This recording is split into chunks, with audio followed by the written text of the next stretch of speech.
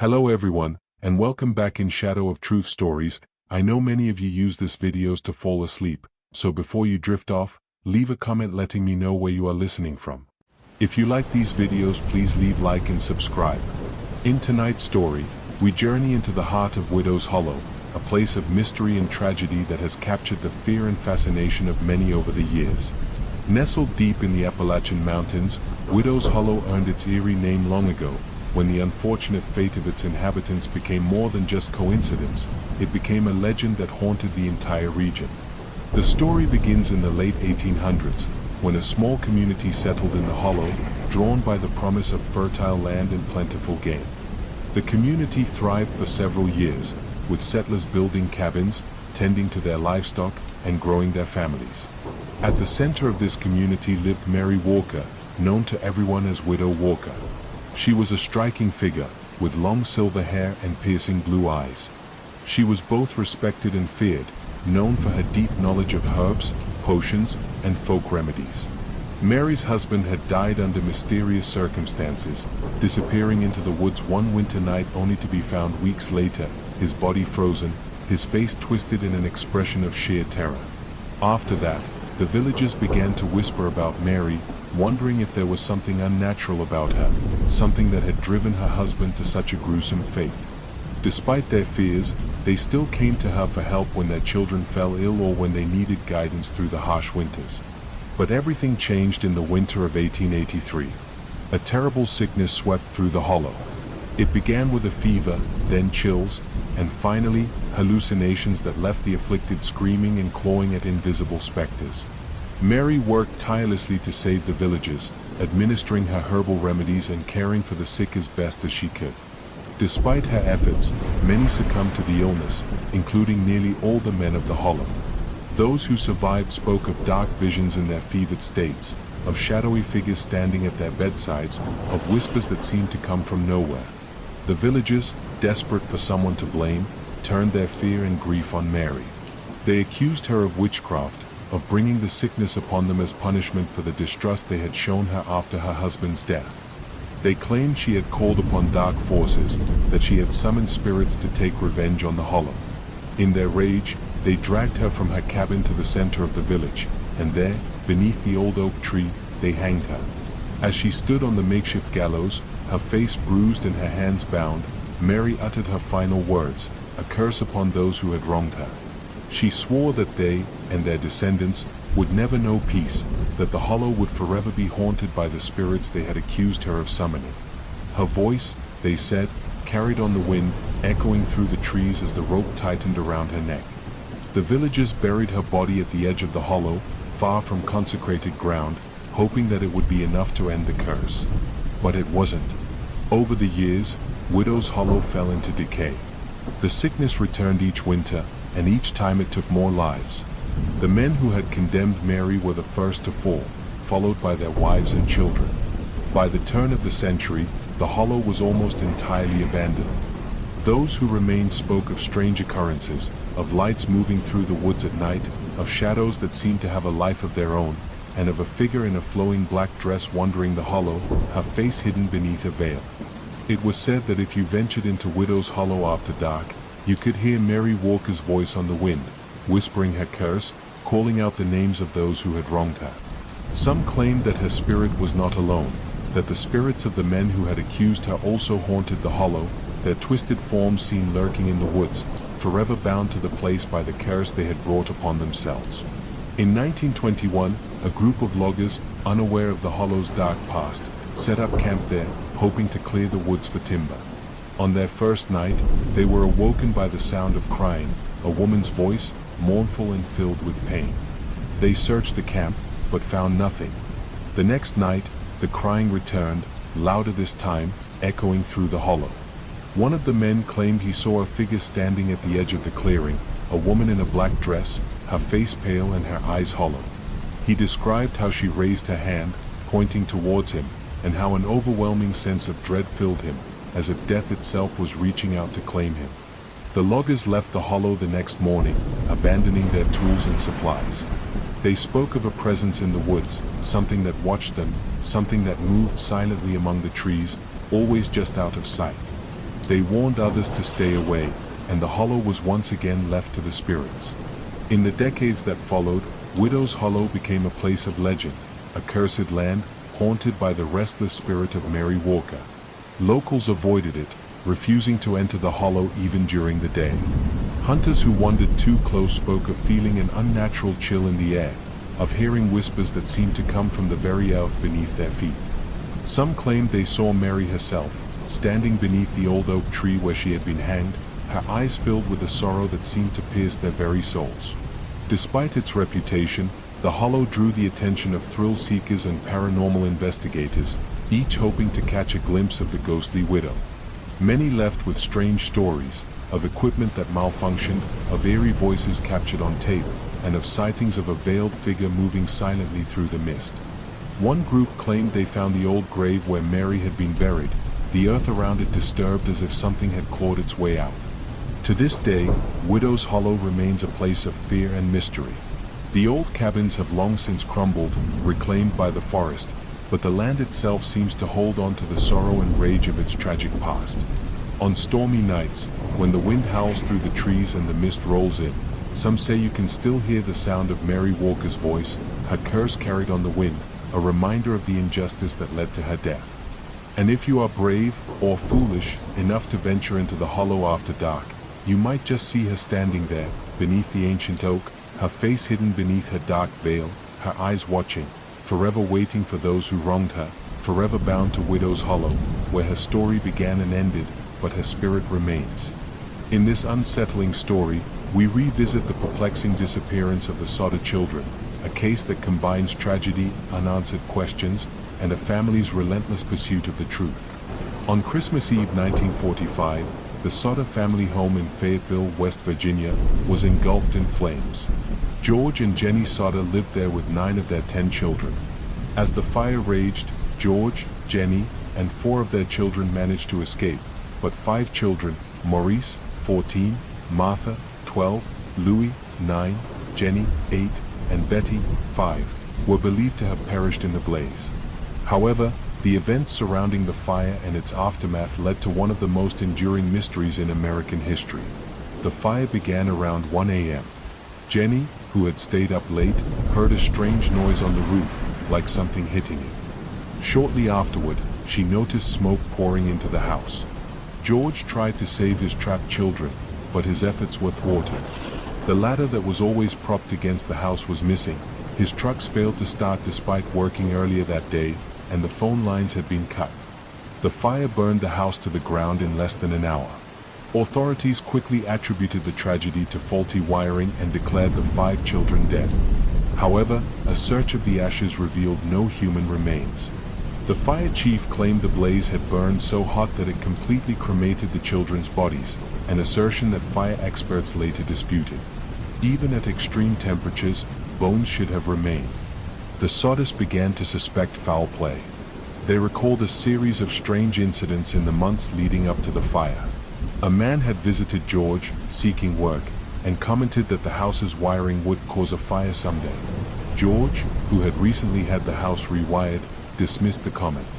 Another visitor, angered by George's outspoken criticism of Italian dictator Benito Mussolini, warned that his family would face repercussions. The Sodders also received anonymous phone calls threatening their family. In the years following the fire, the Sodders collected a series of clues that deepened the mystery.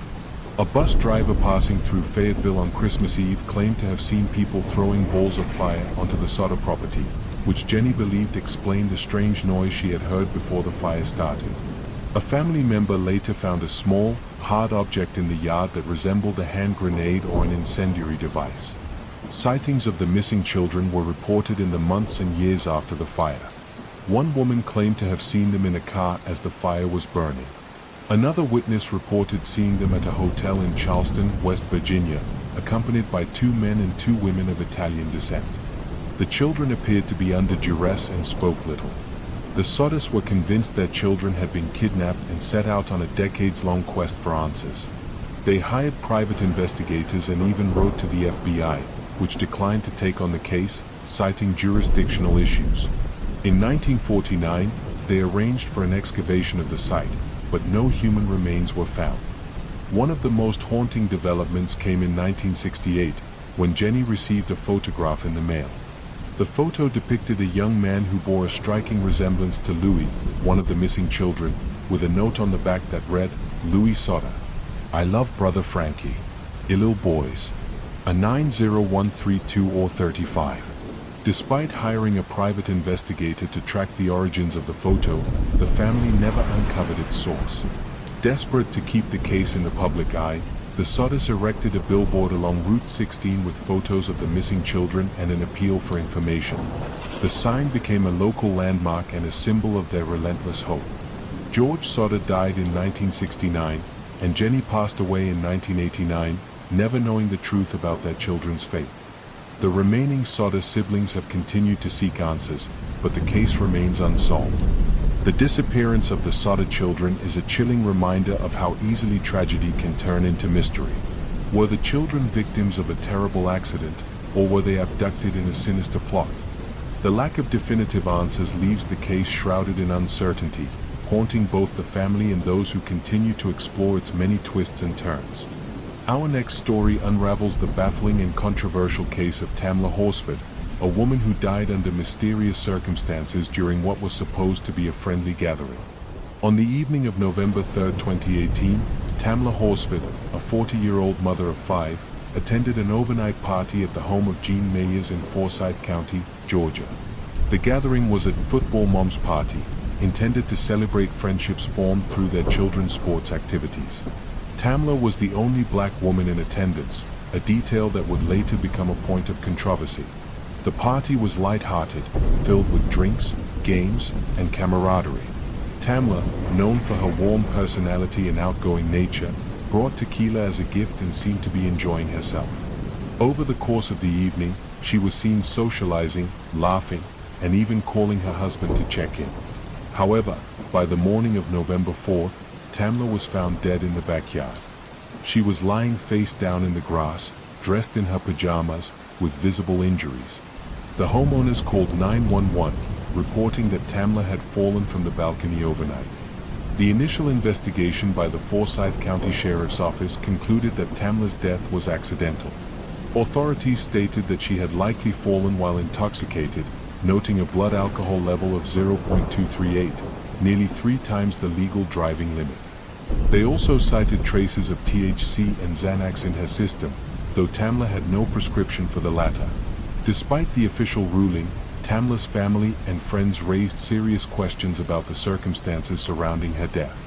Her injuries, which included blunt force trauma to her head, a broken wrist, and lacerations, seemed inconsistent with a simple fall.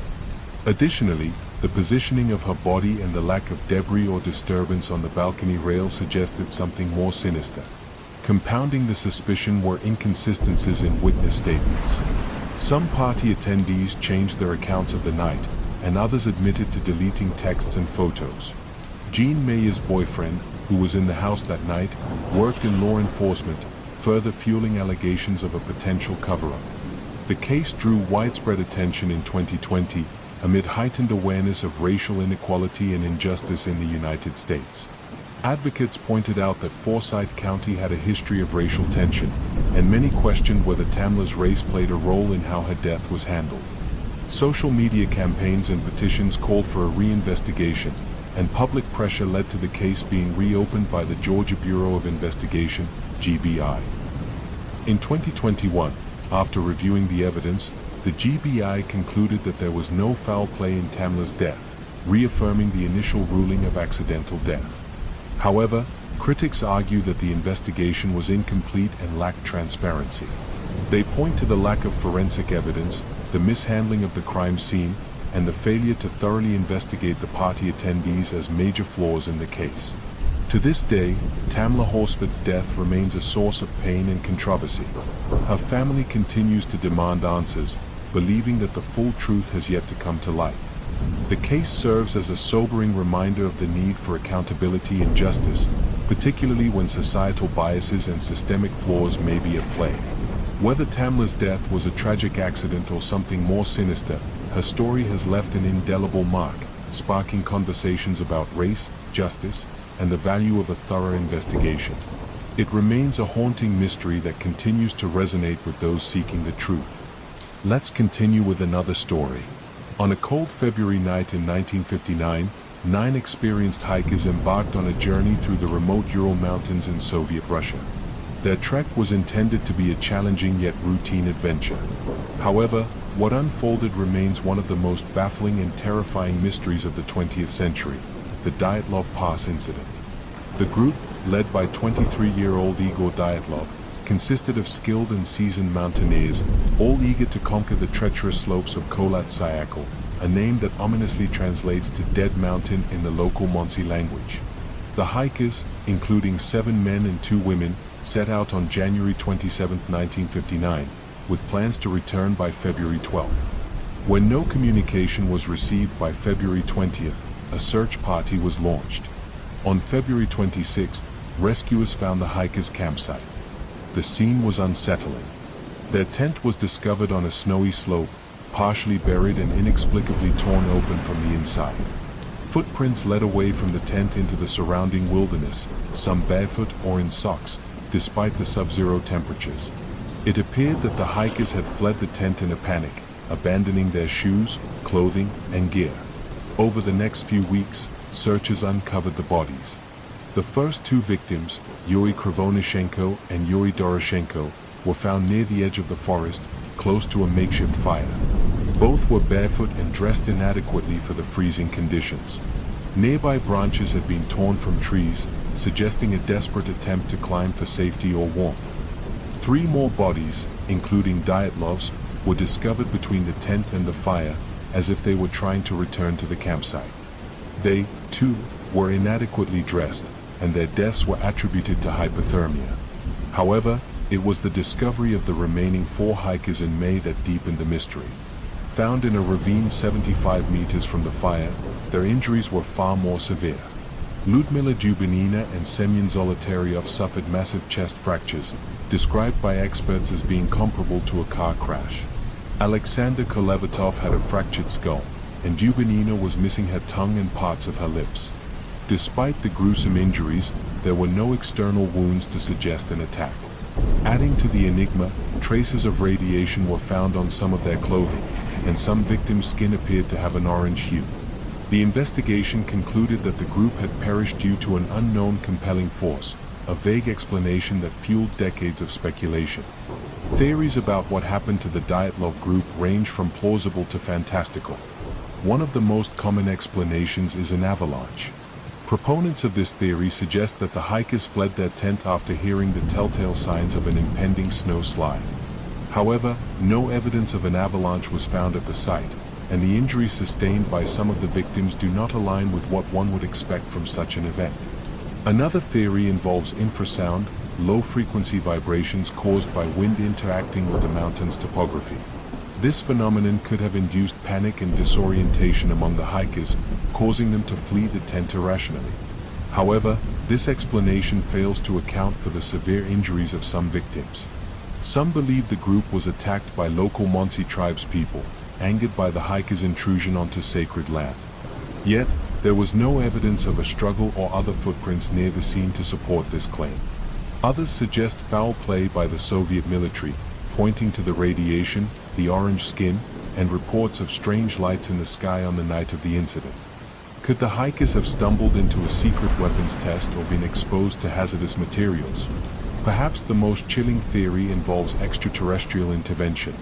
Witnesses reported seeing glowing orbs in the sky above the mountains around the time of the hikers' deaths, leading some to believe that the group encountered something beyond our understanding. Despite numerous investigations and advancements in forensic technology, the Dyatlov Pass incident remains unsolved. In 2020, a new Russian investigation concluded that an avalanche was the most likely explanation, though this finding was met with skepticism from experts and the public alike. The Dyatlov Pass incident is a story of terror, resilience, and unanswered questions.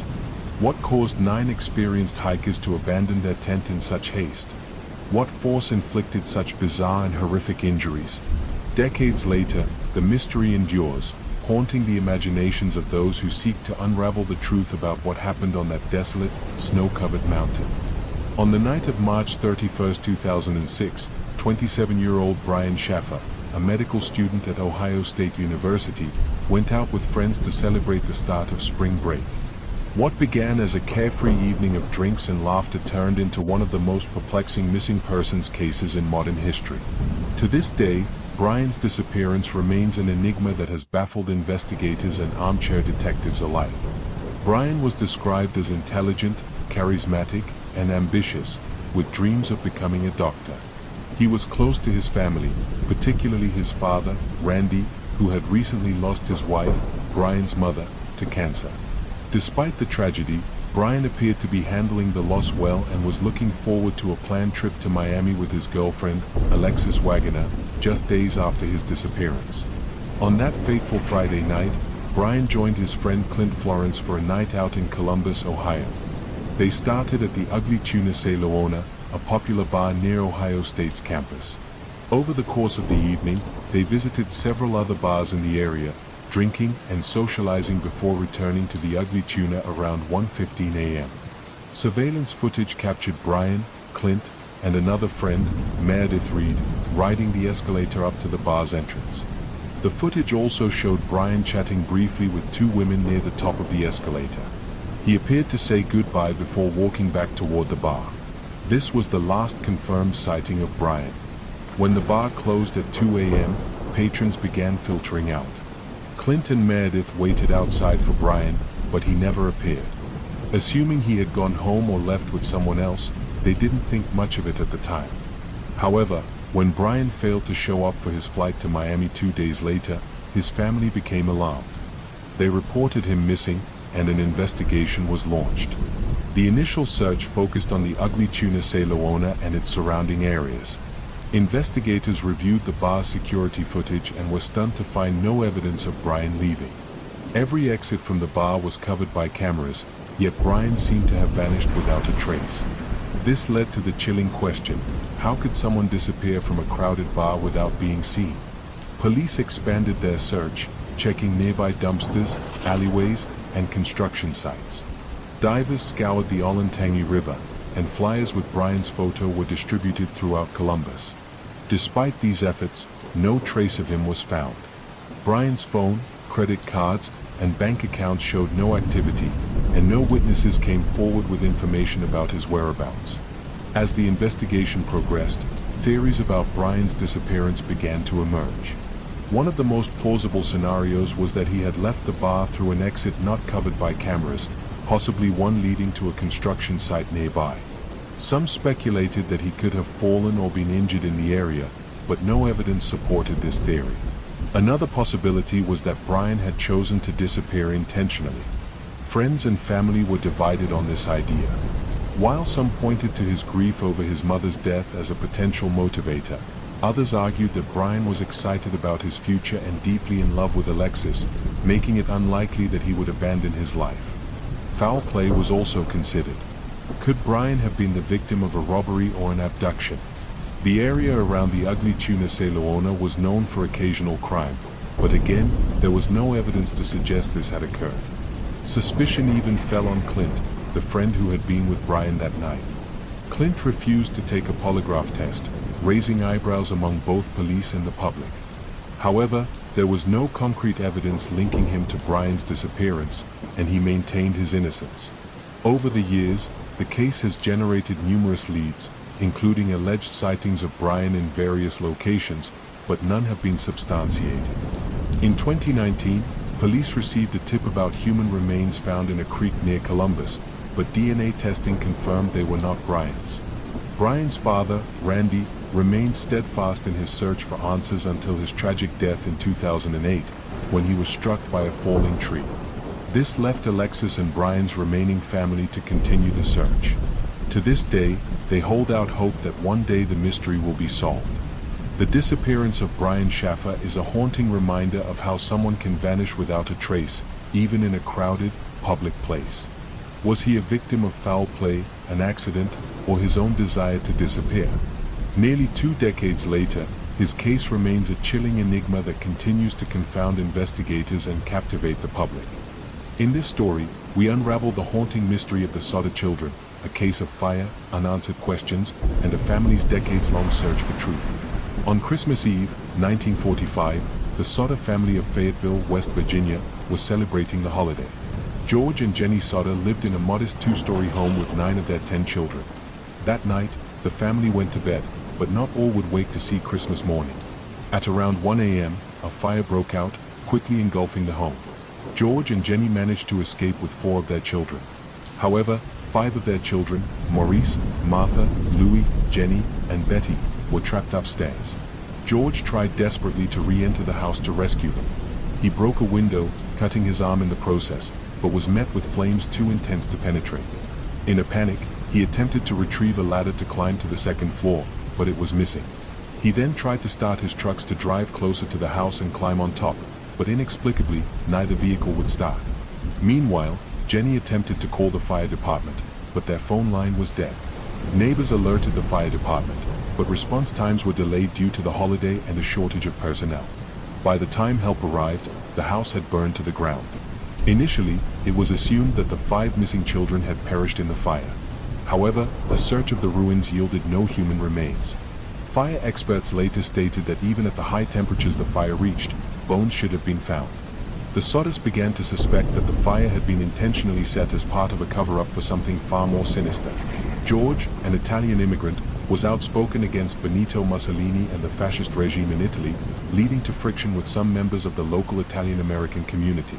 A stranger had visited the home a few months before the fire, commenting on how their house's fuse box would cause a fire someday. Another man had threatened George, stating that his anti-Mussolini sentiments would bring harm to his family. Adding to the mystery, Jenny found strange evidence in the rubble. She discovered a hard rubber object resembling a pineapple bomb, suggesting the fire might have been started deliberately. Neighbors also reported seeing a strange car parked along the road near the Soder home on the night of the fire. Over the years, the Soders received chilling clues that their children might still be alive. A woman in a nearby town claimed to have seen the missing children in a car the morning after the fire. Another tip came from a waitress who believed she had served them at a diner, accompanied by 2 unfamiliar adults. In 1949, George and Jenny hired a private investigator and paid to have the site excavated. The investigator uncovered small pieces of human vertebrae, but experts determined they did not belong to the missing children. Additionally, the bones showed no evidence of fire exposure, raising further doubts about the children's fate. One of the most mysterious pieces of evidence came in 1967 when Jenny received a photograph in the mail. It was a picture of a young man who bore a striking resemblance to her son Louis, one of the missing children. Written on the back was a cryptic message: Louis Soder, I love brother Frankie. Ill boys. A 90132 or 35. Despite hiring a private detective to track the sender, the Soders were never able to uncover the photograph's origins. The Soders placed a billboard along Route 16 with photographs of their missing children and an appeal for information. It became a local landmark and a symbol of the family's unrelenting pursuit of answers. George died in 1969, and Jenny in 1989, never knowing what truly happened to their children. The case of the Soder children remains one of the most perplexing mysteries in American history. Were the children victims of a tragic fire, or were they abducted in a carefully orchestrated plot? To this day, the truth remains elusive, leaving behind a haunting legacy of grief, suspicion, and unanswered questions.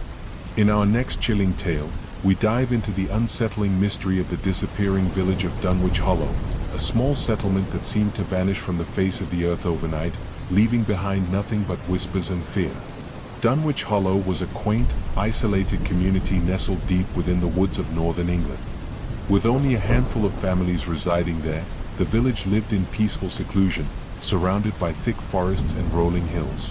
Time seemed to move slower in Dunwich, with its cobblestone streets, modest cottages, and a single church that stood in the village square. It was a place where everyone knew one another, and nothing out of the ordinary ever seemed to happen. Until the autumn of 1936. It began with strange noises that echoed through the woods at night. Low, resonant sounds that seemed to vibrate through the ground itself, causing the villagers to wake in a state of unease. Some described the noise as a distant hum, while others likened it to the mournful wail of an animal.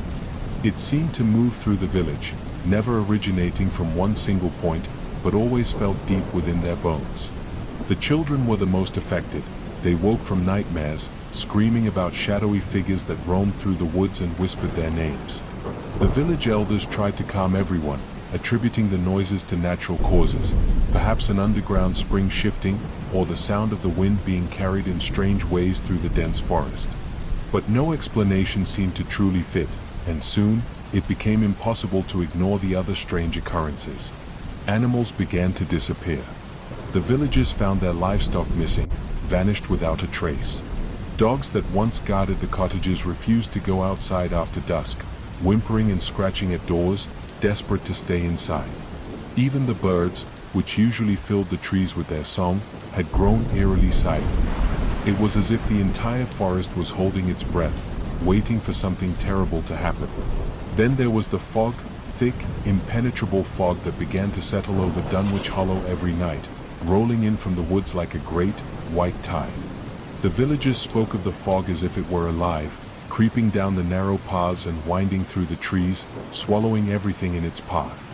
No lantern or torch could penetrate it, and once it settled in, it felt like the village was cut off from the rest of the world. One by one, families began to leave. They packed what little they could carry and left, hoping to escape the growing unease that gripped the village. But those who stayed spoke of strange figures appearing in the fog, tall, indistinct shapes that moved slowly through the streets, pausing to peer through the windows of the cottages. Some said they saw lights moving in the forest, flickering blue orbs that seemed to dance through the trees, drawing people out of their homes and into the darkness. The last communication from Dunwich Hollow came in the form of a letter, penned by the village pastor, Father Simon Hale, to his brother in London. In his letter, Father Hale spoke of his growing fear for the village. He described the fog, the sounds, and the lights in the woods. He wrote of how the villagers who remained had become distant, as if their minds were slowly being pulled away from reality, and how some had wandered into the woods, never to return. The last lines of Father Hale's letter were the most chilling. He wrote that the previous night, he had seen something standing in the fog, a tall figure that seemed to glow faintly in the darkness. It had no face, only a smooth surface where features should have been. And as he watched, it had raised a hand, beckoning him to follow. Father Hale ended his letter by pleading for his brother to send help, stating, "I fear that if we stay, Dunwich Hollow will be swallowed by the woods, and we will be lost forever." No one heard from Father Hale or the villagers of Dunwich Hollow again. When authorities arrived weeks later to investigate, they found nothing. The village was gone, as if it had never existed. The cottages had vanished, the church was nowhere to be found, and the cobblestone streets were overgrown with weeds and wildflowers.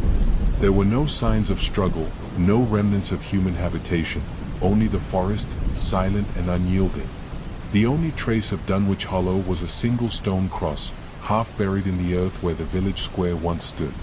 It bore no name, no date, only a crude carving of an eye, staring blankly into the woods. Today, Dunwich Hollow is little more than a ghost story, a tale told by locals to frighten tourists and children. Some say that on quiet nights, when the fog rolls in thick and heavy, you can still hear the distant hum vibrating through the woods, and see the faint glow of lights moving through the trees. Others claim that those who venture too far into the forest have seen glimpses of the village, half hidden in the mist, with figures moving silently through the empty streets. What really happened to Dunwich Hollow? Was it the victim of some natural disaster, swallowed by the earth and reclaimed by the forest? Or was it something far darker, an ancient force, awakened by some forgotten trespass, that slowly drew the village into another realm, leaving nothing behind? The answers are lost to time, buried beneath layers of moss and forgotten memories. But the forest remains, silent and watchful, as if guarding the secrets of what once was. And sometimes, when the fog rolls in and the woods seem to come alive, you can almost hear the faint echo of the church bell, tolling one last time for the lost village of Dunwich Hollow. For this next story, we explore a chilling case where a ghostly visitation allegedly brought a murderer to justice, merging the supernatural with the grim reality of true crime. In 1897, in the small town of Greenbrier, West Virginia, a young woman named Zona Heastershoe was found dead under mysterious circumstances. Zona, only 23 years old, had recently married a local blacksmith named Erasmus Edward Shue. Her sudden death was initially attributed to natural causes, but strange events soon led to the case being reopened, thanks to her mother's claim that Zona's ghost had revealed the truth. Zona's body was discovered on January 23, 1897, by a young boy who had been sent to deliver eggs to the Shu household. He found her lying at the foot of the stairs, her body arranged as if she had fallen. When the boy summoned help, Edward was reportedly overcome with grief and insisted on dressing Zona's body himself, an unusual practice at the time. He chose a high-collared dress with a stiff neck, which he claimed was Zona's favorite. The local doctor, George Knapp, arrived to examine the body. Edward hovered nearby, cradling Zona's head and refusing to let the doctor perform a thorough examination. Dr. Knapp noted some oddities, including bruising around Zona's neck, but ultimately listed everlasting faint as the cause of death, a vague and unsatisfactory conclusion. Zona was buried shortly after, and the town mourned her passing. However, Zona's mother, Mary Jane Heaster, was unconvinced. She disliked Edward and had always harbored suspicions about his character. Weeks after the funeral, Mary Jane claimed that Zona's ghost began appearing to her at night. Over the course of 4 nights, Mary Jane said Zona's spirit revealed that Edward had been abusive and had strangled her in a fit of rage. Zona's ghost demonstrated how Edward had crushed her windpipe, leaving bruises around her neck. Mary Jane was so convinced by these visions that she went to the local prosecutor, John Preston, to demand an investigation. Though skeptical, Preston agreed to exhume Zona's body and conduct a proper autopsy. When Zona's remains were examined, the findings matched Mary Jane's claims. Her neck was indeed broken, and her windpipe showed signs of violent compression. Confronted with this evidence, Edward Shu's past began to unravel. Investigators discovered he had been married twice before. His first wife had divorced him due to abuse, and his second wife had died under suspicious circumstances. Edward's pattern of behavior painted a clear picture, and he was arrested and charged with Zona's murder. During the trial, Mary Jane Heaster testified about the ghostly visits. Her testimony was unusual but compelling, and the jury was swayed by the physical evidence and Edward's questionable history. In July 1897, Edward Shu was convicted of murder and sentenced to life in prison, where he died 3 years later. The case of the Greenbrier ghost remains one of the few instances where supernatural testimony played a role in securing a conviction. While skeptics argue that Mary Jane's visions were simply the result of grief and intuition, others believe that Zona's spirit truly reached out from beyond the grave to ensure her killer faced justice. Zona's story has since become a part of West Virginia folklore, blending tragedy, mystery, and the supernatural. A historical marker now stands in Greenbrier County, commemorating the unique case and the ghostly legend that surrounds it. Whether you believe in spirits or not, the tale of the Greenbrier ghost is a haunting reminder that some mysteries refuse to remain buried. In this chilling tale, we explore one of England's most perplexing mysteries, a gruesome discovery in an ancient tree that has haunted investigators for decades. On April 18, 1943, 4 boys were wandering through Hagley Woods near Birmingham, England, searching for bird nests. In the hollow of an old WYCH elm tree, they stumbled upon something horrifying, a human skull.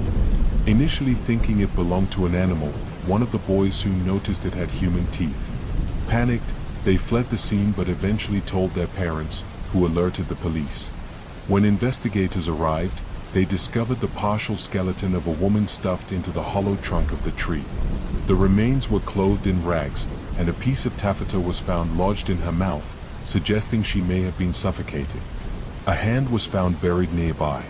Forensic analysis revealed that the woman had likely been dead for 18 months to 2 years, placing her death around 1941. She was estimated to be between 35 and 40 years old, about 5 feet tall, with irregular teeth and light brown hair. Despite extensive efforts, police were unable to identify the woman. The case became even more baffling when strange graffiti began appearing around the area.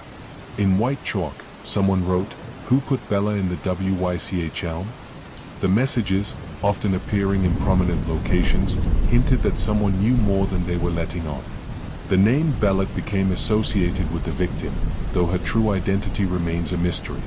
As the investigation continued, several theories emerged, each more bizarre than the last. One of the most prominent theories suggested that Bella was a spy during World War II. According to this theory, she may have been killed after a mission went awry. This idea gained traction in 1953 when an informant claimed that a German spy ring had operated in the area during the war and that Bella was involved. Another theory pointed to witchcraft.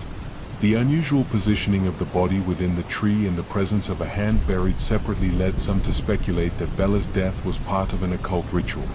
In folklore, burying a body in a tree was believed to trap its spirit, and the location of the discovery, Hagley Woods, was rumored to have a history of pagan practices. Others have suggested that Bella may have been a victim of personal betrayal or revenge. Some accounts claim she was a prostitute who became involved with the wrong people, leading to her grisly fate. However, no evidence has surfaced to confirm these claims. Over the years, the case has captured the imagination of true crime enthusiasts, historians, and paranormal investigators. The mysterious graffiti continued to appear sporadically, keeping the story alive in public consciousness. However, no new evidence has come to light, and the identity of Bella and the circumstances of her death remain unknown. Today, the story of Bella in the WYCH Elm is a haunting reminder of how some mysteries endure, defying explanation and leaving behind only fragments of a life and a crime that may never be fully understood. Was she a spy, a victim of witchcraft, or simply someone whose tragic story faded into obscurity? The answers lie hidden, much like Bella herself, in the hollow of a tree. On a quiet Christmas Eve in 1945, the Sutter family home in Fayetteville, West Virginia, was alive with holiday cheer. George and Jenny Sutter lived with 9 of their 10 children in a 2-story timber house. While some of the children had gone to bed early, excited for Christmas morning, others stayed up playing with gifts and enjoying the festive atmosphere.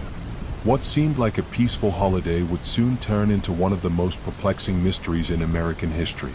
Around 1 a.m., Jenny Sutter awoke to a strange noise on the roof, like a heavy object hitting it. Minutes later, she realized the house was on fire.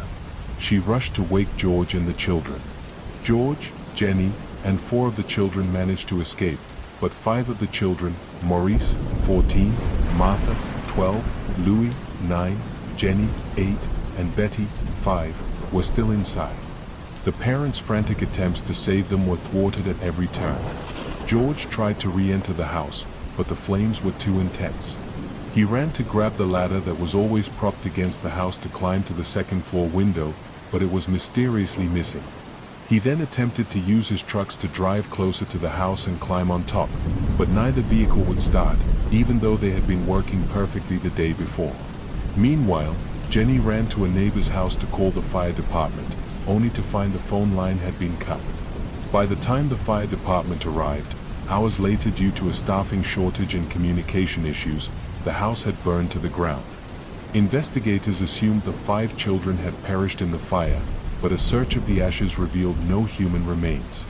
The official explanation was that the fire had burned so hot that their bodies were completely cremated. However, this conclusion baffled experts, as even the most intense fires typically leave bones behind.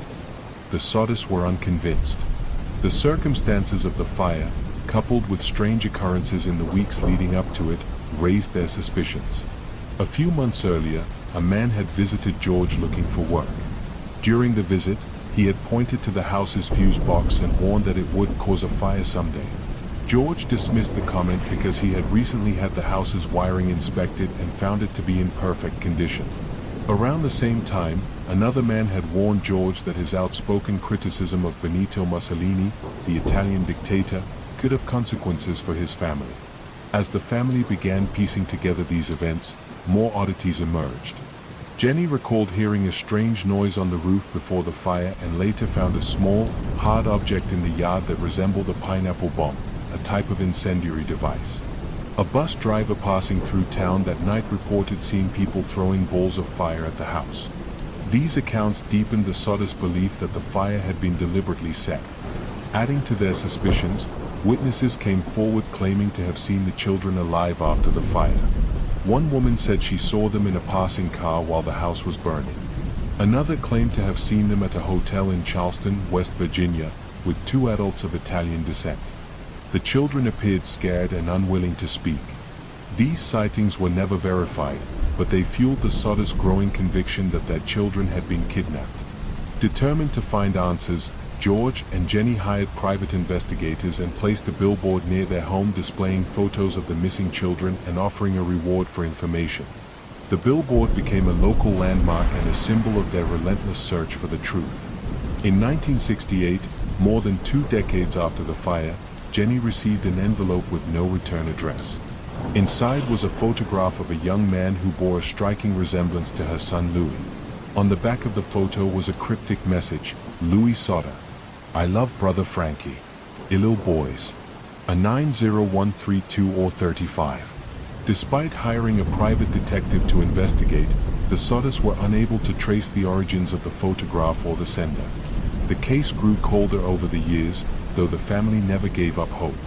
George died in 1969 and Jenny in 1989 without ever learning the fate of their children. Their surviving children have continued to seek answers, but the mystery remains unsolved. The Sodder children's disappearance is one of the most haunting unsolved cases in American history. Were the children victims of a tragic accident, or were they abducted in a sinister plot? The lack of evidence leaves the case shrouded in uncertainty, a chilling reminder of how even the most ordinary lives can be upended by unimaginable events. In this next chilling tale, we uncover the mystery of the Dybbuk box, a seemingly cursed object tied to paranormal activity and unexplained misfortune. The story of the Dybbuk box began in 2001 when an antique dealer named Kevin Mannies purchased an old wine cabinet at an estate sale in Portland, Oregon. The cabinet had belonged to a Holocaust survivor named Havela, who had emigrated to the United States after World War II. According to the seller's family, Havela had always warned them never to open the box, claiming it contained a Dybbuk, a restless spirit from Jewish folklore capable of possessing the living. Curious about the cabinet's mysterious reputation, Mannies decided to bring it to his shop. Strange occurrences began almost immediately. Mannies reported that the shop was filled with a strange, overpowering smell of cat urine, even though no animals were present. Lights flickered uncontrollably, and the cabinet's doors seemed to open on their own. Soon after, Mannies had a terrifying dream in which he was attacked by a demonic figure, and upon waking, he found mysterious bruises and scratches on his body. Despite these eerie events, Mannies decided to gift the box to his mother as a birthday present. On the same day she received the gift, Mannies' mother suffered a severe stroke. Convinced the cabinet was cursed, Mannies retrieved it and tried to sell it to another buyer. However, each subsequent owner reported a series of strange and disturbing experiences. Jason Haxton, a curator at a medical museum in Missouri, eventually acquired the Dybbuk box. Haxton, a skeptic by nature, initially dismissed the stories as superstition. However, he soon began experiencing severe health problems, including sudden rashes, coughing fits, and a sense of suffocation.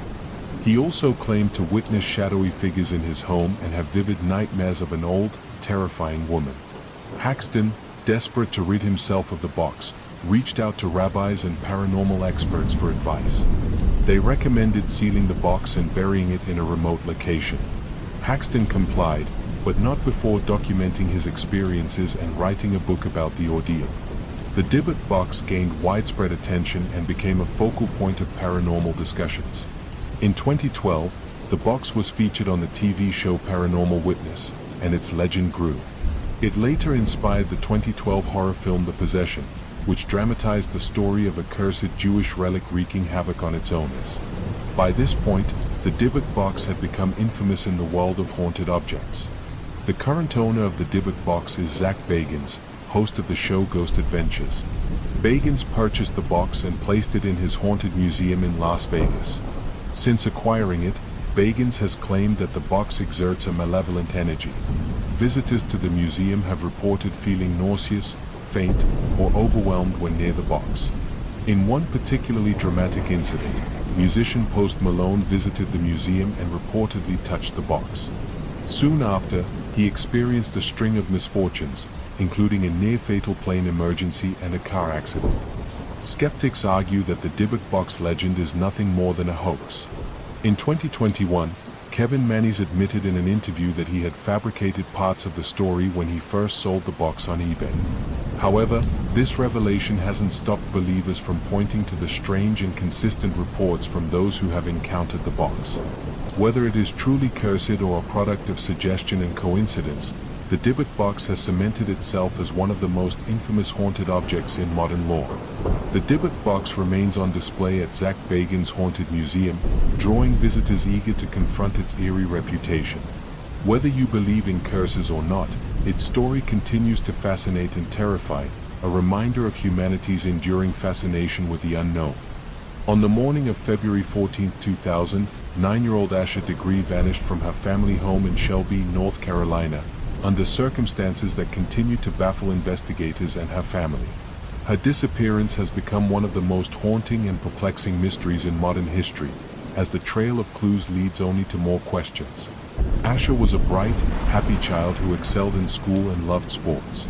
She lived with her parents, Harold and Aquila Degree, and her older brother, O'Brien, in a close-knit family. The Degrees were protective, ensuring their children were safe and well cared for. Nothing about their lives suggested that tragedy would strike.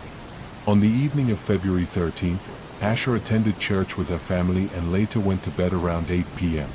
A storm passed through the area that night, and the house lost power briefly. Around 2:30 a.m., O'Brien heard Asha stirring in her bed, but thought nothing of it and went back to sleep. By the time their parents awoke at 6:30 a.m., Asha was gone.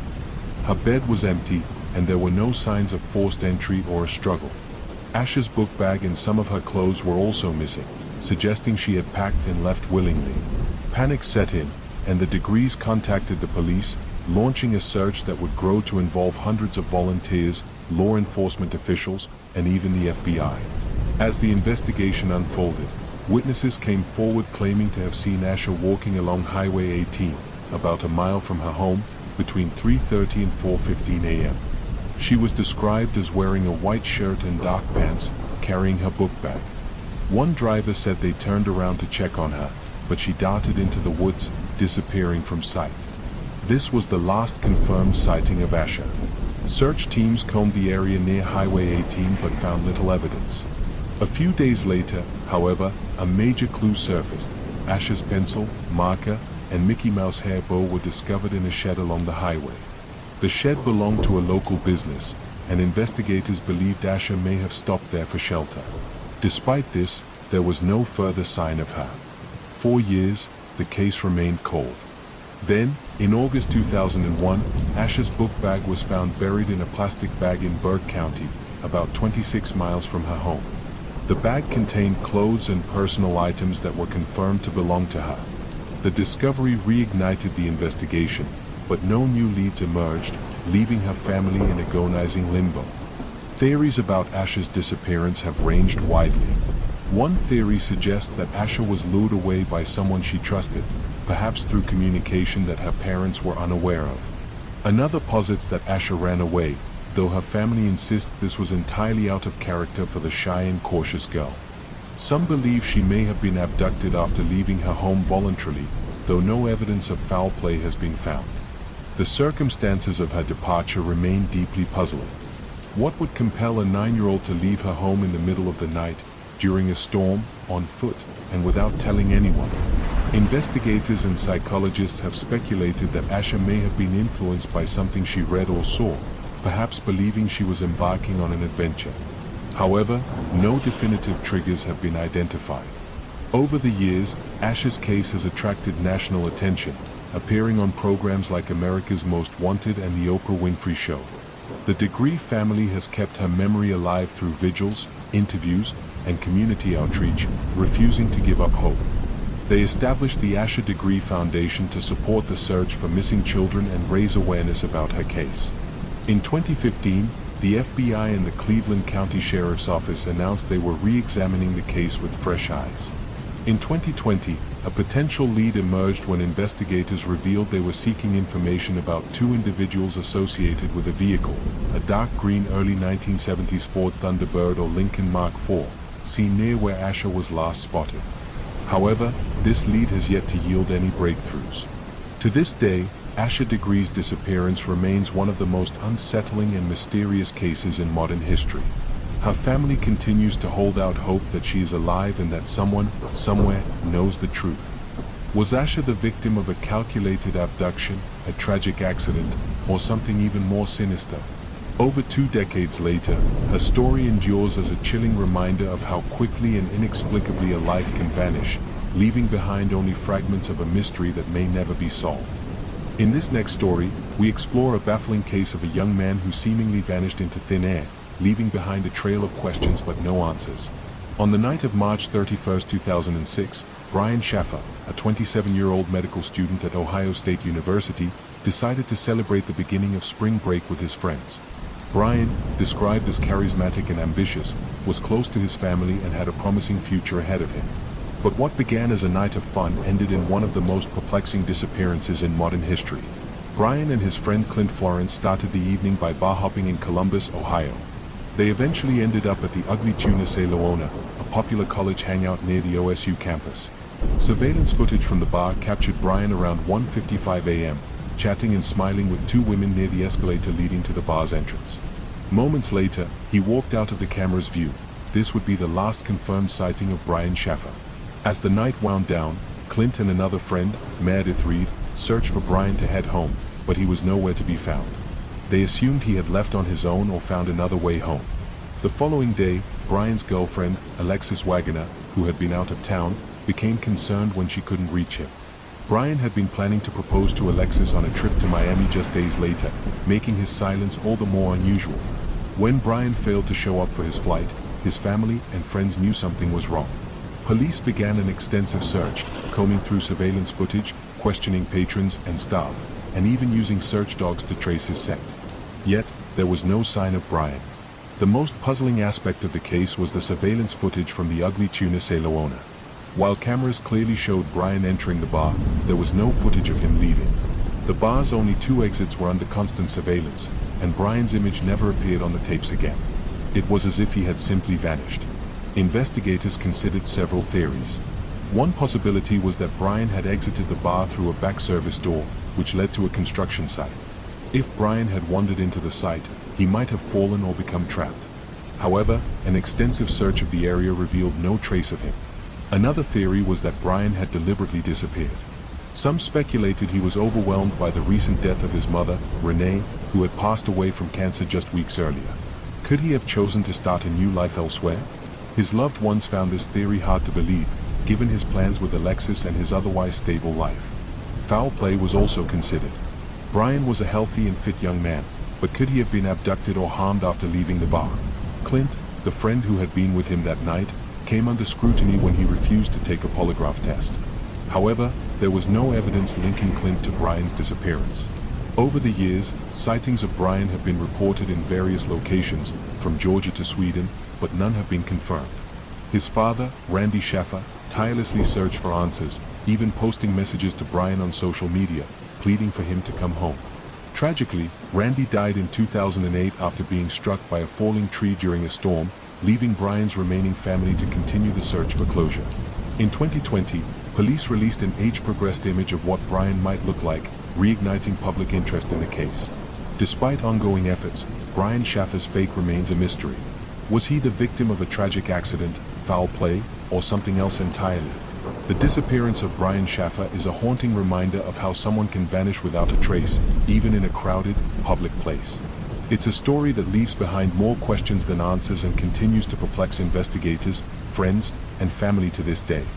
In this haunting tale, we explore the mysterious disappearance of Tara Calico, a bright young woman whose case has puzzled investigators and sparked disturbing theories for over 3 decades. On the morning of September 20, 1988, 19-year-old Tara Calico left her home in Belen, New Mexico, to go on her daily bike ride. An active and outgoing college student, Tara was known for her routine, often riding along Highway 47 with her Walkman in hand. That morning, she told her mother, Patty Dull, to come looking for her if she wasn't back by noon. Tara never returned. When Patty went to search for her daughter, she found no sign of Tara or her pink Huffy bike. The only clue was a broken piece of Tara's Walkman lying along the side of the road. Further down the highway, tire marks and another piece of her Walkman were discovered, suggesting a struggle might have occurred. Authorities suspected foul play and launched a search, but no significant leads emerged. Months turned into years, and Tara's disappearance became a cold case. Then, in June 1989, a chilling photograph was discovered in a convenience store parking lot in Port St. Joe, Florida, nearly 1,500 miles away from where Tara disappeared. The Polaroid showed a young woman and a boy, both bound and gagged, lying in the back of what appeared to be a van. The woman bore a striking resemblance to Tara, and the boy's identity remains unknown to this day. The photograph sparked national attention and renewed interest in Tara's case.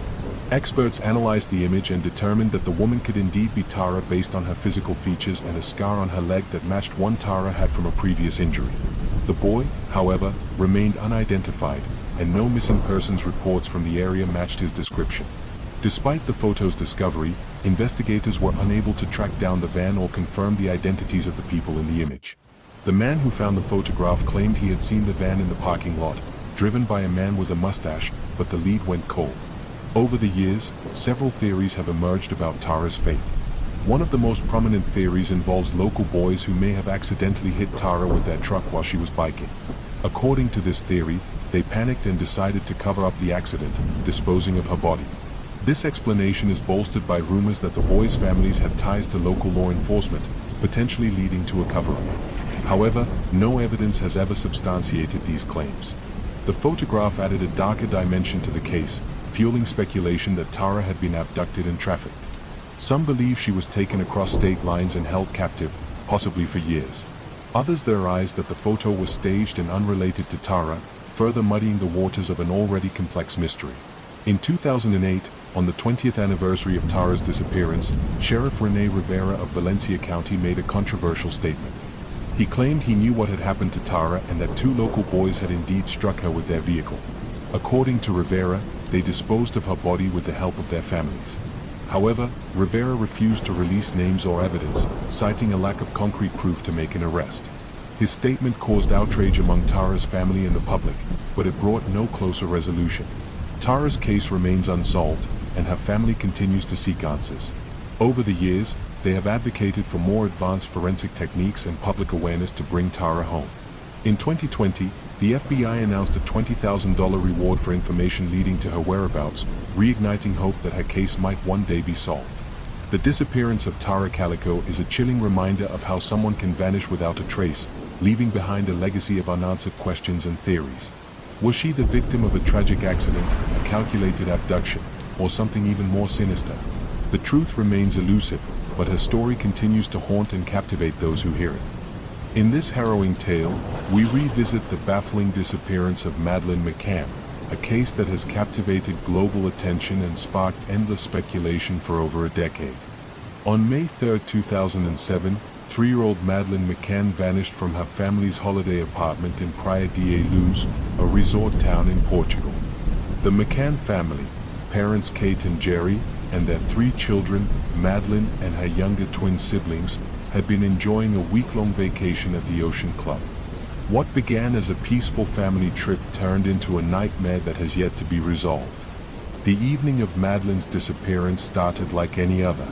Around 8:30 p.m., Kate and Jerry left their children asleep in their apartment while they joined friends for dinner at a tapas restaurant within the resort complex, approximately 50 meters away. The parents took turns checking on the children every 20 to 30 minutes. At 10 p.m., when Kate went to check on the children, she found Madeleine's bed empty and the window of the bedroom open. Panic ensued. Kate alerted Jerry and their friends, screaming, "They've taken her." A frantic search began immediately, but Madeleine was nowhere to be found. The local police, the Guardia Nazionale Repubblicana, were called, but their response was criticized as slow and disorganized. The apartment and surrounding area were not sealed off, allowing contamination of potential evidence. Volunteers and resort staff joined the search, but no trace of Madeleine was found. As the hours turned into days, the case garnered international attention. Images of Madeleine, a cherubic blonde-haired, green-eyed child, were circulated worldwide. Her parents made heartfelt public appeals, and the British government offered support in the investigation. Despite the massive publicity and resources poured into the case, leads were scarce. Early on, police focused on the theory of an abduction. Witnesses reported seeing a suspicious man carrying a child near the McCann apartment around the time Madeleine disappeared. Sketches of the suspect, based on conflicting descriptions, were released but led to no significant breakthroughs. However, as the investigation dragged on without answers, the spotlight turned to Kate and Jerry McCann themselves. Portuguese authorities began to question inconsistencies in their statements and their decision to leave their children unattended. In September 2007, they were officially named as arguidos, or suspects. The media frenzy escalated, with tabloids accusing the McCanns of accidentally causing Madeleine's death and covering it up. The McCanns vehemently denied any involvement, maintaining that Madeleine had been abducted. They hired private investigators and launched a campaign to keep public attention on the case. In 2008, Portuguese authorities closed the investigation, citing a lack of evidence.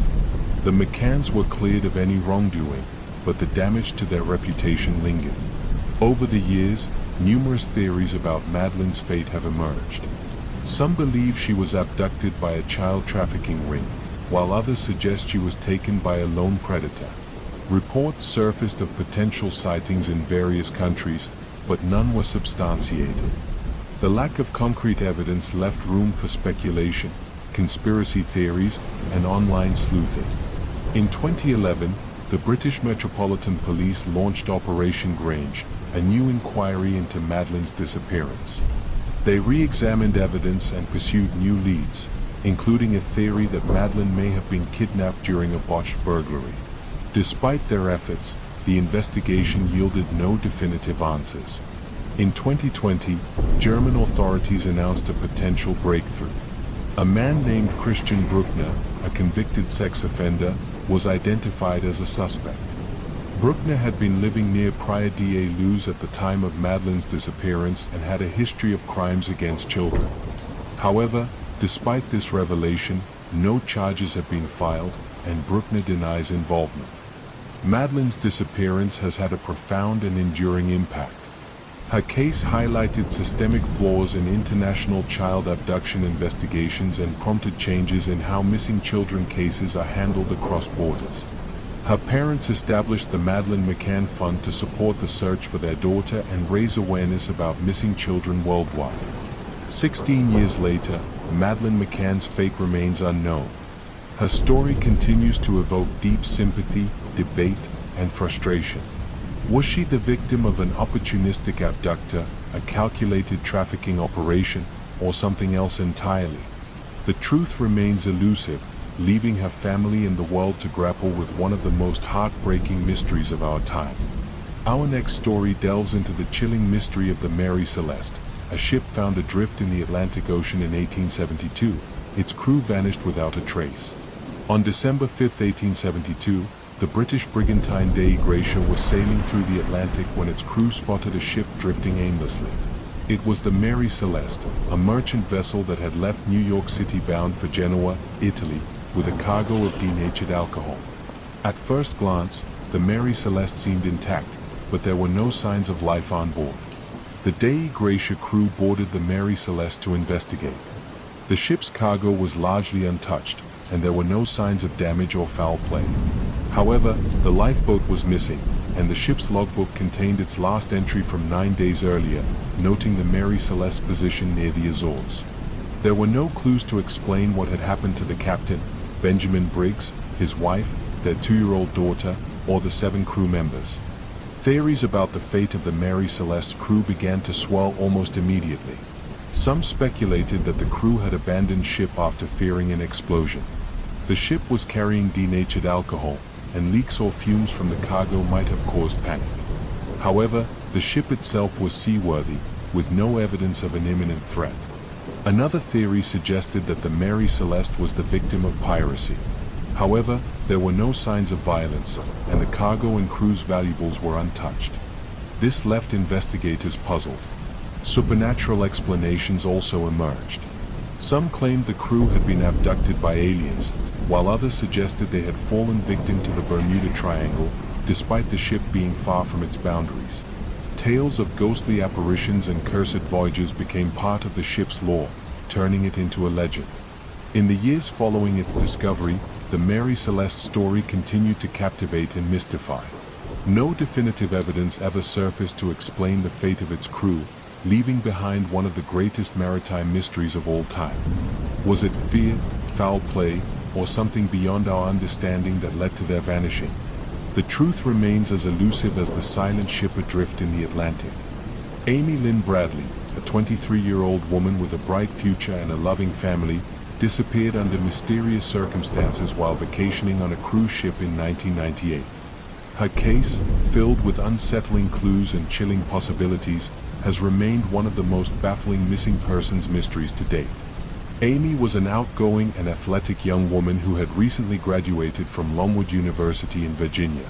To celebrate her accomplishments, her family, her parents, Ron and Eva, and her brother, Brad, decided to take a Caribbean cruise aboard the Royal Caribbean ship Rhapsody of the Seas.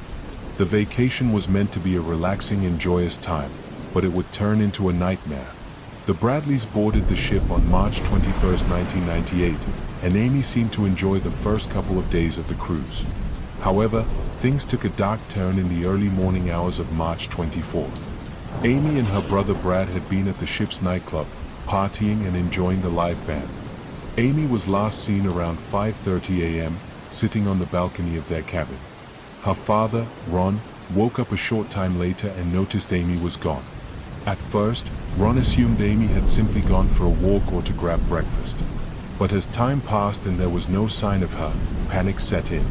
The ship was about to dock in Curacao, and the Bradleys begged the crew to delay disembarking passengers to conduct a thorough search.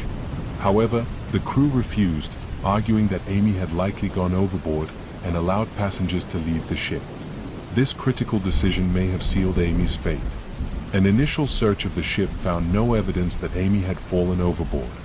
She was a strong swimmer, and no one believed she would have wandered too close to the edge or jumped voluntarily. Her family began to suspect foul play. Over the following days, weeks, and years, disturbing clues emerged, suggesting Amy might have been abducted. Several witnesses claimed to have seen her after her disappearance. In 1999, a Canadian tourist reported seeing a woman resembling Amy on a beach in Curacao. The woman allegedly approached him, looking frightened and begging for help, before being whisked away by two men. Another sighting came from a U.S. Navy officer who said he saw Amy in a brothel in Curacao, where she told him she was being held against her will. Adding to the mystery, photographs of a woman resembling Amy appeared on a website advertising escorts. The family hired private investigators and even enlisted the help of organizations specializing in human trafficking cases. Despite these efforts, none of the leads ever resulted in concrete answers. The cruise ship staff and passengers also came under scrutiny. Amy had been approached by members of the ship's band, who had been seen talking to her the night before her disappearance. One band member, in particular, expressed unusual interest in Amy, and her brother later recalled seeing him acting suspiciously.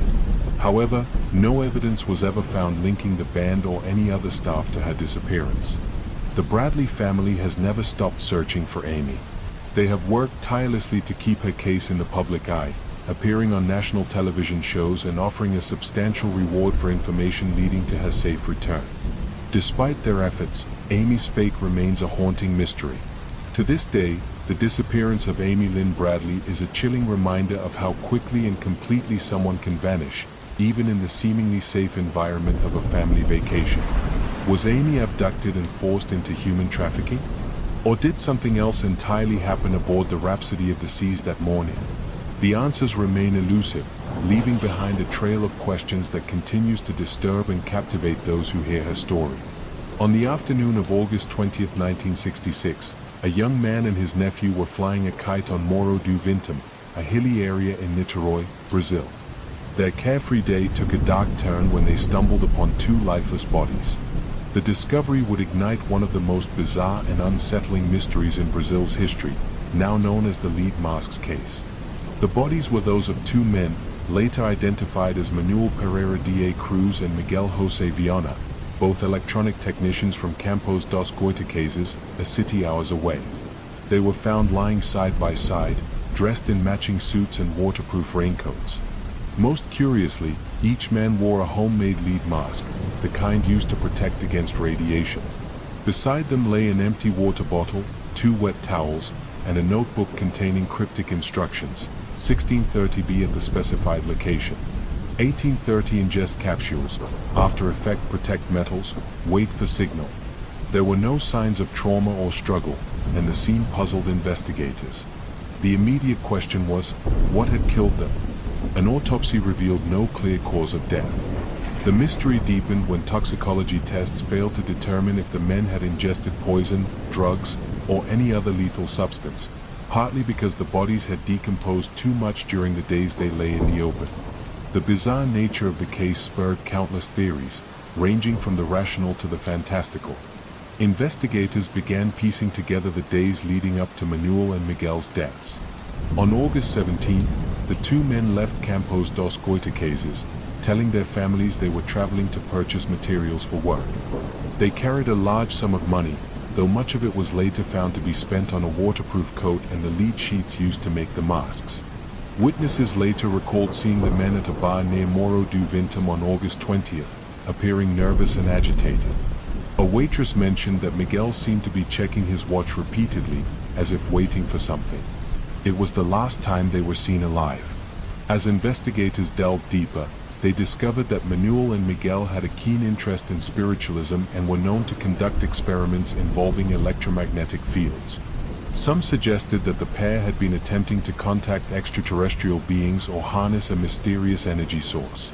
The lead masks, according to this theory, were meant to protect them from harmful radiation during the experiment.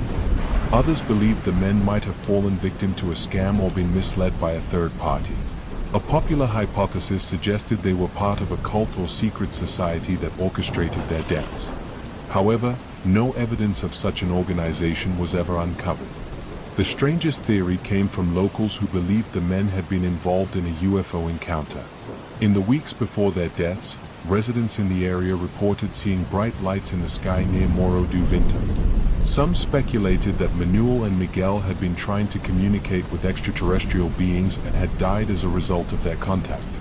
Despite these theories, the case remained unsolved, and the families of the men were left with more questions than answers.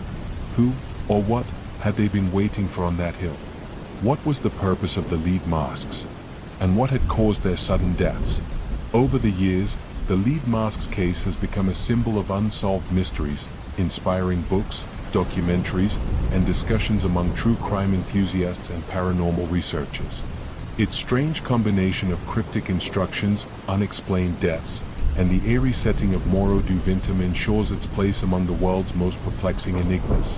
To this day, the deaths of Manuel Pereira da Cruz and Miguel José Viana remain unexplained, their final moments shrouded in secrecy. Was it a failed experiment, a tragic misunderstanding, or something far more mysterious? The truth may never be known, leaving the lead masks case as an enduring puzzle that continues to fascinate and unsettle. In this next unsettling tale, we explore the haunting case of the Isdal woman, whose death in the icy wilderness of Norway has remained one of the most enigmatic unsolved mysteries in modern history. On November 29, 1970, a professor and his 2 daughters were hiking through Isdalen, a remote and rugged valley near Bergen, Norway, known locally as Death Valley due to its history of suicides and hiking accidents. During their trek, they stumbled upon the charred remains of a woman lying among the rocks. She was partially burned, and the scene was both gruesome and bizarre. The woman's body was found surrounded by an array of strange items: a packed lunch, a few empty bottles, and traces of a sleeping pill known as phenobarbital. Most perplexing were the lack of identification documents and the labels meticulously removed from her clothing. A pair of rubber boots, a broken umbrella, and some jewelry lay nearby, placed almost ritualistically. The autopsy revealed even more disturbing details. The woman had consumed 50 to 70 sleeping pills, and soot was found in her lungs, indicating she was alive when set on fire. Her death was officially ruled a probable suicide, but the evidence pointed to a far more complex and sinister story. Investigators discovered 2 suitcases belonging to the woman at a train station in Bergen. Inside were wigs, cosmetics, and more clothing with the labels removed, as well as a notepad with indecipherable codes. These codes were later determined to be travel logs, detailing her movements across several European cities. Witnesses reported seeing her check into multiple hotels under various aliases, including Genevieve Lancia and Claudia Tielt, often speaking multiple languages fluently. The investigation revealed that the Isdal woman had been traveling under at least 9 false identities. She frequently changed her appearance, using wigs and makeup to disguise herself. Hotel staff recalled her behavior as cautious and secretive, avoiding eye contact and keeping to herself. These details sparked numerous theories.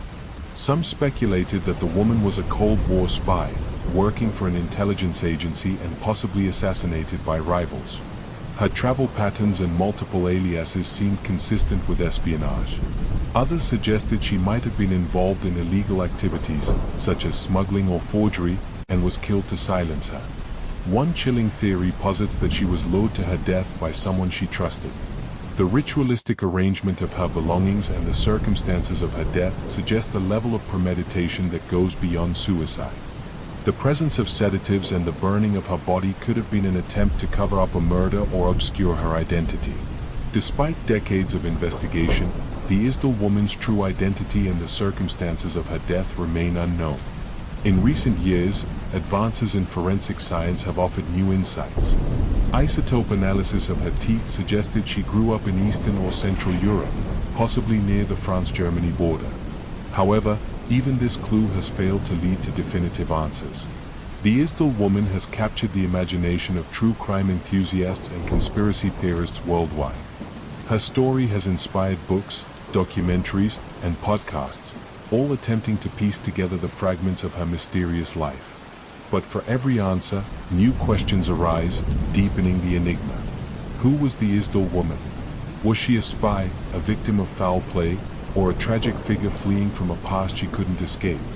Her case remains a haunting reminder of the secrets people can carry and the mysteries that may never be solved. In this strange and unnerving tale, we dive into the mysterious case of the Oakville Blobs, an event that left a small town questioning whether they were the victims of a freak weather phenomenon, biological warfare, or something out of science fiction. On August 7, 1994, in Oakville, Washington, a bizarre event unfolded that defied explanation. Around 3 a.m., a strange, jelly-like substance began raining down over a 20-square-mile area. The translucent blobs were about the size of grains of rice and had the consistency of gelatin. Unlike normal rain, this substance stuck to surfaces, coating rooftops, vehicles, and the ground in a slimy film. At first, residents were baffled but not overly alarmed. However, within hours, people began experiencing severe symptoms. Many fell ill with flu-like conditions, including dizziness, nausea, difficulty breathing, and fatigue. Even animals in the area, such as cats and dogs, became lethargic and sick. Local resident Dottie Hearn was one of the first to report symptoms, describing a sudden wave of dizziness and blurred vision. She was taken to the hospital, where doctors were unable to determine the cause of her condition.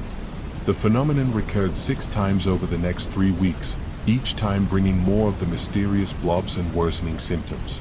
Concerned residents began to speculate about the source of the substance, and samples were sent to a lab for testing. What scientists found only deepened the mystery. Analysis revealed that the blobs contained human white blood cells but no discernible nucleus, a finding that puzzled biologists.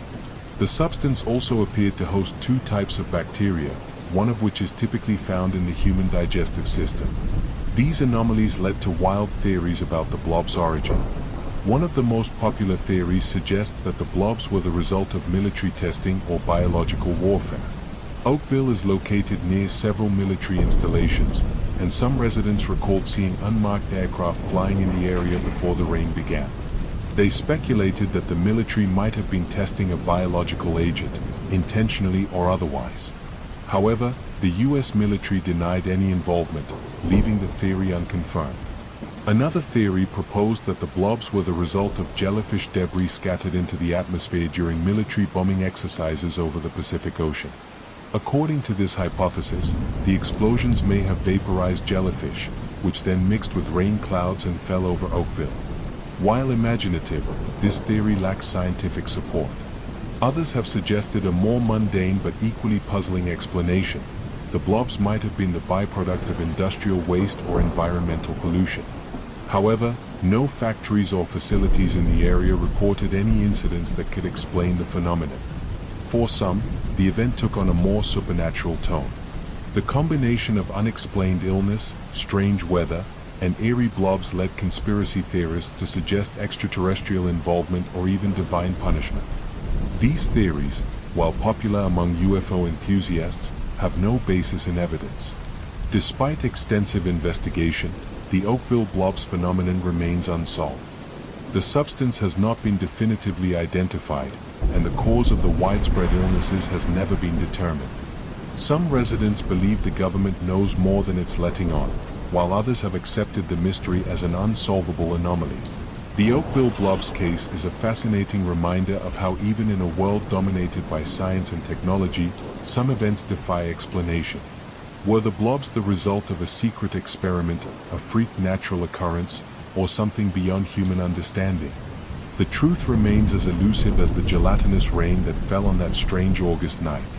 In our next chilling story, we delve into the legend of the phantom train of Greywick Crossing, a ghostly locomotive that haunts a forgotten railway track, appearing out of the mist on moonless nights, with no crew, no passengers, and no destination. The tale has terrified generations of those living near the old tracks that once connected distant mining towns with the city beyond the hills. The railway that ran through Greywick Crossing was constructed in the late 1800s, during a time when the mining industry in the region was booming. Trains carried coal, iron, and workers between the mines and the factories, fueling the growth of the town. Greywick Crossing was a small, remote station, little more than a platform, a signal box, and a few waiting benches. It served as a rest point for train crews who worked the long, grueling shifts bringing their precious cargo from the hills to the sprawling industrial cities. It was in the winter of 1895 that the story began. A heavy storm had rolled in from the west, blanketing the hills in a thick layer of snow. On that fateful night, Train 451, a heavy freight locomotive hauling coal, left the mining camp with a small crew of 5. They were seasoned railway workers, accustomed to the dangers of winter travel. The train was scheduled to pass through Greywick Crossing at approximately 11:30 p.m. before heading on to the city. That night, as the storm raged on, something went terribly wrong. The signalman stationed at Greywick Crossing, an elderly man named Thomas Willoughby, was the last known person to have seen Train 451. Thomas recalled seeing the lights of the locomotive approaching through the swirling snow, its whistle echoing mournfully through the night air. As the train approached the crossing, Thomas raised his lantern in greeting, but the train did not slow down. Instead, it barreled through the crossing at a speed far too dangerous for the stormy conditions. The cars rattled, sparks flew from the wheels, and the windows of the engine cab were dark. Thomas caught a glimpse of the engineer's face, pale, eyes wide with terror, as though he had lost all control. As the train sped into the darkness, its whistle wailed again, a long, eerie sound that faded slowly into the night. The next day, when the storm had finally subsided, the alarm was raised. Train 451 had never arrived at its destination, and no one could contact the crew. Search teams were sent out, scouring the length of the track. They found no sign of the train, no wreckage, no tracks in the snow, and no evidence that it had ever left the railway. It was as if Train 451 and its entire crew had simply vanished into thin air. The disappearance baffled investigators. How could an entire train vanish without a trace, without leaving behind even a single twisted rail or splintered carriage? Some claimed that the train must have derailed somewhere in the remote hills, buried beneath an avalanche or lost in a hidden valley, but no trace was ever found. The mystery haunted Greywick Crossing, and the railway workers grew fearful of traveling those tracks at night. A month after the disappearance, the first sighting of the phantom train was reported. Thomas Willoughby, the old signalman, claimed that he saw the lights of Train 451 coming through the fog once more. He described standing at the crossing, staring in disbelief as the ghostly locomotive approached, its headlamp glowing dimly, smoke billowing from the stack, and the whistle letting out a long, mournful cry. But the train was silent, its wheels making no sound on the iron rails. As it passed, Thomas swore he saw the faces of the crew, staring out from the windows of the engine cab, expressionless, eyes hollow, their mouths moving as if they were calling out for help. He turned and watched as the train disappeared down the line, vanishing into the mist, leaving behind nothing but an eerie silence and the faint smell of burning coal. The sightings continued over the years. Farmers working the fields near the tracks reported seeing the train at night, a spectral locomotive appearing from nowhere, lights glowing in the darkness, before vanishing as suddenly as it had arrived. Those who dared to approach the tracks described feeling an unnatural chill in the air, and some claimed they could hear the faint clattering of wheels and the distant wail of a whistle echoing through the hills, though the tracks had long since fallen out of use. By the early 20th century, the mines began to close, and the railway fell into disrepair. The station at Greywick Crossing was abandoned, its platform overtaken by weeds, the signal box left to rot. The tracks themselves were eventually removed, the iron rails sold for scrap, leaving nothing but the overgrown railway embankment cutting through the hills. But even without the tracks, the legend of the phantom train persisted. Travelers passing through Greywick Crossing reported strange occurrences, headlights appearing on the old railway bed, the distant sound of a train whistle on foggy nights, and the unmistakable clanking of wheels on iron rails. Locals warned newcomers to stay away from the crossing after dark, to avoid the old railway path that wound its way through the hills. They spoke of the train as if it were a restless spirit, forever doomed to retrace its final journey, its crew trapped between the world of the living and the dead. One particularly chilling encounter was recounted by a young couple traveling through the area in the winter of 1963. They claimed their car had stalled on the old railway crossing, shrouded in a thick fog. As they tried to restart the engine, they heard it, the low, mournful whistle of a train approaching. Panicked, they looked around, expecting to see headlights bearing down on them, but there were no tracks, no sign of any train. Yet the sound grew louder, closer, until they felt a rush of cold air, as if something had passed right through them. When the car finally started, they sped away, vowing never to return to Greywick Crossing. To this day, the legend endures. The phantom train of Greywick Crossing is said to still haunt the old railway bed, appearing on misty, moonless nights, its ghostly form emerging from the darkness, its whistle echoing with a sadness that chills to the bone. Some believe that the crew is trying to complete their final journey, seeking the station that they never reached, forever trapped in an endless loop. Others claim that the train is a warning, a reminder of the dangers of the past, of the lives lost to the unforgiving winter and the greed of those who push too hard for profit. Whatever the truth, the phantom train remains one of the most enduring ghost stories of the region, a spectral echo of a tragic night, a train that never reached its destination, and a crew that vanished without a trace, forever wandering the hills of Greywick Crossing, lost in the mist, searching for a way home. We are moving to our next story. In 1890, Louis Le Prince, an inventor and pioneer in motion picture technology, stepped aboard a train in France and vanished without a trace. His disappearance is not only one of history's most perplexing unsolved cases but also a chilling mystery that has led to speculation of conspiracy, murder, and betrayal. Louis-Aimé Augustin Le Prince, born in 1841, was a French artist and inventor credited with creating some of the earliest moving pictures. Long before Thomas Edison or the Lumiere brothers became synonymous with film, Le Prince had successfully recorded short films using a single-lens camera. His breakthrough works, including Roundhay Garden Scene and Traffic Crossing Leeds Bridge, are considered the first motion pictures in history. Le Prince's dream was to showcase his invention to the world and secure a patent, revolutionizing visual entertainment. By the late 1880s, he was preparing to travel to America for a public demonstration that would cement his legacy. But before his departure, he decided to visit his family in Dijon, France. On September 16, 1890, after spending time with his brother Albert in Dijon, Le Prince boarded a train to Paris. He was seen entering his compartment with his luggage, including his latest invention. However, when the train arrived in Paris, Le Prince was nowhere to be found. His compartment was empty, and there was no sign of his belongings. He had simply vanished. The disappearance baffled authorities and sparked immediate speculation. How could a man vanish from a moving train without leaving a trace? The train had not made any unscheduled stops, and there were no reports of suspicious activity along the route. A thorough investigation of the train, tracks, and surrounding areas yielded no evidence of foul play or an accident. As news of Le Prince's disappearance spread, theories about his fate began to emerge. One of the most plausible ideas was that Le Prince had been murdered, perhaps over his groundbreaking invention. The world of invention and patents in the late 19th century was fiercely competitive, and LaPrince's work posed a direct challenge to other inventors, including Thomas Edison, who was already vying for dominance in the emerging motion picture industry. Some theorists suggest that agents working for Edison or other rivals may have orchestrated LaPrince's disappearance to eliminate competition. Another theory posits that LaPrince's disappearance was the result of a family dispute. Some speculate that Albert, LaPrince's brother, might have been involved, though no evidence supports this claim. Theories of suicide also surfaced, with suggestions that LaPrince, burdened by financial struggles and the pressures of his work, may have taken his own life. However, his family strongly rejected this notion, pointing to his excitement about the upcoming demonstration in America. A more speculative theory suggests that LaPrince was abducted by agents of the French or British governments. Both nations were interested in technological advancements, and LaPrince's invention would have been a valuable asset. While intriguing, this idea lacks concrete evidence.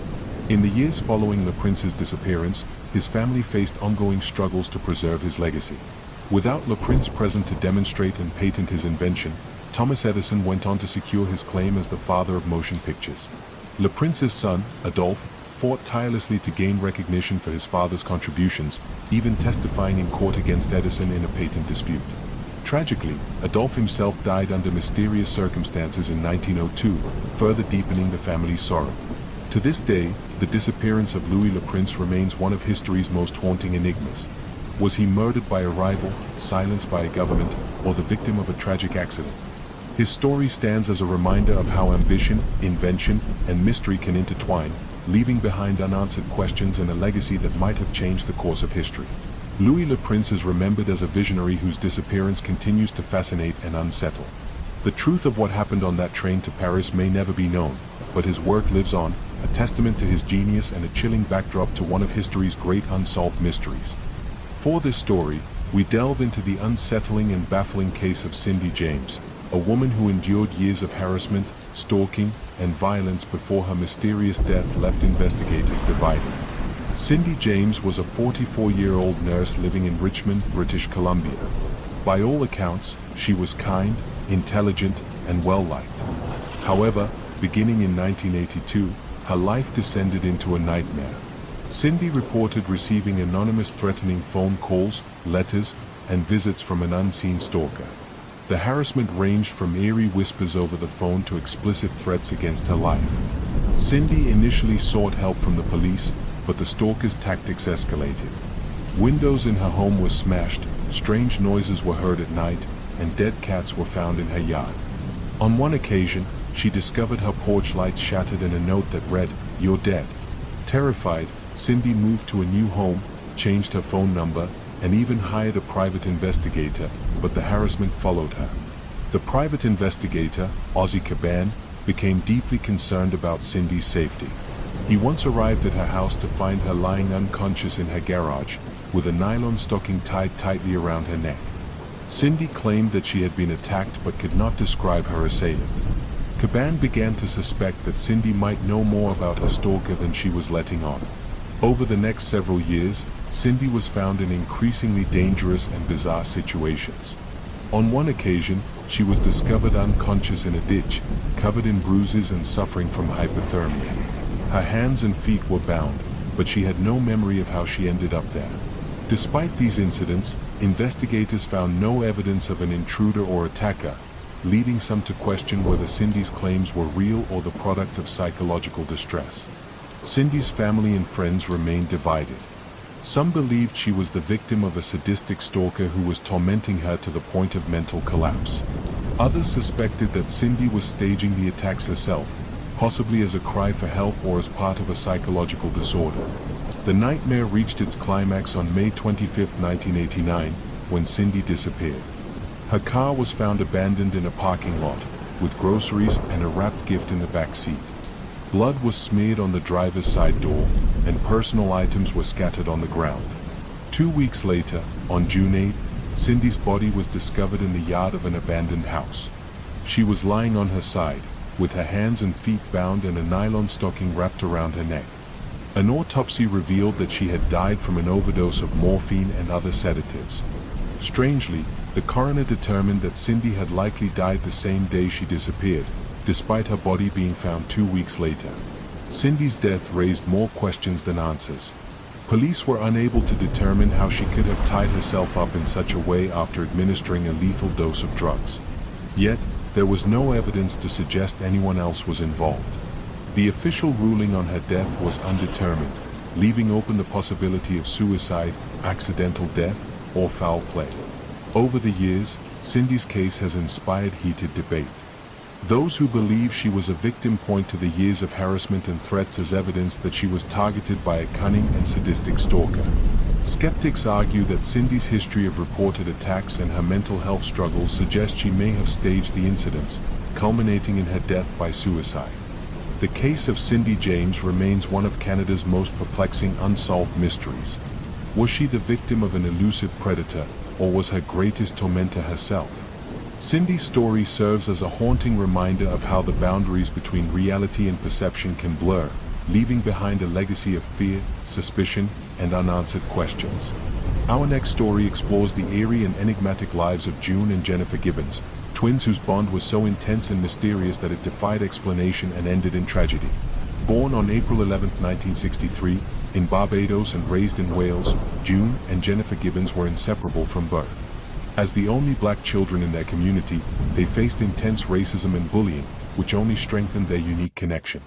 The twins developed an elaborate private language, incomprehensible to others, and gradually withdrew from the world around them. By adolescence, they had become almost entirely silent in public, earning the nickname the Silent Twins. Their bond was far from idyllic. Observers noted that their relationship was often marked by extreme love and extreme hatred.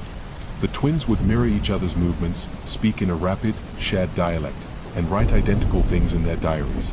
Yet, they were also locked in a psychological struggle, with each twin seemingly trying to dominate the other. Despite their isolation, the twins channeled their creativity into writing. They dreamed of becoming famous authors and spent hours crafting elaborate stories. Their novels, often dark and disturbing, reflected their inner turmoil. For example, one story involved a young man who had a dog's heart implanted in his chest, leading him to commit horrific crimes. Although the twins self-published their works, they received little recognition. As they grew older, June and Jennifer began to act out in destructive ways. They engaged in petty theft, vandalism, and even arson, culminating in their arrest in 1981 after setting a series of fires. Declared a danger to society, they were sentenced to indefinite detention at Broadmoor Hospital, a high-security psychiatric facility in England. Life at Broadmoor was bleak. The twins were heavily medicated and kept apart from one another for much of their time there, which only deepened their despair. During this period, their writings grew darker, revealing their inner struggles and mutual resentment. Jennifer wrote in her diary, "We have become fatal enemies in each other's eyes. We feel the irritating, deadly rays come out of our bodies, stinging each other's skin. I say to myself, can I get rid of my own shadow? Impossible or not possible?" In their diaries, the twins began to hint at a chilling pact. One of them would have to die for the other to live a normal life. Jennifer, in particular, appeared resigned to this fate.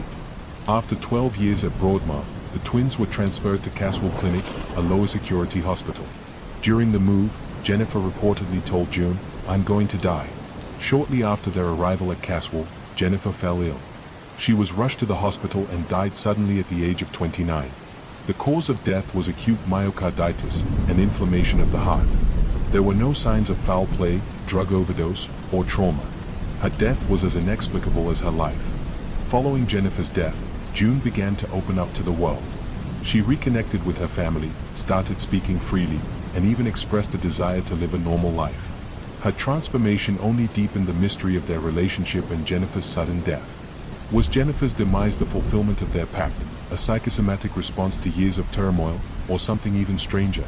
June has since lived a quiet life, reflecting on her past but rarely speaking publicly about the events that defined her and her sister's existence. The story of the Silent Twins remains one of the most unsettling psychological mysteries, raising questions about identity, codependence, and the power of the human mind.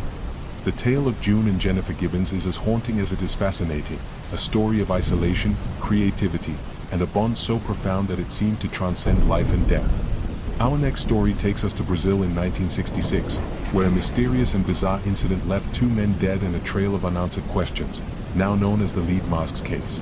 On August 20, 1966, two young men, Manuel Pereira da Cruz and Miguel José Viana, were found dead on the Morro do Vintum, a hill in Niterói, Brazil.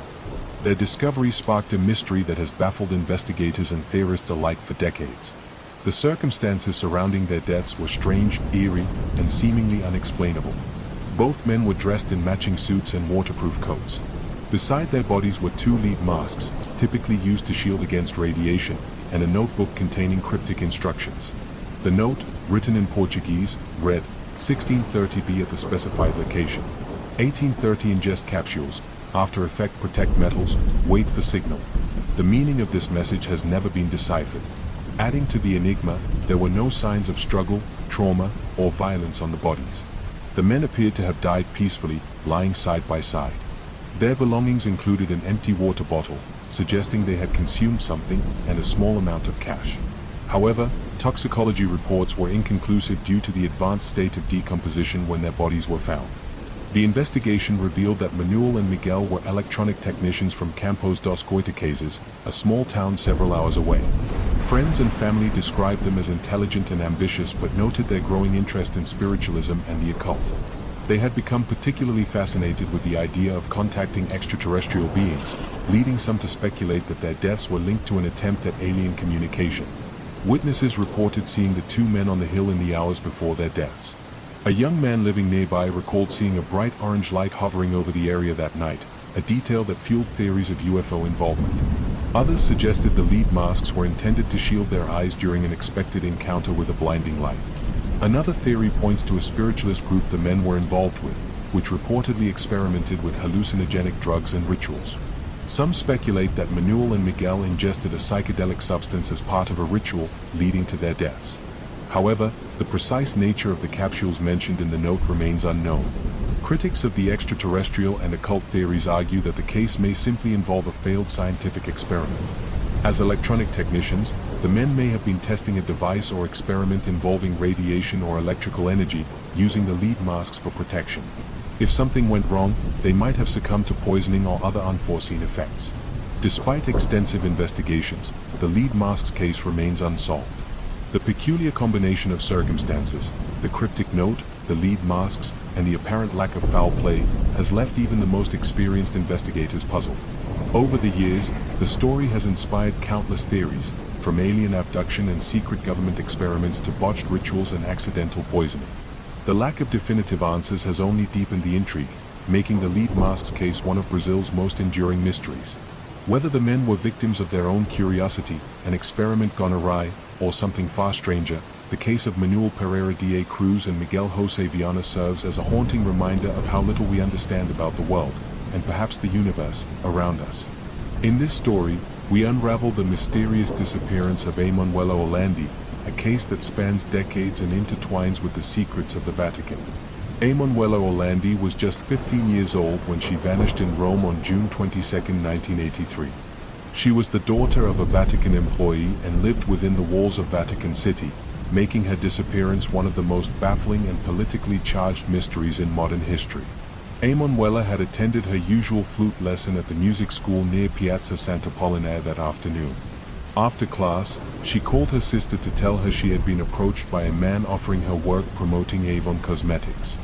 That was the last time her family heard from her.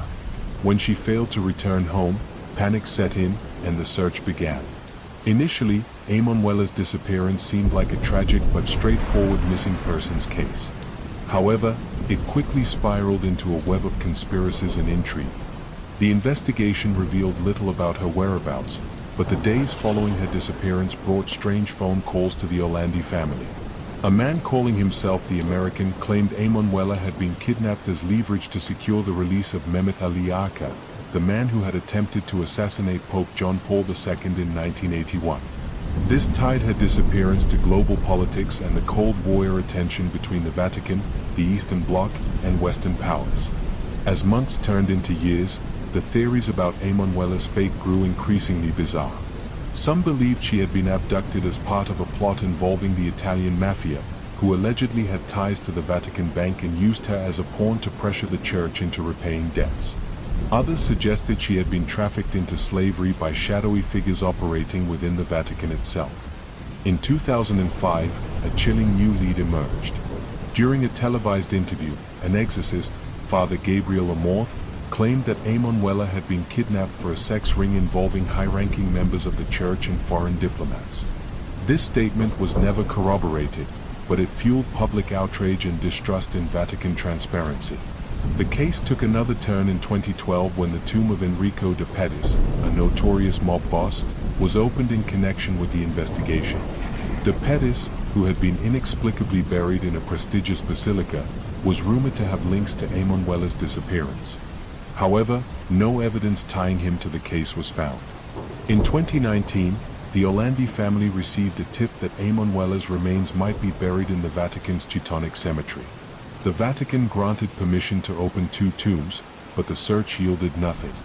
Instead, investigators discovered bones in an ossuary nearby, but testing revealed they predated Emanuela's disappearance. Emanuela's family has never given up their search for answers. Her brother, Pietro Orlandi, continues to campaign for justice, criticizing the Vatican for what he believes is a deliberate cover-up. Despite decades of investigation, no definitive evidence has emerged to explain what happened to Emanuela Orlandi.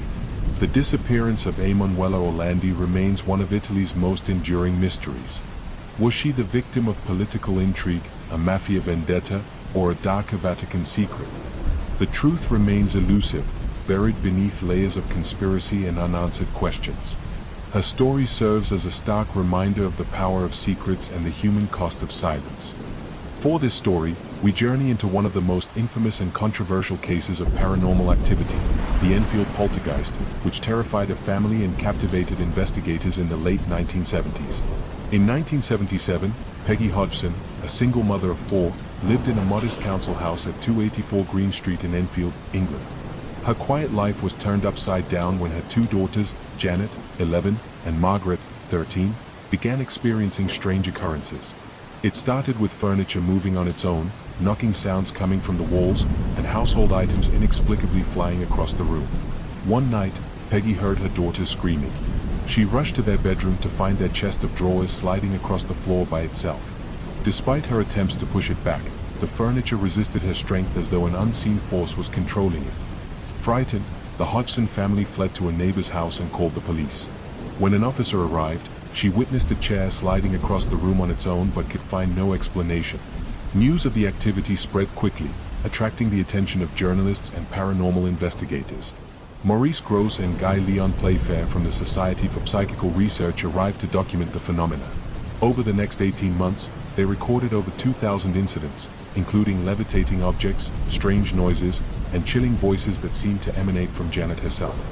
One of the most infamous elements of the Enfield case was Janet's apparent possession. The 11-year-old began speaking in a gruff, male voice, claiming to be a man named Bill Wilkins. Through Janet, Bill described his death in the house years earlier, saying he had died of a hemorrhage in an armchair. This claim was later corroborated by the house's previous owner, who confirmed that a man named Bill Wilkins had died in that exact manner. The phenomena grew more disturbing as Janet was reportedly levitated from her bed, thrown across the room, and even photographed mid-air by investigators. These images, though widely publicized, became a point of contention, with skeptics arguing they looked more like Janet jumping than levitating. Janet later admitted to faking a few incidents but insisted that the majority of the activity was genuine. As the case gained notoriety, skeptics and believers clashed over its authenticity. Skeptics argued that the events were nothing more than pranks by attention-seeking children or the result of mass hysteria. Believers, however, pointed to the sheer volume of witnesses, including journalists, police officers, and neighbors, as evidence of something truly paranormal. The activity eventually subsided in 1979, leaving behind a legacy of unanswered questions. Janet later admitted that while some events were exaggerated, she and her family experienced things they could not explain. Even Maurice Gross, who initially approached the case with skepticism, became convinced that the Hodgson family had been the victims of genuine poltergeist activity. The Enfield poltergeist remains one of the most famous cases of paranormal investigation. It has inspired countless books, documentaries, and even films, including The Conjuring 2. Whether it was the work of mischievous children, a disturbed spirit, or something else entirely, the case continues to intrigue and terrify those who hear it. Was the Enfield haunting a glimpse into the supernatural or a cleverly orchestrated hoax? The truth may never be known, but the story serves as a chilling reminder of how thin the veil between the ordinary and the unexplainable can be. Our next tale takes us to the remote and windswept Llannon Isles in Scotland, where 3 lighthouse keepers vanished in 1900 under circumstances that remain unexplained to this day. The Llannon Isles are a group of small, uninhabited islands located off the western coast of Scotland. Known for their isolation and rugged beauty, the Isles have long been a source of folklore and mystery. In December 1900, they became the setting for one of the most puzzling disappearances in maritime history. The lighthouse on Eilean Moor, the largest of the Llannon Isles, had been completed just the previous year. Its purpose was to guide ships safely through the treacherous waters of the Outer Hebrides. The keepers, James Duckett, Thomas Marshall, and Donald MacArthur, were tasked with ensuring the light remained operational in all conditions. The 3 men were experienced seamen, accustomed to the harshness of the sea and the isolation of their post. On December 15, 1900, the steamer Archtor, en route from Philadelphia to Leith, passed near the Llannon Isles. The captain noted that the lighthouse was dark, which was unusual and concerning. He reported the matter upon reaching port, but due to bad weather, it wasn't until December 26 that a relief vessel, the Hesperus, was able to reach the lighthouse. When the Hesperus arrived, the crew immediately sensed something was wrong. The lighthouse was eerily silent, with no welcoming party to greet them as was customary. Joseph Moore, the relief keeper, was sent ashore to investigate. What he found would haunt him for the rest of his life. The lighthouse was completely deserted. Inside, Moore discovered signs that the keepers had left in a hurry. A meal sat uneaten on the table, and a chair had been overturned. The clocks in the lighthouse had stopped, likely because no one had been there to wind them. A single set of oilskins, essential protective clothing for venturing outside in the brutal weather, remained inside, suggesting that one of the men had left without proper gear, a highly unusual and dangerous decision. Further inspection of the island revealed more clues but no answers. 2 of the 3 storm logs, recorded by Thomas Marshall, described severe weather conditions. The final entry, dated December 15, mentioned a storm of such ferocity that the men had been praying for deliverance, despite their reputation as stoic and resilient. The logs also noted that Donald MacArthur, known for his toughness, had been weeping, an uncharacteristic and unsettling detail. However, no storms had been reported in the region on the dates noted in the logbooks, leading to speculation that the keepers had either misrecorded the events or experienced something entirely different. A theory soon emerged based on physical evidence found near the west landing of the island. A large section of turf had been ripped from the ground, and the ropes from a supply box, typically secured high up on a rock, were scattered near the base of the cliff.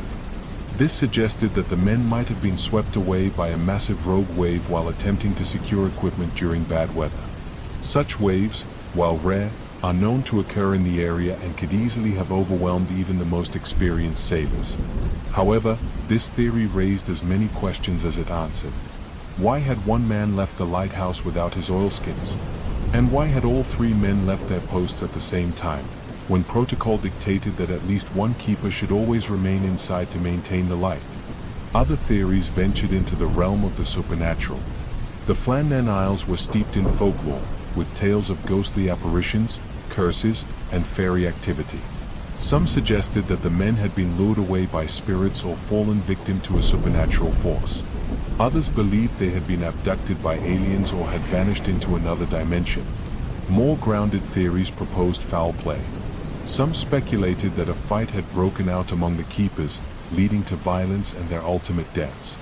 This theory, however, seems unlikely given the lack of evidence for a struggle and the men's professional reputations. The official investigation concluded that the men had likely been swept out to sea by a rogue wave, but this explanation has never satisfied everyone. The strange details, the untouched meal, the incomplete oilskins, the inconsistent storm reports, leave room for endless speculation. The mystery of the Llannon Isles lighthouse keepers has inspired countless books, poems, and films, including the 2019 psychological thriller The Lighthouse, which draws loosely on the story. The barren and windswept island, with its silent lighthouse standing as a sentinel, remains a haunting symbol of the unsolved disappearance. Over a century later, the fates of James Duckett, Thomas Marshall, and Donald MacArthur continue to captivate the imagination.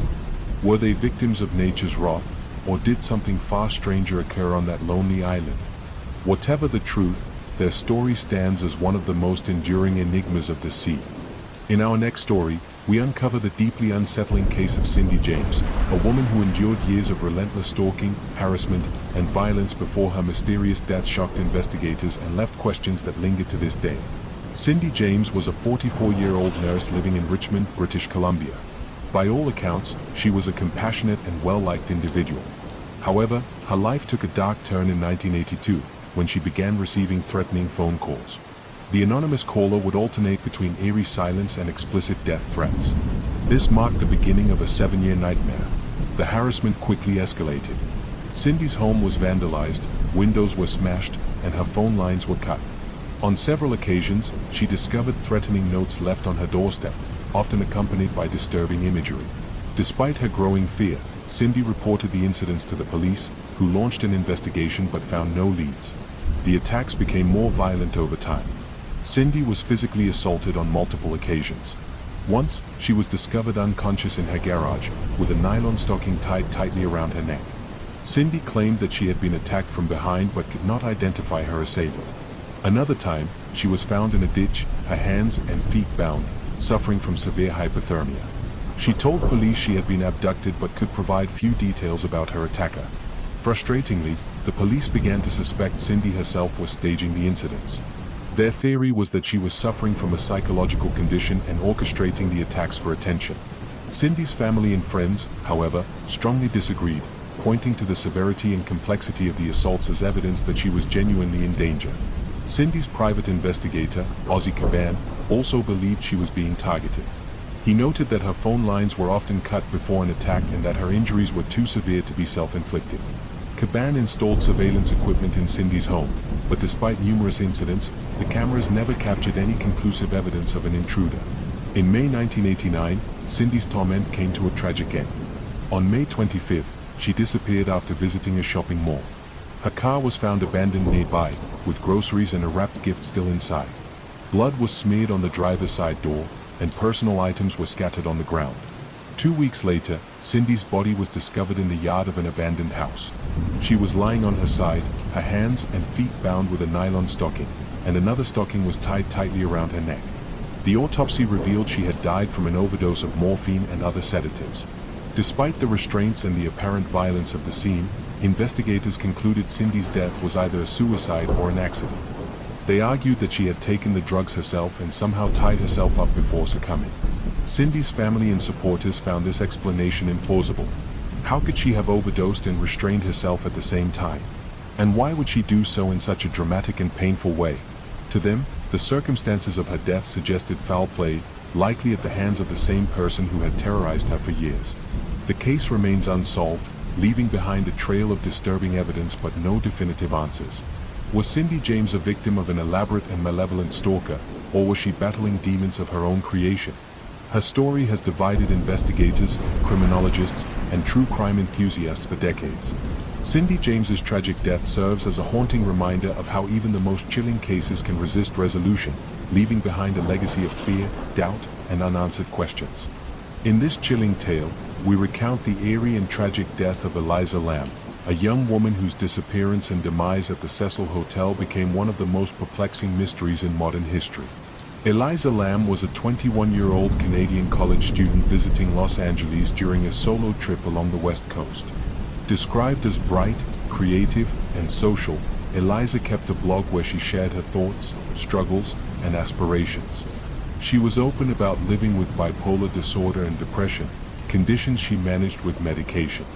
On January 26, 2013, she checked into the infamous Cecil Hotel, located near LA's Skid Row. The Cecil, with its notorious history of suicides, murders, and alleged paranormal activity, was already a magnet for dark legends. Unbeknownst to Eliza, her stay there would add a chilling new chapter to its story. Initially assigned a shared room, Eliza was moved to a private one after her roommates complained about her erratic behavior. Hotel staff later reported that Eliza had been acting oddly during her stay, though they didn't elaborate on specifics. Despite this, Eliza regularly contacted her family to check in and share updates on her trip. Her last contact was on January 31st, when she told her parents she planned to visit a bookstore and return to the hotel. When they didn't hear from her after that, they reported her missing. The search for Eliza began immediately. Police combed the hotel and distributed flyers with her photo, hoping for leads. Weeks passed without any sign of her, and her disappearance grew increasingly troubling. Then, on February 13th, the lab released a piece of evidence that would catapult her case into global infamy, a surveillance video from the hotel's elevator. The footage, timestamped from January 31st, shows Eliza entering the elevator alone. She appears agitated, pressing multiple buttons and peering cautiously out of the doors. At times, she steps out, looks around, and gestures as if speaking to someone unseen. Her movements are erratic and disjointed, and the elevator doors remain inexplicably open throughout the video. The haunting footage quickly went viral, sparking widespread speculation about what could have happened to her. On February 19th, after weeks of searching, the mystery took a gruesome turn. Guests at the hotel had complained about low water pressure and a foul taste in the tap water. A maintenance worker climbed to the rooftop to inspect the water tanks and made a horrifying discovery. Eliza's body was floating in one of the tanks, naked and partially decomposed. Her clothes and belongings were found at the bottom of the tank. The lid, heavy and difficult to move, was closed, leaving investigators baffled as to how Eliza had ended up inside. The autopsy report ruled Eliza's death an accidental drowning. There were no signs of trauma or foul play. Toxicology tests detected traces of her prescription medications, but not at the levels expected if she had been taking them as prescribed.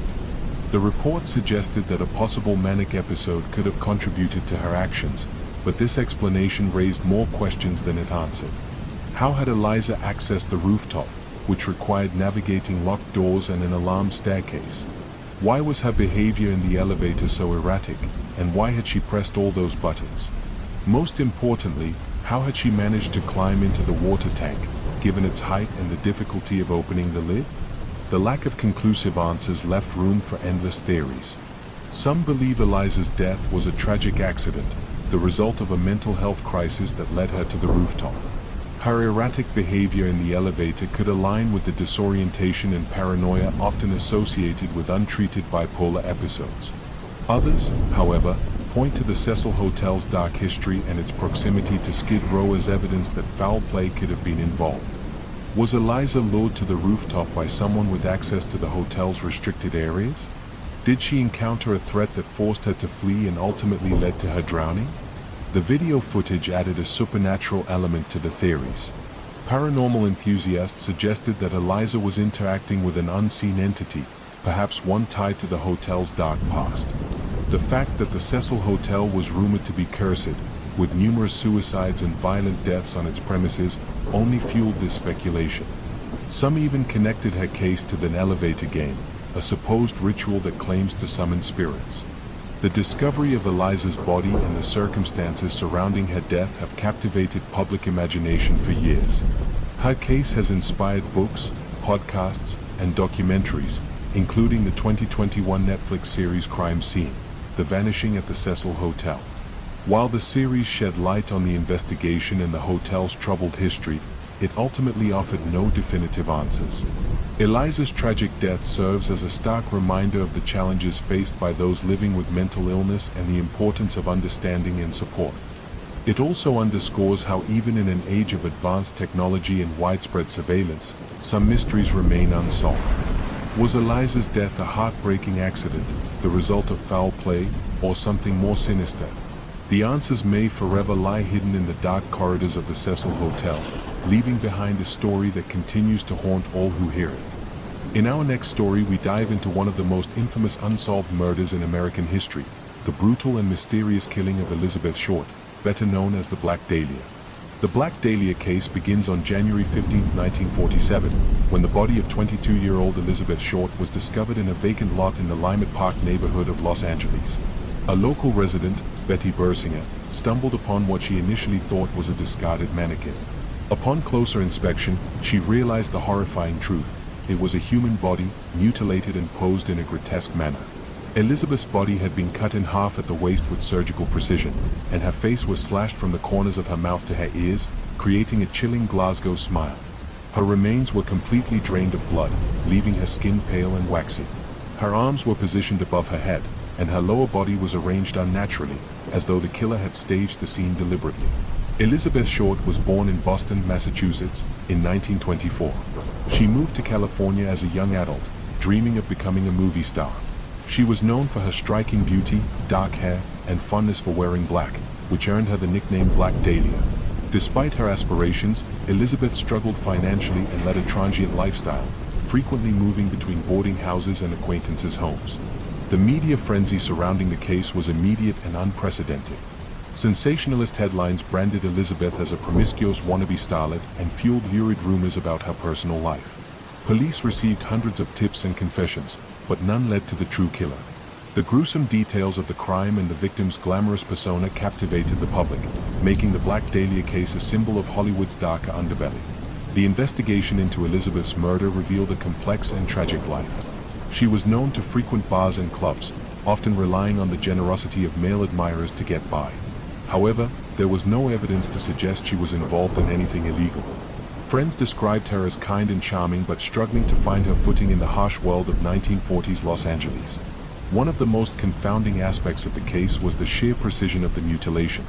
Medical examiners concluded that the bisection had been performed with surgical expertise, likely by someone with medical training. This detail led investigators to focus on doctors as potential suspects, but no concrete evidence emerged. A series of cryptic letters sent to the press and police further deepened the mystery. These letters, supposedly from the killer, included taunting messages and items belonging to Elizabeth, such as her birth certificate and photos. The killer signed off as the Black Dahlia Avenger, but investigators could not verify the sender's identity. Over the years, numerous suspects have been proposed, but none have been definitively linked to the crime. One of the most compelling suspects was Dr. George Hodel, a wealthy and enigmatic physician with a sordid past. Hodel's own son, Steve Hodel, a retired lab detective, has spent decades building a case against his father, citing circumstantial evidence, including photos that resemble Elizabeth and his father's proximity to the crime scene. However, no charges have ever been filed. Another theory suggests that Elizabeth's murder was the work of a serial killer. The gruesome and ritualistic nature of the crime bears similarities to other unsolved murders of women in the Los Angeles area during the same period. Yet, no definitive connections have been made. The Black Dahlia case also inspired countless conspiracy theories. Some speculate Elizabeth's murder was part of a larger Hollywood cover-up, involving powerful figures with vested interests in silencing her. Others believe her death was tied to occult practices, given the staging of her body and the bizarre circumstances of her murder. Despite decades of investigation, the Black Dahlia case remains unsolved.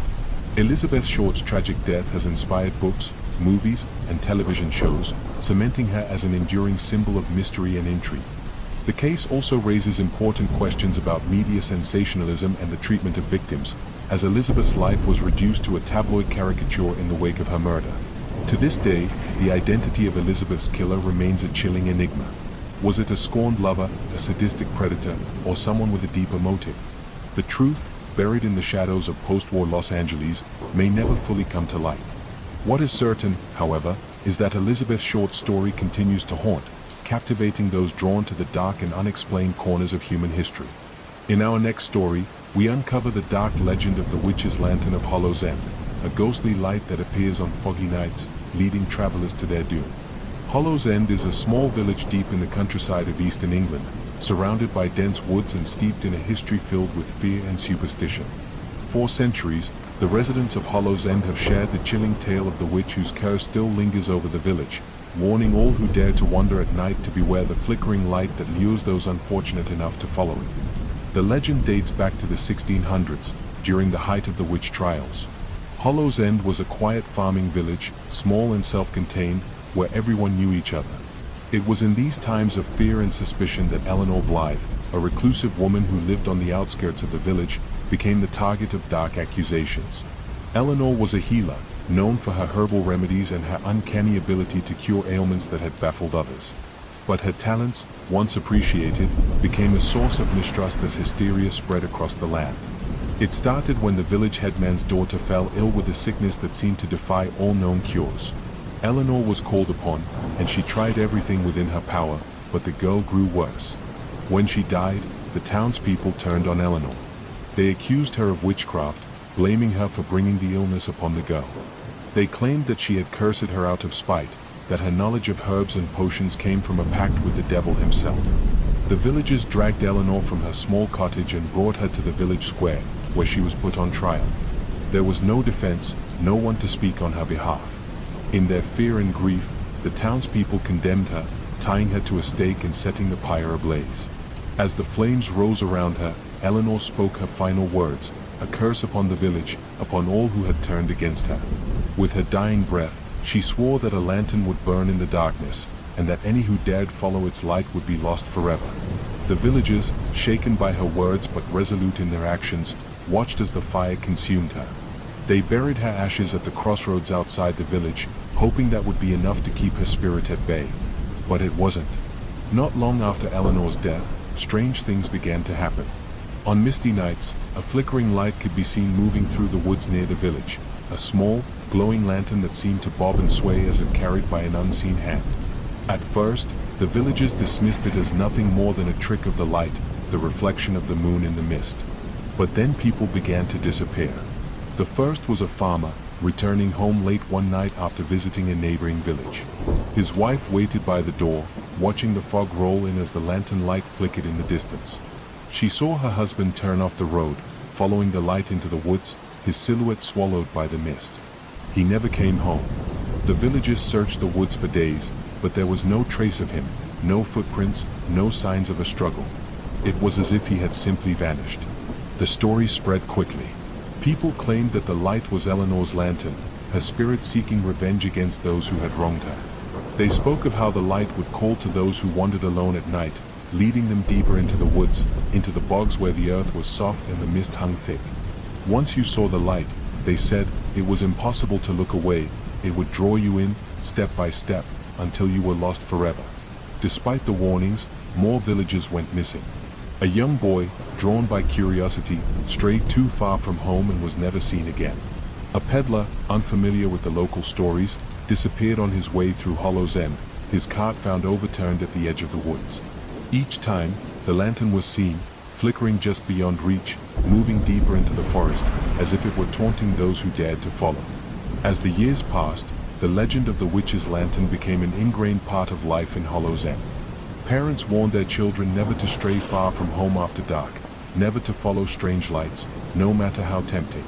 Travelers were cautioned to avoid the woods, especially when the fog rolled in. Those who lived in the village avoided the crossroads where Eleanor's ashes were buried, speaking her name only in whispers, fearful of drawing her attention. But the witch's lantern was not content with staying in the woods. On stormy nights, it was said that the light could be seen wandering through the village itself, passing along the narrow lanes, pausing outside the cottages as if looking for someone.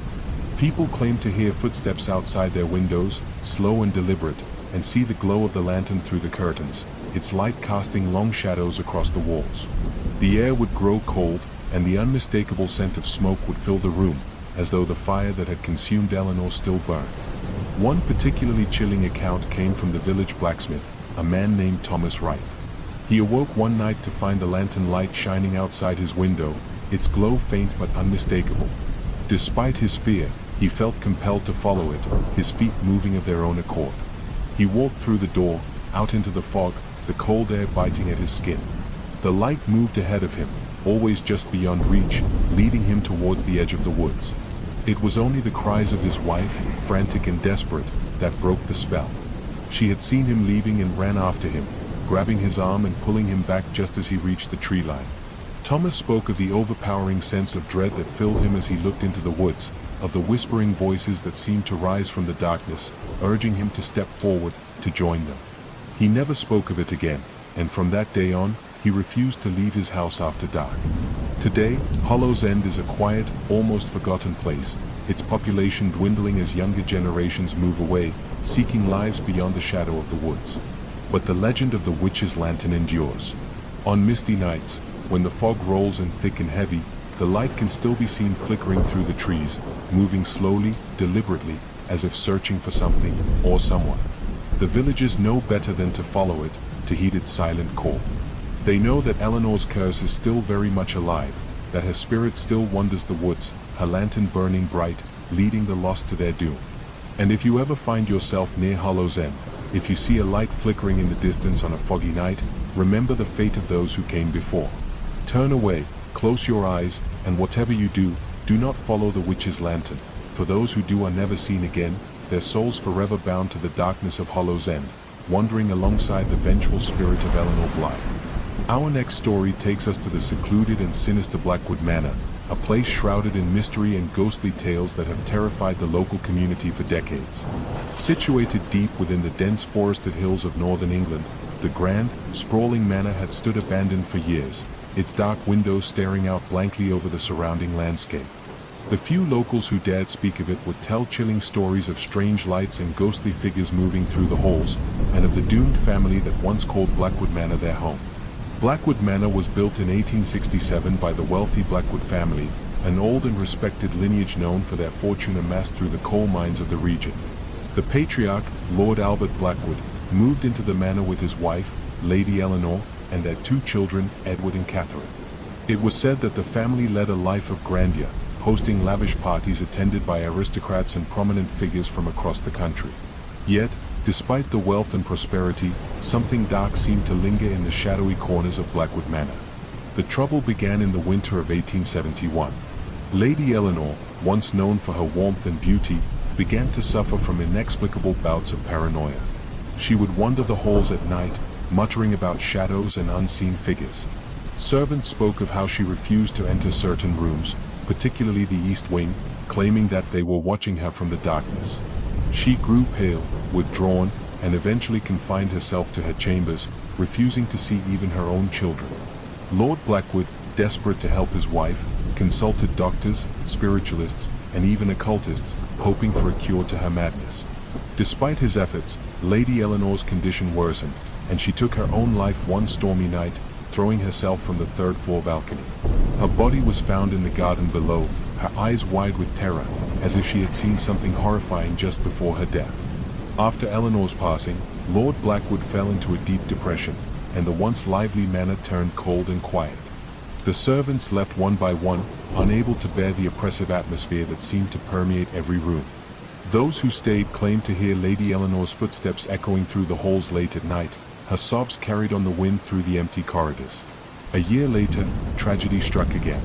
Edward, the eldest child, vanished without a trace. It was said that he had been seen in the East Wing the night he disappeared, his face pale, his eyes wide with fear. Search parties combed the estate and the surrounding woods, but no sign of Edward was ever found. The local villagers whispered that whatever had driven Lady Eleanor to madness had now taken Edward. The few remaining servants fled in terror, leaving only Lord Blackwood and young Catherine alone in the vast, empty house. Lord Blackwood, now a broken man, became obsessed with finding answers.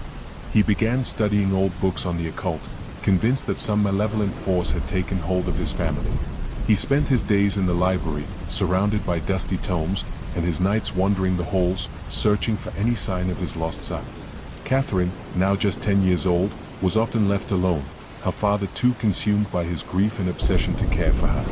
One night, during a particularly fierce storm, the villagers saw strange lights emanating from the manor. Flickering blue flames seemed to dance across the windows, and shadows moved erratically behind the curtains. The next morning, the house was silent, and no one emerged. When the villagers finally mustered the courage to enter Blackwood Manor, they found it empty. Lord Blackwood and Catherine were gone, leaving behind no trace except for a strange symbol scrawled on the floor of the East Wing, a circle with interlocking lines, drawn in what looked like blood. From that day on, Blackwood Manor was abandoned, left to decay amidst the overgrown grounds and encroaching forest. But the house was far from empty. Over the years, those who dared approach the manor spoke of ghostly figures seen through the broken windows, Lady Eleanor, wandering the halls in her flowing white gown, her eyes hollow and lost, Edward, standing at the top of the stairs, staring down with a vacant expression, and Lord Blackwood, his shadow flickering in the library late at night, still searching for answers that would never come. It was said that on stormy nights, the strange blue flames would return, flickering in the windows as the ghosts of the Blackwoods relived their final, tragic moments. Local children dared each other to approach the manor, but none ever stayed for long. The air around the house felt heavy, as if the very walls were holding their breath, waiting for something, or someone, to return. The most chilling part of the legend, however, was the story of Catherine. Unlike the rest of her family, her ghost was never seen in the manor. Instead, her voice was sometimes heard, soft, distant, calling out for help from deep within the woods that surrounded the estate. Some claimed that if you stood at the edge of the forest at dusk, you could hear her calling, her voice carried on the wind, begging to be found. In the years since, numerous attempts have been made to uncover the truth behind Blackwood Manor. Paranormal investigators, historians, and thrill-seekers alike have ventured into the decaying house, hoping to capture evidence of the hauntings or to understand what dark force had taken hold of the Blackwood family.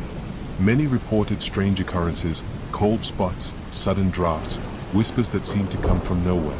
A few claimed to have seen Lady Eleanor, her face twisted in agony, or Lord Blackwood, his figure silhouetted against the library window. Yet, despite the numerous investigations, no definitive answers have ever been found. What drove Lady Eleanor to madness? What happened to young Edward and Catherine? And what was the meaning of the strange symbol scrawled on the floor of the East Wing? The secrets of Blackwood Manor remain locked within its crumbling walls, the answers obscured by layers of dust and time. Today, the manor stands as a decaying monument to the tragedy that unfolded within its halls. The roof has begun to collapse, and ivy crawls up the stone walls, slowly reclaiming the house for nature. But even in its ruin, the aura of dread remains.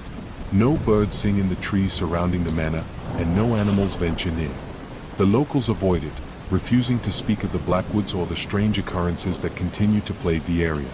And yet, on stormy nights, when the wind howls through the forest and the sky is lit by flashes of lightning, the blue flames are still said to appear, flickering in the windows of the East Wing. The ghosts of the Blackwood family are still there, trapped between this world and the next, forever searching for the peace that eluded them in life. In this story, we explore the haunting disappearance of Jennifer Kess, a young woman who vanished without a trace in 2006, leaving behind a trail of puzzling clues that continue to confound investigators. Jennifer Kess was a 24-year-old financial analyst living in Orlando, Florida. She had just returned from a vacation in the Virgin Islands with her boyfriend and was settling back into her routine. Described as responsible, outgoing, and deeply loved by her family and friends, Jennifer seemed to have everything going for her. On the morning of January 24, 2006, Jennifer failed to show up for work. This was entirely out of character, and her employer contacted her family when they couldn't reach her. Jennifer's parents, Drew and Joyce Kess, immediately drove to her condo. Inside, they found no signs of a struggle. Her bed was made, her towel was still damp from a recent shower, and her phone, purse, and keys were missing. It appeared that Jennifer had left for work as usual but never made it there. 2 days later, a break in the case seemed to come when Jennifer's black Chevy Malibu was discovered abandoned at an apartment complex about a mile from her home. Investigators found the car parked in a visitor's spot, and upon inspection, they found nothing out of the ordinary. No fingerprints, no signs of a struggle, and no trace of Jennifer. Security footage from the complex revealed a grainy, black and white video of a person parking Jennifer's car and walking away. Frustratingly, the footage was obscured by a fence post, and the person's face was never captured. The individual has since been dubbed the person of interest. The video was one of the only concrete pieces of evidence in Jennifer's case, but it raised more questions than answers. Was this person her abductor, someone trying to cover up a crime, or an unrelated individual who stumbled upon the car? The lack of clarity left investigators grasping at straws. Attention soon turned to the mosaic at Millennia, the upscale condo complex where Jennifer lived.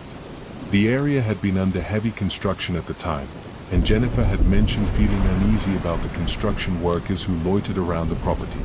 Some of the workers were undocumented immigrants, making it difficult to track their identities or verify their whereabouts. A theory emerged that Jennifer may have been abducted while walking to her car in the early morning hours. However, no witnesses came forward to corroborate this. Another theory suggested that someone might have been lying in wait for her, but there was no physical evidence to support this. Jennifer's family tirelessly pursued every lead. They distributed thousands of flyers, appeared on national news programs, and hired private investigators to comb through the evidence. Despite their efforts, the case grew colder with each passing year. In 2018, the Orlando Police Department turned over Jennifer's case files to her family, a rare move that highlighted the lack of progress. Drew and Joyce Kess have since led their own investigation, hiring experts and analyzing the available evidence in hopes of finding new leads. Several theories continue to dominate discussions about Jennifer's disappearance. Some believe she was abducted by someone she knew, perhaps a co-worker or someone in her social circle. Others point to the transient workers at her condo complex, theorizing that one of them may have attacked her in a crime of opportunity. There are even those who believe Jennifer may have been the victim of human trafficking, though no evidence has emerged to support this. Jennifer Kess's case remains one of the most confounding missing persons cases in recent history. The lack of physical evidence, the mystery of the grainy surveillance footage, and the lingering questions about what happened that morning have left her family and investigators searching for answers nearly 2 decades later. The disappearance of Jennifer Kess is a chilling reminder of how quickly and completely someone can vanish, leaving behind a void that no amount of searching or speculation can fill. For her family, the hope for answers remains strong, even as the trail grows colder with time. Let's move to our next story, the enigmatic disappearance of MH370. On March 8, 2014, Malaysia Airlines Flight 370, MH370, vanished during a routine flight from Kuala Lumpur, Malaysia, to Beijing, China, taking with it 239 passengers and crew. This Boeing 777-200ER was one of the most reliable and advanced planes in aviation history, which made its disappearance all the more baffling. Despite extensive investigations and exhaustive search efforts spanning years, the mystery of MH370 remains one of the greatest puzzles in modern aviation. MH370 departed Kuala Lumpur International Airport at 12:41 a.m. local time. The weather was clear, and the flight initially proceeded as expected. At 1:19 a.m., the last known communication from the aircraft was made when the co-pilot, Farik Abdul Hamid, calmly signed off with, "Good night, Malaysian 370. Moments later, the aircraft's transponder, which provides tracking data to radar systems, was switched off. This was an intentional action requiring knowledge of the aircraft's systems. The plane then veered off its intended course, making a sharp turn to the west and flying back across the Malay Peninsula. Military radar tracked the plane heading into the Andaman Sea before it disappeared completely from radar coverage. 4 hours, the world had no idea what happened to MH370. Initial search efforts focused on the South China Sea, where the plane was last tracked by civilian radar. However, this theory was appended when satellite data from Inmarsat revealed that the aircraft had continued flying for at least 7 more hours. These signals, known as handshakes, were emitted periodically as the plane communicated with a satellite overhead. By analyzing the Doppler shifts in these signals, investigators determined that MH370 flew deep into the remote southern Indian Ocean, far from any landmass. This revelation dramatically shifted the focus of the search to one of the most isolated and treacherous parts of the world. The search for MH370 became the largest and most expensive in aviation history, involving dozens of countries and advanced technology. The Australian Transport Safety Bureau, ATSB, led much of the effort, deploying ships, aircraft, and underwater drones to scan the ocean floor. Despite scouring over 120,000 square kilometers of seabed, no sign of the main wreckage was found. The official search was suspended in January 2017, leaving families and the world with few answers. Some debris, however, began washing ashore on islands in the Indian Ocean and along the eastern coast of Africa. The first confirmed piece of MH370 was a flaperon, discovered on Réunion Island in July 2015. Over time, additional fragments of the aircraft, including interior panels and wing components, were found. While these discoveries confirmed that MH370 had indeed crashed, they provided little insight into the circumstances of its disappearance. In the absence of concrete evidence, theories about what happened to MH370 have proliferated, ranging from plausible explanations to speculative conspiracy theories. One of the most debated ideas is that the disappearance was an act of deliberate sabotage by the pilot, Zari Ahmed Shah. Zari was a veteran aviator with an impeccable record, but some investigators have speculated that he deliberately flew the plane off course. A simulated flight path found on his home computer eerily mirrored the suspected route of MH370, raising suspicions. However, Zari's friends, family, and colleagues have vehemently denied this possibility, describing him as a stable and responsible professional. Another theory suggests that MH370 was the target of a hijacking. However, no terrorist group has claimed responsibility, and there is no evidence of a struggle on board. Some theorists propose that hijackers might have incapacitated the crew and taken control of the aircraft.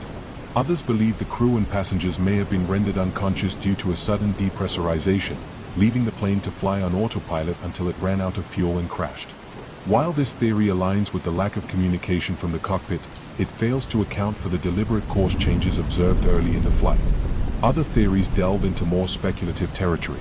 Some suggest that the plane was brought down by a catastrophic mechanical failure, though the Boeing 777 safety record makes this unlikely without further evidence.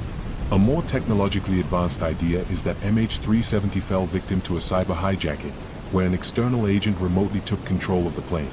This concept, while theoretically possible, remains unproven and would require sophisticated knowledge and tools.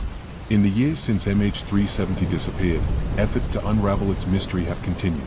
Independent researchers, aviation experts, and the families of the victims have pushed for renewed searches and further analysis. In 2018, a private company, Ocean Infinity, conducted another extensive search using cutting-edge underwater technology, but it too ended without success. The disappearance of MH370 has left an indelible mark on the aviation industry and the public imagination. It has raised questions about aviation security, technology, and humanity's ability to track aircraft in real time.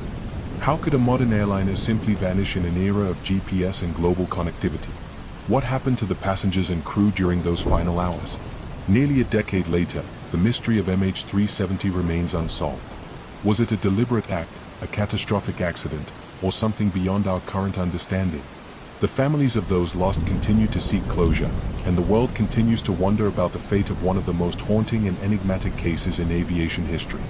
For our next eerie story, we head to Crimson Lake, a place shrouded in mystery, tragedy, and whispers of an ancient curse.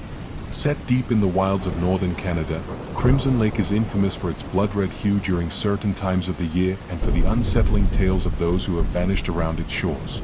Generations of locals have passed down chilling tales of strange happenings by the lake, stories of haunting apparitions, restless spirits, and a curse that has kept visitors at bay for decades. The lake's name, Crimson, comes from the deep red color that appears across its surface on late autumn nights. Scientists have tried to explain the phenomenon, suggesting it could be due to unique algae blooms or minerals stirred up from the lakebed. Yet none of these explanations seem to account for the terror that has followed this lake for over a century. The legend began with the Cree people, who have long lived in the forests surrounding Crimson Lake. According to their oral histories, Crimson Lake was once a sacred place, a site of deep spiritual power. The Cree spoke of spirits that dwelled within the lake, spirits that protected it but also demanded respect. One story tells of a chieftain's son who defied tradition, taking from the lake without permission, leading to his sudden and mysterious death.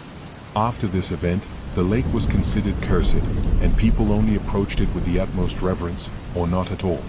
But as European settlers moved in during the late 1800s, they paid little heed to such stories. They were drawn to the lake for its beauty and its plentiful fish. It didn't take long before a small settlement grew along its shores, with cabins scattered amongst the thick pines that surrounded the water. For a time, it seemed as though the curse was little more than superstition. The settlers lived off the land, and life, though hard, was peaceful. Everything changed in 1893, during a particularly harsh autumn. The lake turned red earlier than usual, staining the water in a deep crimson hue that seemed darker and more vivid than before. One night, a young woman named Eliza Garrett disappeared. She had gone to fetch water from the lake, lantern in hand, and never returned. Her fiancé found her bucket at the water's edge, the lantern still flickering beside it, but there was no trace of Eliza. The lake's surface was eerily calm, as if it held its breath, and when he looked into the depths, he swore he saw something moving beneath the water, something pale, reaching upwards. The settlers searched for days, dragging the lake and scouring the surrounding woods, but Eliza was gone. A week later, another villager vanished, a fisherman who had taken his boat out onto the lake at dawn. His boat was found drifting near the center of the lake, empty, his fishing line cast but untouched. Panic began to spread through the settlement.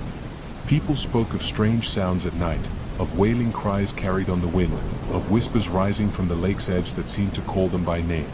One night, the entire settlement gathered at the small chapel that had been built on the hill overlooking the lake. As they debated what to do, a heavy fog rolled in, blanketing the lake and the settlement in a thick, unnatural mist. From within the fog came the unmistakable sound of splashing, footsteps in the shallow water, slowly approaching the shore. The villagers rushed to the windows, peering into the fog, and saw figures emerging from the lake, tall, pale shapes, their eyes dark and empty, water streaming from their clothes. Eliza was among them, her face expressionless, her eyes hollow. The settlers watched in horror as the figures moved silently through the fog, walking up towards the cabins, their feet leaving no marks on the ground. The villagers barricaded themselves in the chapel, the walls echoing with their prayers and cries. Through the windows, they saw the apparitions move between the cabins, their heads turning as if searching for someone, their mouths opening as if to speak, though no sound came out. By morning, the fog had lifted, and the figures were gone. The village, however, was no longer the same. The people were gripped by fear, too terrified to approach the lake, too scared to remain in a place where spirits seemed to walk freely. Within a few days, the entire settlement packed their belongings and left, abandoning their cabins and the lake to the wilderness. 4 years, the abandoned village stood empty, slowly decaying, the forest reclaiming what had once been cleared. Hunters and trappers passing through the area spoke of strange sights, of lights moving through the fog above the lake, of voices whispering in the stillness of the forest, of figures standing at the water's edge, their faces obscured by mist. They warned others to avoid the lake, to stay away from the crimson-stained waters, especially in autumn when the lake turned red. The legend of Crimson Lake grew, and those who dared to visit it were few. In the 1950s, a group of teenagers, dismissive of the old stories, decided to camp along its shores. They laughed off the warnings of the locals, setting up their tents near the water. On the second night, as they sat around the campfire, the lake began to glow, a deep, unnatural red that seemed to pulse beneath the surface. One of the boys claimed he saw someone standing on the far shore, a figure in a white dress, her hair hanging loose, her face turned towards them. Despite his friend's disbelief, he stood up and began walking towards the water, as if in a trance. The others watched, calling after him, but he ignored their cries, stepping into the shallow water, moving deeper and deeper until he disappeared beneath the crimson surface. Panicked, his friends ran, abandoning their camp, fleeing into the night. When they returned with help the next morning, there was no sign of the boy, only the ripples on the lake, slowly fading into stillness. Today, Crimson Lake remains a place of fear and superstition. Few dare to go near it, and those who do never stay long. The cabins have long since collapsed, their remnants hidden beneath moss and vines, but the lake itself remains unchanged, a dark, foreboding presence at the heart of the forest. The Cree people still speak of the spirits that dwell within the lake, spirits that demand respect and claim those who are foolish enough to ignore the warnings. When the lake turns red in autumn, it is said that the spirits are closest, that the barrier between the living and the dead grows thin. Those who hear the whispers, who see the figures moving through the mist, know better than to follow, for Crimson Lake does not give up its dead. It keeps them, forever bound to its crimson waters, forever calling out to the living, urging them to join the lost souls beneath the surface. On September 8, 2017, 19-year-old Kanika Jenkins attended a party with friends at the Crown Plaza Hotel in Rosemont, Illinois, a suburb of Chicago. The night was meant to be a celebration, but it ended in tragedy when Kanika's body was discovered in a hotel freezer the following day. Her death, filled with strange details and unanswered questions, has left her family, investigators, and the public searching for the truth. Kanika was described as a bright, outgoing young woman with a close-knit group of friends and a promising future ahead. That evening, she and her friends arrived at the hotel around 11:30 p.m. to attend a party in one of the guest rooms. The party was lively, with loud music, alcohol, and social media posts documenting the festivities. Witnesses later reported that Kanika appeared to be drinking, though it's unclear how much she consumed. Around 1:30 a.m., Kanika's friends realized she was missing. They initially thought she had wandered off and began searching for her in the hotel. At some point, her phone and keys were discovered in the room, but Kanika herself was nowhere to be found. Her friends eventually called her mother, Teresa Martin, who arrived at the hotel around 5 a.m. to help look for her daughter. Teresa immediately demanded that hotel staff review surveillance footage, but her request was denied. Frustrated and panicked, she called the police, who initially treated Kanika's disappearance as a case of a missing person who had simply wandered off after a night of drinking. After hours of searching, hotel staff finally agreed to check the surveillance tapes. On the evening of September 9, Kanika's body was found inside a walk-in freezer in a vacant area of the hotel's kitchen. She was lying on her side, partially clothed, with her hair matted and one shoe missing. The freezer door was closed, and the temperature inside was sub-zero.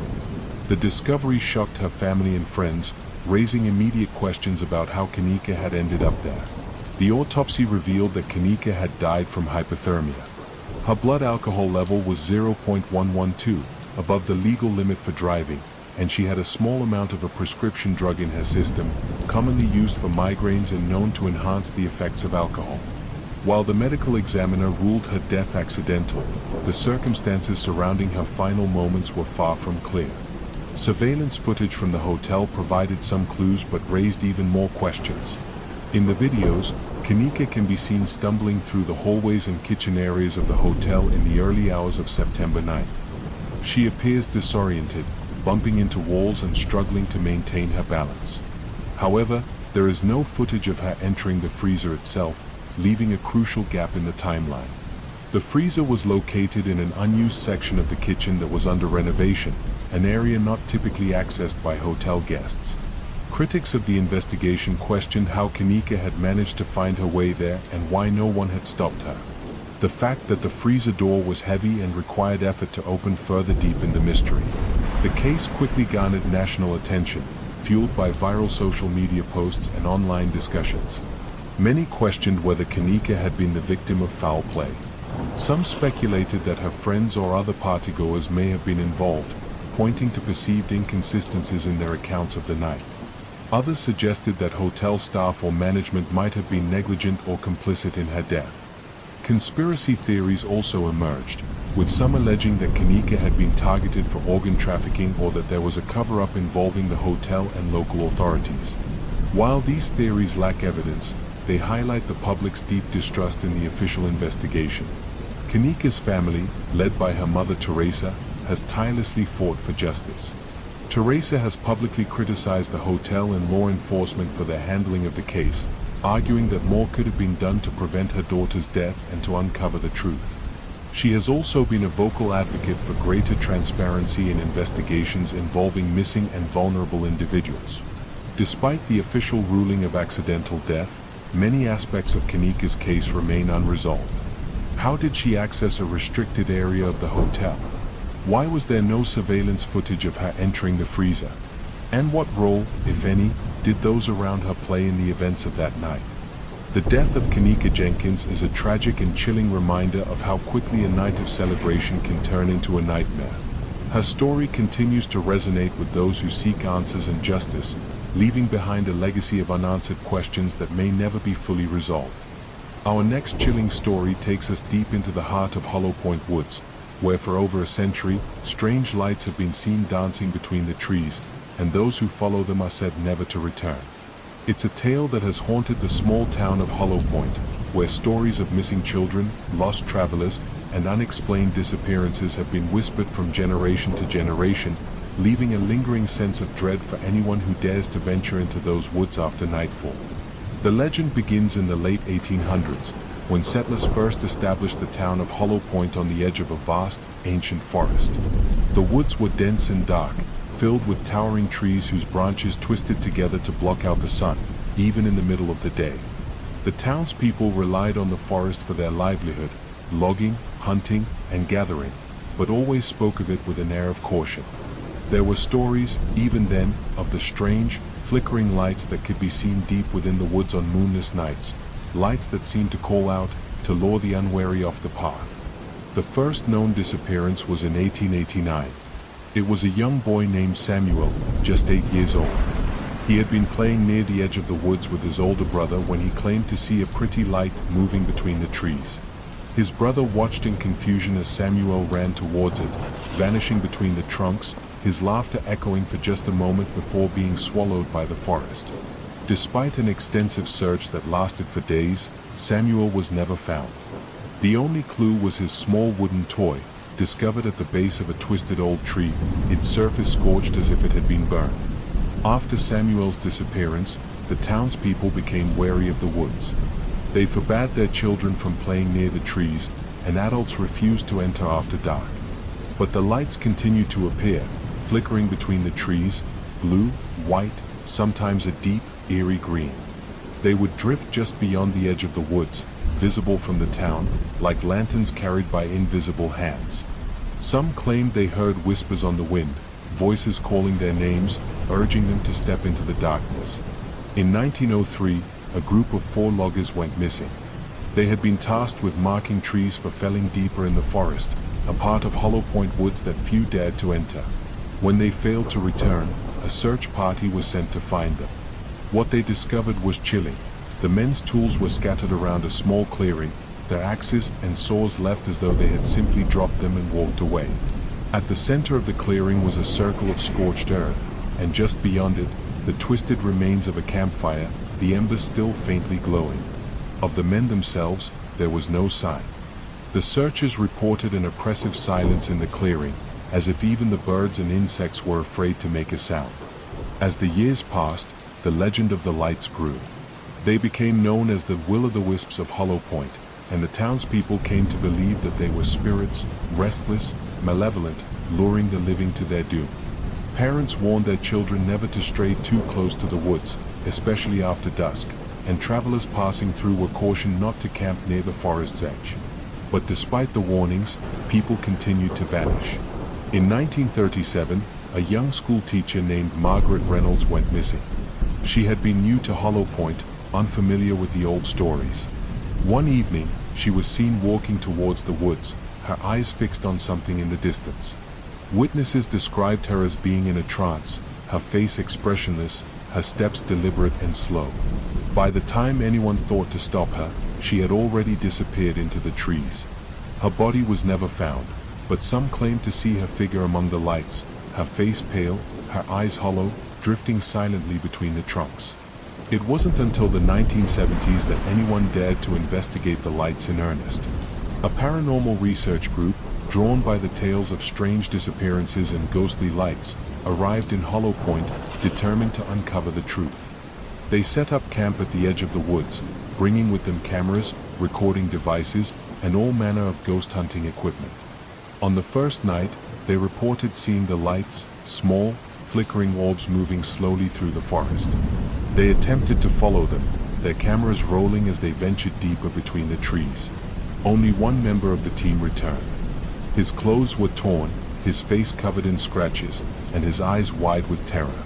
He spoke of the lights leading them in circles, of how the forest seemed to shift and change, paths that once led back to camp suddenly vanishing. He described hearing whispers, soft, insistent, urging them to follow, to keep going deeper. And then, one by one, his companions had disappeared, their flashlights winking out in the distance until he was alone, stumbling blindly through the dark. The footage they recovered from the abandoned campsite was fragmented and disjointed. The lights were clearly visible, glowing in the distance, always just out of reach. There were voices too, faint, almost imperceptible, but undeniably human. They whispered names, repeated phrases like "come with us" and "join us." The final image was of a light growing brighter, filling the screen, before abruptly cutting to black. Today, Hollow Point Woods remains a place of fear and mystery. The townspeople avoid it, especially after dark, and no one ventures too far from the path. The lights still appear, drifting between the trees, flickering like distant lanterns. Some say they are the spirits of those who have vanished, forever trapped, seeking to lure others to join them. Others believe the lights are something older, an ancient force that resides deep within the forest, preying on the unwary, feeding on fear and loneliness. Whatever the truth may be, one thing is certain: those who follow the lights of Hollow Point Woods are never seen again. They vanish without a trace, leaving behind only whispers, ghost stories, and the eerie glow of the will-o'-the-wisps, forever dancing between the trees, forever calling out to those foolish enough to listen. In this unsettling tale, we explore the mysterious case of Bryce Laspisa, a young man whose bizarre behavior and sudden disappearance in 2013 have left his family and investigators searching for answers. Bryce David Laspisa was a 19-year-old college student attending Sierra College in Rocklin, California. Known for his artistic talents and vibrant personality, Bryce seemed to have a bright future ahead of him. However, in the weeks leading up to his disappearance, friends and family noticed troubling changes in his behavior. Bryce had recently broken up with his girlfriend, Kim Sly, and his friends reported that he had been drinking heavily and experimenting with the prescription drug Vyvanse, a stimulant often used to treat ADHD. Though he had no prior history of substance abuse, Bryce's erratic actions in the days leading up to his disappearance were deeply concerning. On August 27, 2013, Bryce left a voicemail for his mother, Karen Laspisa, saying he had something important to tell her. He also gave away personal belongings, including a pair of diamond earrings his mother had gifted him. That night, he visited Kim at her apartment in Chico, California, where he abruptly ended their relationship. Kim, alarmed by his behavior, tried to take his car keys, but Bryce insisted he was fine and left. Instead of returning to Rocklin, Bryce drove south toward his family's home in Laguna Niguel. His parents became increasingly worried when he didn't arrive. On August 28, Karen and Bryce's father, Michael, spoke to him on the phone multiple times, urging him to come home. Bryce assured them he was on his way. However, Bryce's movements during the next 24 hours were baffling. He was spotted by a roadside assistance worker near Buttonwillow, California, about 350 miles from his destination. His car had run out of gas, and the worker provided fuel. Despite having the means to continue driving, Bryce lingered in the Buttonwillow area for hours. Surveillance footage showed him sitting in his car at a rest stop, seemingly aimless. Bryce called his mother again, saying he was fine and would be home soon. However, by the early hours of August 30th, his car was discovered overturned at Castaic Lake, about 100 miles from Buttonwillow. The vehicle had crashed down a 25-foot embankment, but Bryce was nowhere to be found.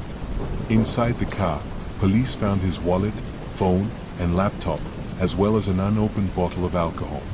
There was no blood in the car, and the scene suggested that Bryce had intentionally driven off the embankment.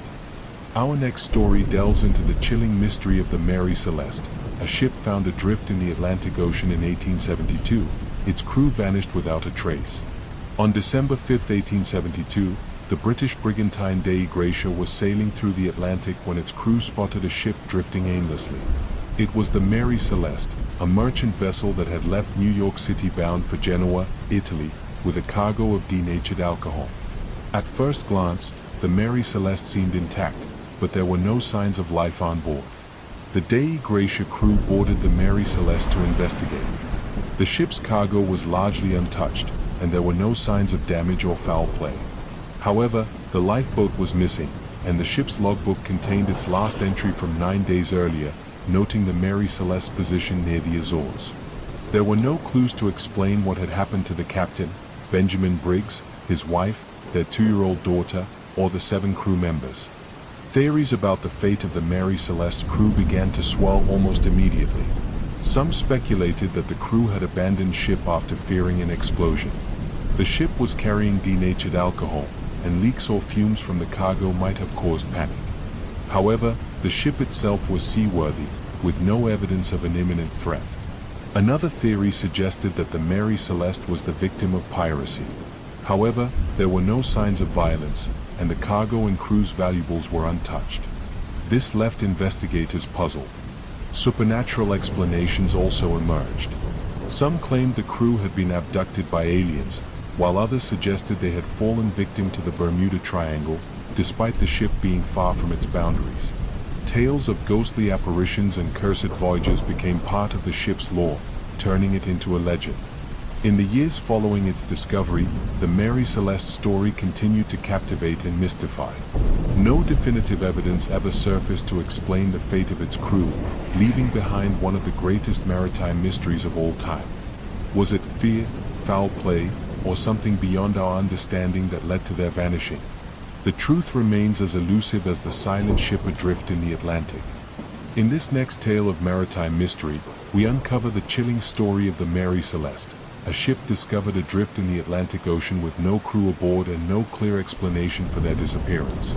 The Mary Celeste was a brigantine merchant ship that set sail from New York on November 7, 1872, bound for Genoa, Italy. On board were Captain Benjamin Briggs, his wife Sarah, their 2-year-old daughter Sophia, and 7 experienced crew members.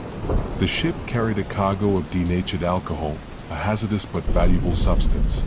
Captain Briggs was a well-respected sailor, known for his meticulous nature and steady temperament.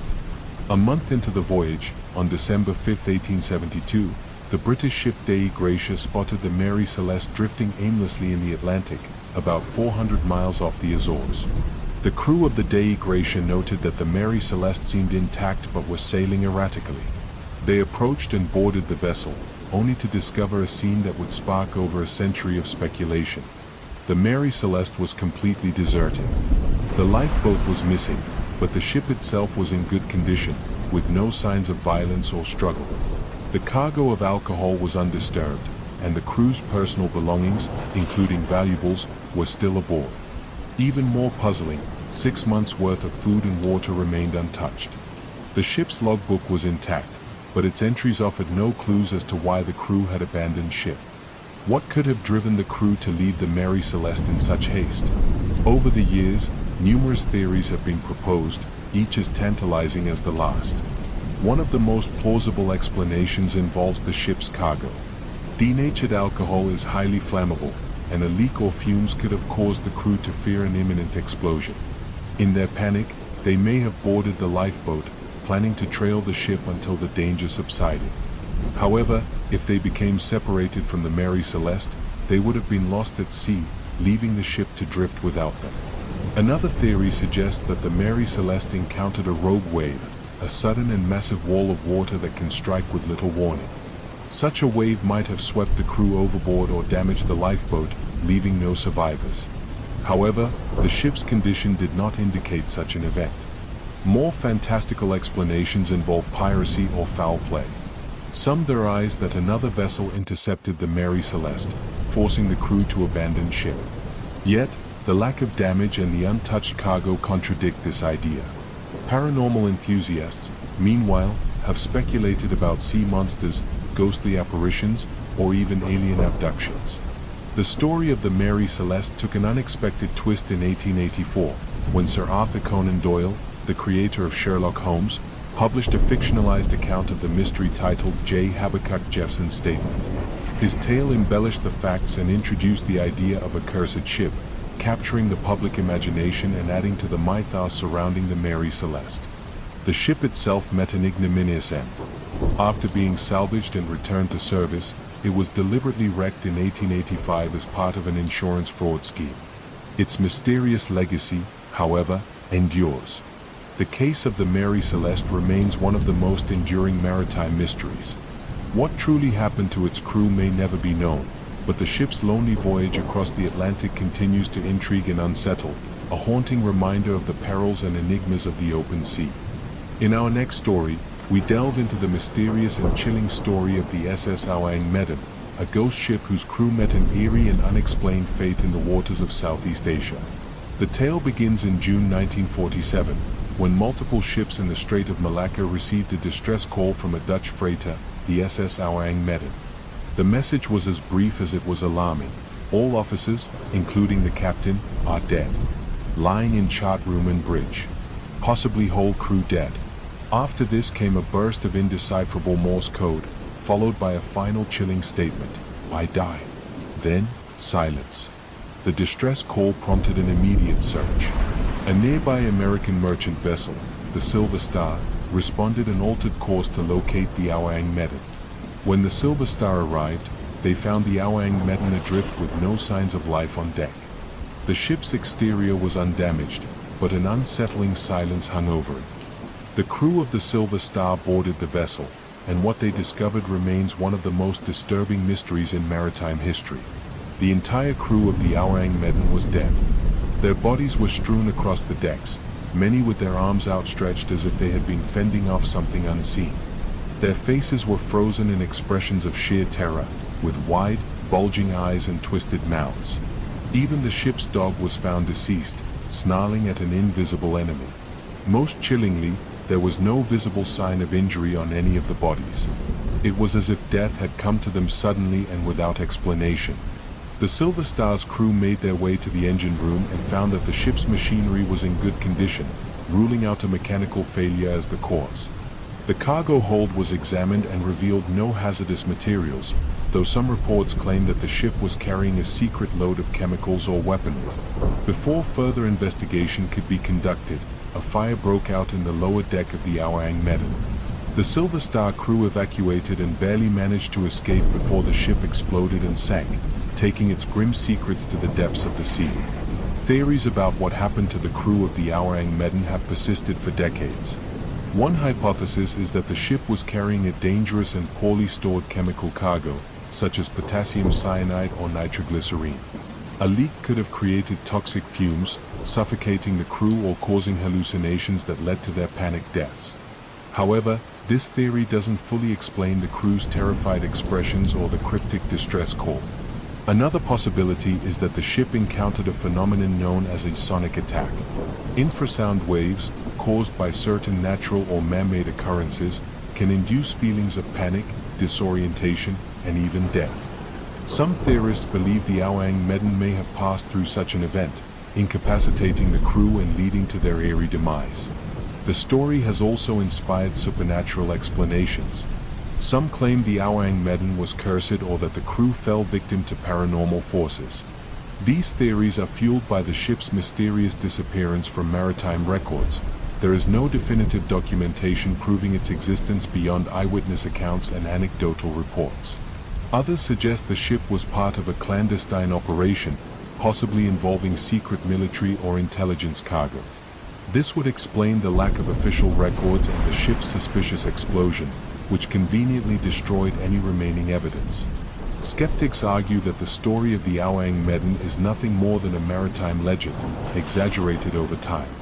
However, the consistent details across various accounts make it difficult to dismiss entirely. Additionally, similar cases of ghost ships, vessels found adrift with no living crew, lend credence to the idea that something unexplained may have occurred. The Awang Medan remains one of the most chilling and enigmatic ghost ship tales. Its tragic and mysterious end serves as a haunting reminder of the dangers and unknowns lurking on the high seas. What truly happened on that doomed voyage may never be known, but the legend of the SS Awang Medan continues to capture imaginations and send shivers down spines. In this chilling tale, we uncover the mysterious case of Dorothy Jane Scott, a young mother whose disappearance and murder were accompanied by terrifying phone calls and cryptic clues. Dorothy Jane Scott was a 32-year-old single mother living in Stanton, California, in 1980. She worked as a secretary at a local shop that sold psychedelic and spiritual items. By all accounts, Dorothy was a devoted mother to her 4-year-old son, Sean, and led a quiet, unassuming life. She had no known enemies, no risky habits, and no involvement in anything that might put her in danger. Yet, someone had been watching her, and making it known. In the months leading up to her disappearance, Dorothy began receiving disturbing phone calls at her home. The caller was a man who alternated between professing his love for her and making violent threats.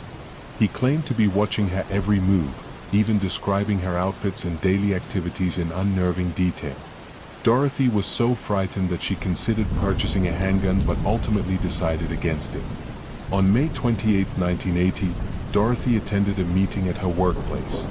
During the meeting, she noticed that a co-worker, Conrad Bostrom, looked ill.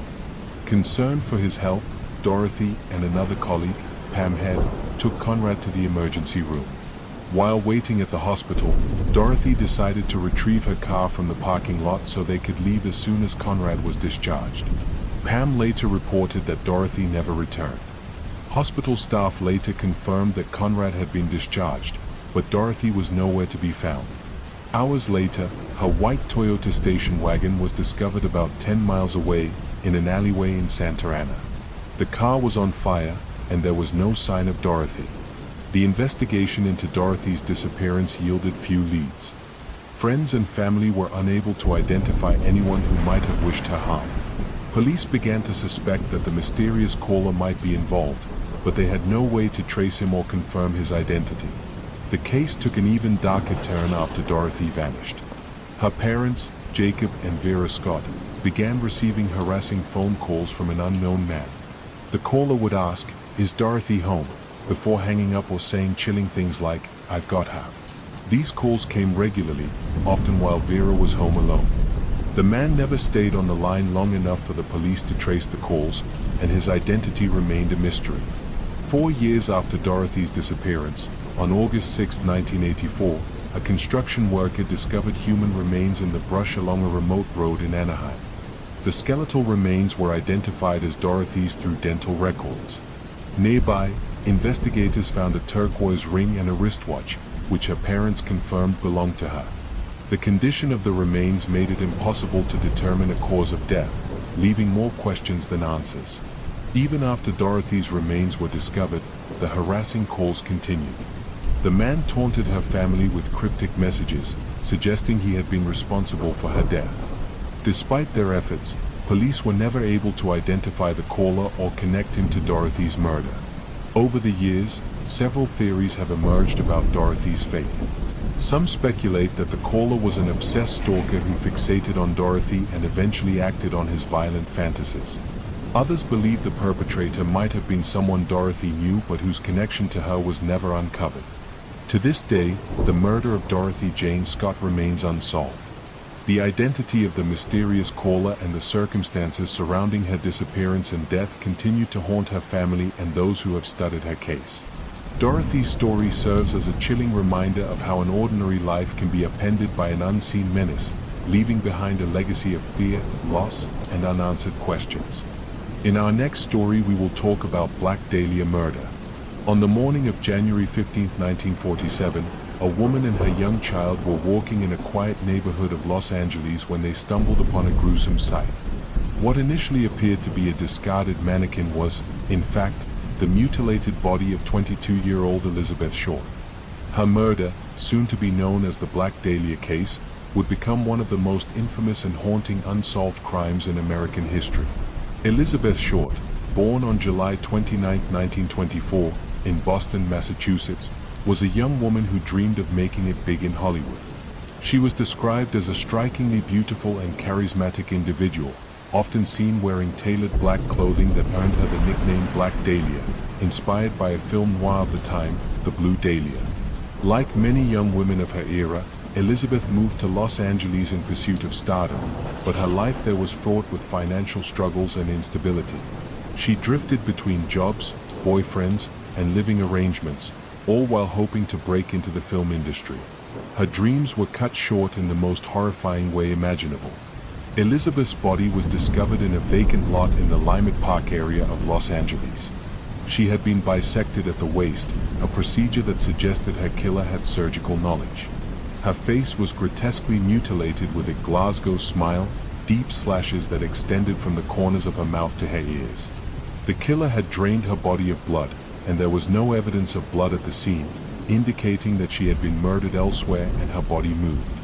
Her corpse was carefully posed, with her arms above her head and her legs spread apart, as if the killer wanted to create a macabre spectacle. The brutality and precision of the crime shocked both the public and law enforcement. The Los Angeles Police Department, LAPD, launched a massive investigation involving hundreds of officers and dozens of suspects. The case quickly became a media sensation, with newspapers publishing lurid details and speculating wildly about the victim's life and the identity of her killer. Elizabeth's dark, enigmatic persona and tragic end made her a figure of public fascination, while the crime itself exposed the underbelly of post-war Los Angeles. In the days following the murder, the LAPD received a chilling package addressed to the Los Angeles Examiner and other Los Angeles papers. Inside were Elizabeth's birth certificate, photographs, and personal belongings, along with a letter cut and pasted from newspaper clippings that read, "Here is Dahlia's belongings. Letter to follow." The handwriting was smudged with gasoline, an apparent attempt to obscure fingerprints. The package was traced back to a mailbox in downtown Los Angeles, but no further leads emerged. The investigation into Elizabeth's murder became one of the largest in LAPD history. Over 150 suspects were questioned, including drifters, doctors, and even celebrities. Some suspects confessed to the crime, but none of their stories matched the evidence. One of the most compelling theories involved a man named George Hodel, a physician with a dark history. Hodel's son, Steve Hodel, a retired lab detective, later published a book claiming his father was the Black Dahlia killer. Steve pointed to George's medical knowledge, his connections to the Los Angeles art scene, and his possession of a photo album containing images of a woman resembling Elizabeth Short. While the theory gained traction, it was never definitively proven. Other theories about Elizabeth's murder ranged from plausible to bizarre. Some speculated that she was killed by a jealous lover or a spurned admirer, while others suggested the crime was the work of a sadistic serial killer. The gruesome nature of the murder and the precise dissection of her body led some to believe the killer had medical training or a fascination with human anatomy. Others linked her death to the seedy underworld of Los Angeles, involving corruption, organized crime, and the exploitation of vulnerable young women. The media's portrayal of Elizabeth Short added another layer of complexity to the case. Sensationalist newspapers painted her as a femme fatale, a shadowy figure who lived a dangerous and scandalous life. In reality, Elizabeth was a young woman struggling to find her place in the world. Friends and acquaintances described her as kind and reserved, a stark contrast to the salacious image crafted by the press. As the years passed, the Black Dahlia case grew colder, and the trail of clues became increasingly faint. New suspects emerged occasionally, but none were definitively linked to the crime. Advances in forensic technology, including DNA testing, have offered hope of solving the case, but the degradation of evidence over time has posed significant challenges. Elizabeth Short's murder continues to haunt the collective consciousness. The juxtaposition of her beauty and youthful ambition with the brutality of her death has turned her into an icon of unsolved crime. Her case has inspired countless books, films, and documentaries, each attempting to unravel the mystery of who killed the Black Dahlia and why. Yet, despite decades of speculation and investigation, the truth remains elusive. The Black Dahlia case serves as a chilling reminder of the darker side of human nature and the fragility of dreams in the face of violence and exploitation. Elizabeth's story, though tragic, endures as a symbol of resilience and the search for justice. As long as her case remains unsolved, the question of who killed the Black Dahlia will continue to cast a shadow over Los Angeles, drawing in those who seek to piece together the puzzle of her life and death. On the morning of December 1, 1948, a body was discovered on Somerton Beach near Adelaide, South Australia. The man, dressed in a neatly pressed suit and polished shoes, lay slumped against a seawall. He appeared to be resting, but closer inspection revealed that he was dead. The discovery would become one of the most perplexing cold cases in history, filled with cryptic clues, unanswered questions, and a trail that seemed to lead nowhere. The man had no identification on him, and all the labels had been carefully removed from his clothing. His pockets contained an array of ordinary items, including a pack of cigarettes, matches, a bus ticket, and a comb. One unusual detail stood out, a small scrap of paper tucked into a hidden pocket in his waistband. The paper bore the words Tamam Shid, meaning finished or ended in Persian. This cryptic phrase would become the case's hallmark. The coroner's report found no clear cause of death. There were no signs of violence, and toxicology tests revealed no obvious poisons. However, investigators noted that the man's internal organs showed signs of acute congestion, suggesting poisoning or asphyxiation, though no trace of toxins was found. The coroner concluded that the man's death was likely not natural, but the exact cause remained a mystery. As police searched for answers, they discovered a suitcase left at the Adelaide railway station, believed to belong to the man. Inside were items such as a pair of scissors, a sewing kit, and stenciling tools, but nothing that could identify him. A tie and a coat were found with labels matching his clothes, but like the rest of his attire, their tags had been removed. The most tantalizing clue came when police traced the phrase Tamam Shid to a rare book of poetry, the Rubaiyat of Omar Khayyam. A man came forward claiming to have found a copy of the book in the backseat of his car near Somerton Beach around the time of the death. In this particular copy, the final page containing the words Tamam Shid had been torn out. Even more intriguingly, the book contained a series of scribbled letters resembling a code, along with a phone number.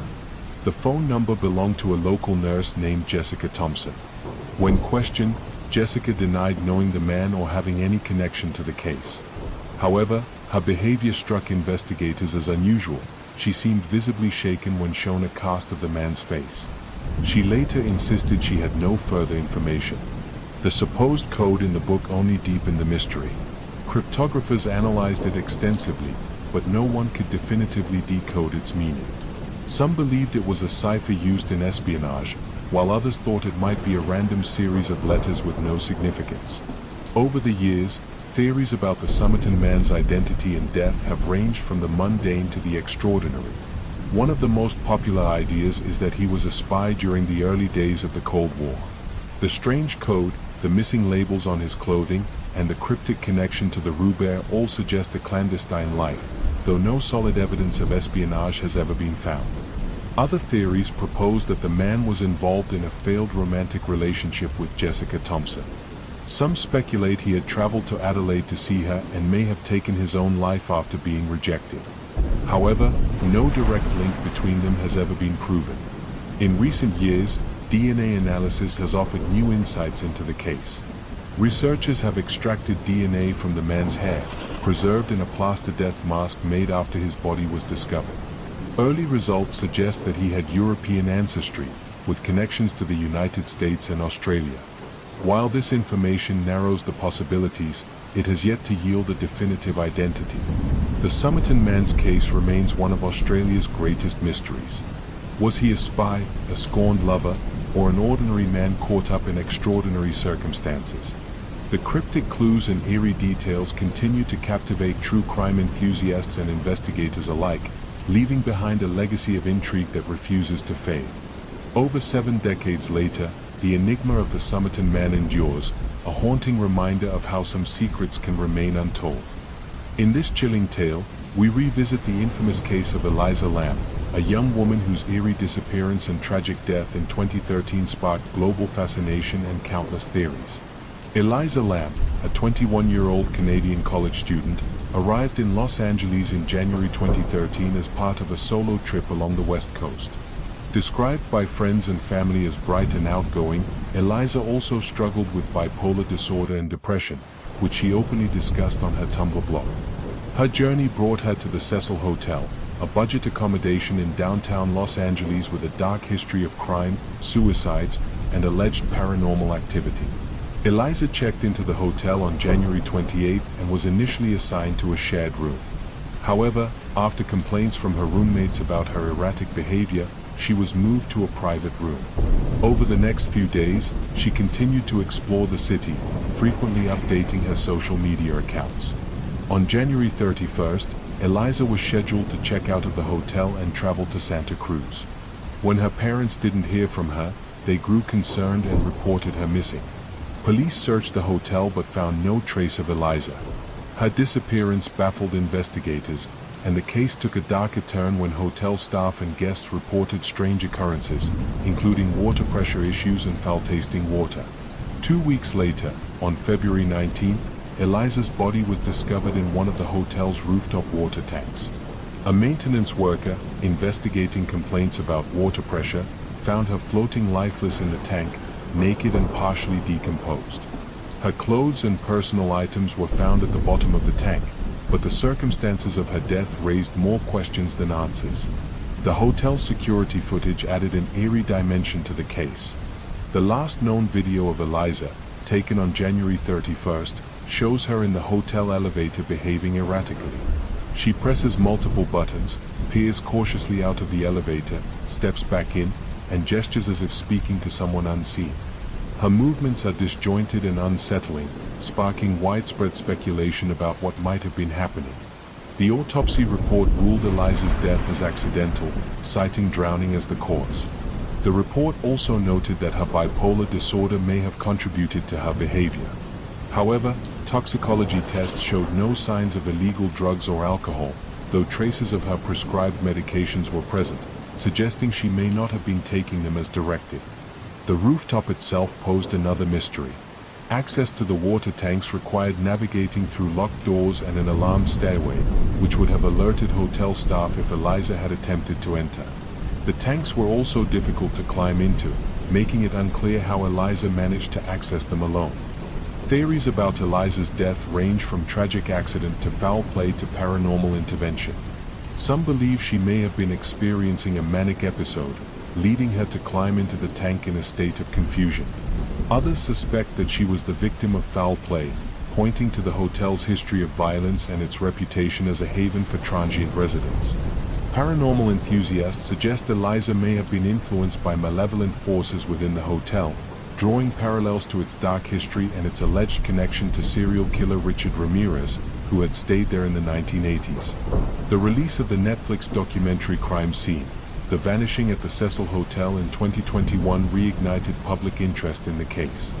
The documentary explored the hotel's history, Eliza's mental health, and the viral nature of the elevator footage, offering a deeper but still inconclusive look at the mystery.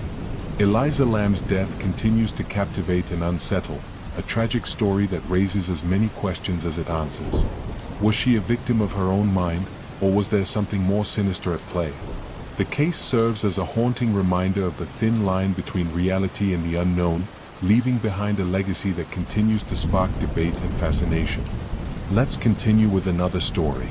On February 9, 2004, 21-year-old Maura Murray, a nursing student at the University of Massachusetts Amherst, vanished after a car crash on a rural road in Haverhill, New Hampshire.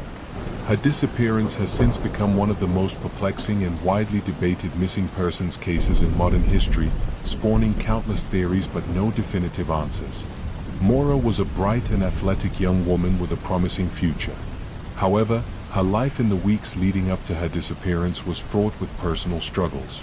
She had recently been involved in a car accident that caused significant damage to her father's vehicle, and there were hints of trouble in her relationship with her boyfriend, Billy Roche. Despite this, no one in Maura's life could have predicted the events that unfolded. On the morning of February 9th, Maura emailed her professors and employer, informing them of a fabricated family emergency that would require her to leave campus for a few days. She packed her belongings, including personal items and school books, and withdrew $280 from an ATM. Maura also purchased alcohol, including a box of wine and several bottles of liquor. She then set off in her black satin sedan, heading north into New Hampshire. At around 7:30 p.m., Maura's car skidded off Route 112 and crashed into a snowbank near the small town of Haverhill. A nearby resident, a school bus driver named Butch Atwood, noticed the crash and offered to help. Maura declined, saying she had already called for roadside assistance, though phone records later revealed she had made no such call. Atwood, concerned for her safety, returned home and contacted the police. By the time authorities arrived about 10 minutes later, Maura was gone. The scene left behind was puzzling. Maura's car was locked, and the windshield was cracked. Inside, police found her packed belongings, the alcohol she had purchased, and an empty soda bottle that smelled of alcohol. Her cell phone and credit cards were missing, but there had been no activity on them since the crash. Strangely, there were no footprints leading away from the vehicle, and sniffer dogs lost her scent about 100 yards down the road, suggesting she may have been picked up by another vehicle. The initial search for Maura focused on the surrounding woods and nearby towns, but no trace of her was found. As days turned into weeks, her disappearance became a national story, drawing the attention of amateur sleuths, true crime enthusiasts, and media outlets. Yet, despite the widespread interest, the case remained stagnant. Theories about Maura's disappearance range from the plausible to the bizarre. One of the most commonly proposed scenarios is that Maura, overwhelmed by her personal problems, intentionally vanished to start a new life. However, her family and friends strongly dispute this, arguing that Maura would never have abandoned her loved ones without a word. Another theory suggests Maura may have been the victim of foul play. The remote location of the crash, combined with the brief window of time between her disappearance and the arrival of the police, has led some to believe that Maura was abducted. However, no evidence of a struggle or a perpetrator has ever surfaced. Some have speculated that Maura succumbed to the elements after wandering into the woods in a disoriented or intoxicated state. However, Extensive searches of the area have yielded no signs of her remains, making this theory less likely as time goes on. The case has also attracted more outlandish theories, including suggestions of Maura being involved in a conspiracy or encountering a serial killer. While intriguing, these ideas lack evidence and remain in the realm of speculation. Maura's disappearance has had a profound impact on her family, particularly her father, Fred Murray, who has tirelessly pursued answers. Over the years, Fred has criticized law enforcement for what he perceives as mismanagement of the case and has conducted his own searches and investigations. Despite his efforts, the mystery remains unsolved. In 2017, the case was reopened, and new investigators were assigned to review the evidence. While the renewed attention brought hope, it has yet to uncover any significant breakthroughs. Maura's disappearance continues to captivate the public, with online forums, podcasts, and documentaries dedicated to unraveling the truth. The story of Maura Murray is a haunting reminder of how quickly a person can vanish and how the lack of closure can leave a void for those left behind. Was she a victim of circumstance, a calculated disappearance, or something far darker? Nearly 2 decades later, the mystery endures, leaving behind a trail of questions that may never be answered. In our next chilling story, we visit the ghostly past of the Breckenridge Boarding School, an institution that stood for decades as a place of learning and discipline, but became infamous for the disturbing events that led to its abandonment. Hidden deep in the misty moors of northern Scotland, the school was once an esteemed place, shaping the young minds of those sent there, but the tragic events that unfolded within its walls turned it into a place of dark legends and unanswered mysteries. Breckenridge Boarding School was built in the late 19th century, originally founded by the wealthy Rutherford family to provide a strict, high-class education for young boys. With its towering stone walls, narrow windows, and Gothic spires, Breckenridge seemed imposing even on the brightest of days, but it was the kind of place where discipline and structure were seen as virtues. Boys were sent there to be molded into men, doctors, lawyers, and officers of the crown. The headmaster, Sir Reginald Pritchard, was known for his stern demeanor and unyielding standards. He was both respected and feared by his students and staff, a man who commanded order and discipline above all else. Beneath the rigid facade, though, dark rumors began to circulate, rumors of strange punishments, of students disappearing, and of cries echoing through the corridors late at night. The true horror began in the winter of 1927. It started with a student named William Hargrave, a quiet and reserved boy, known for his keen intellect but also for his shy, solitary nature. William began telling his classmates that he saw the pale man watching him from the end of the hallway at night. At first, the other boys laughed, teasing him about ghosts and playing pranks to scare him further. But as the weeks went by, William's demeanor changed drastically. He became withdrawn, his eyes hollow, dark circles forming under them as if he hadn't slept in days. He stopped eating, muttering to himself about the man in the shadows who watched him from the corners of the dormitory. When he spoke to the headmaster about it, Pritchard dismissed his claims, attributing them to an overactive imagination or a plea for attention. One stormy night in late January, William vanished.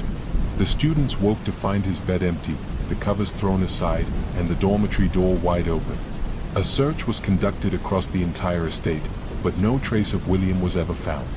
It was as if he had simply walked out into the storm and disappeared into the moors. The school attempted to continue as normal, dismissing William's disappearance as a tragic accident, perhaps a runaway who had gotten lost in the treacherous winter landscape. But the students knew better. The whispers grew louder, stories spreading among them about sightings of the pale man, a tall figure, barely more than a silhouette, glimpsed in the shadows of the corridors, or standing at the far end of the dining hall, watching them in silence. The following month, another boy disappeared. Thomas Hallow, who had shared the same dormitory as William, was found missing one morning. This time, there were signs of a struggle, deep scratch marks on the wooden floor beside his bed, as if he had been dragged away. Fear swept through the students. They begged to leave, writing letters to their families, but many were ignored. The headmaster assured the parents that the rumors were unfounded, that the boys were simply playing on each other's fears, but behind closed doors, even the staff had begun to grow uneasy. Things escalated quickly after that. Students reported strange occurrences, doors that would slam shut on their own, footsteps echoing through the halls at night when no one was there, and the faint sound of a child's voice sobbing deep within the walls. Some of the boys swore they heard whispers, soft, insistent voices calling their names in the dead of night, urging them to come closer, to step into the darkness. A few of the teachers, too, began to speak of feeling watched, of seeing glimpses of movement in the mirrors that lined the main hallway. Then, one night, the headmaster himself vanished. Sir Reginald Pritchard, a man who had prided himself on his stoicism, his belief that fear was something to be conquered, not indulged, disappeared without a trace. His quarters were found in disarray, his desk overturned, and deep gouges were left in the wooden floor, as if he had been clawing at it, trying to resist something unseen. That was the breaking point. The remaining teachers and staff, fearing for their own lives, quickly evacuated the students, sending them home to their families with no explanation other than that the school was closing indefinitely. Brackenridge was abandoned, its doors locked, its halls left to decay. But the story of Brackenridge boarding school did not end there. For decades, the old building stood in silence, its windows dark and empty. Locals from the nearby village spoke of strange lights coming from the school at night, flickering candles seen through the broken glass, shadows moving across the walls. The few brave souls who dared venture close enough claimed to hear the sounds of children crying, the echoes of footsteps, and the unmistakable presence of something watching them from within. In 1953, a group of paranormal investigators decided to explore the abandoned school, determined to uncover the truth behind the ghostly tales. They brought with them cameras, recording devices, and an unwavering curiosity. What they found only deepened the mystery. The recordings captured strange anomalies, whispers that grew louder the longer they stayed, and a deep, resonant thudding sound that seemed to come from beneath the floor. One of the investigators claimed to have seen a figure at the end of the hallway, a tall, pale man, standing motionless, watching them with hollow eyes. They left that night, shaken and terrified, never to return. The legend of Brackenridge continues to this day. Some say that the restless spirits of the lost boys still wander its halls, searching for a way out, forever trapped within the cold stone walls of the school.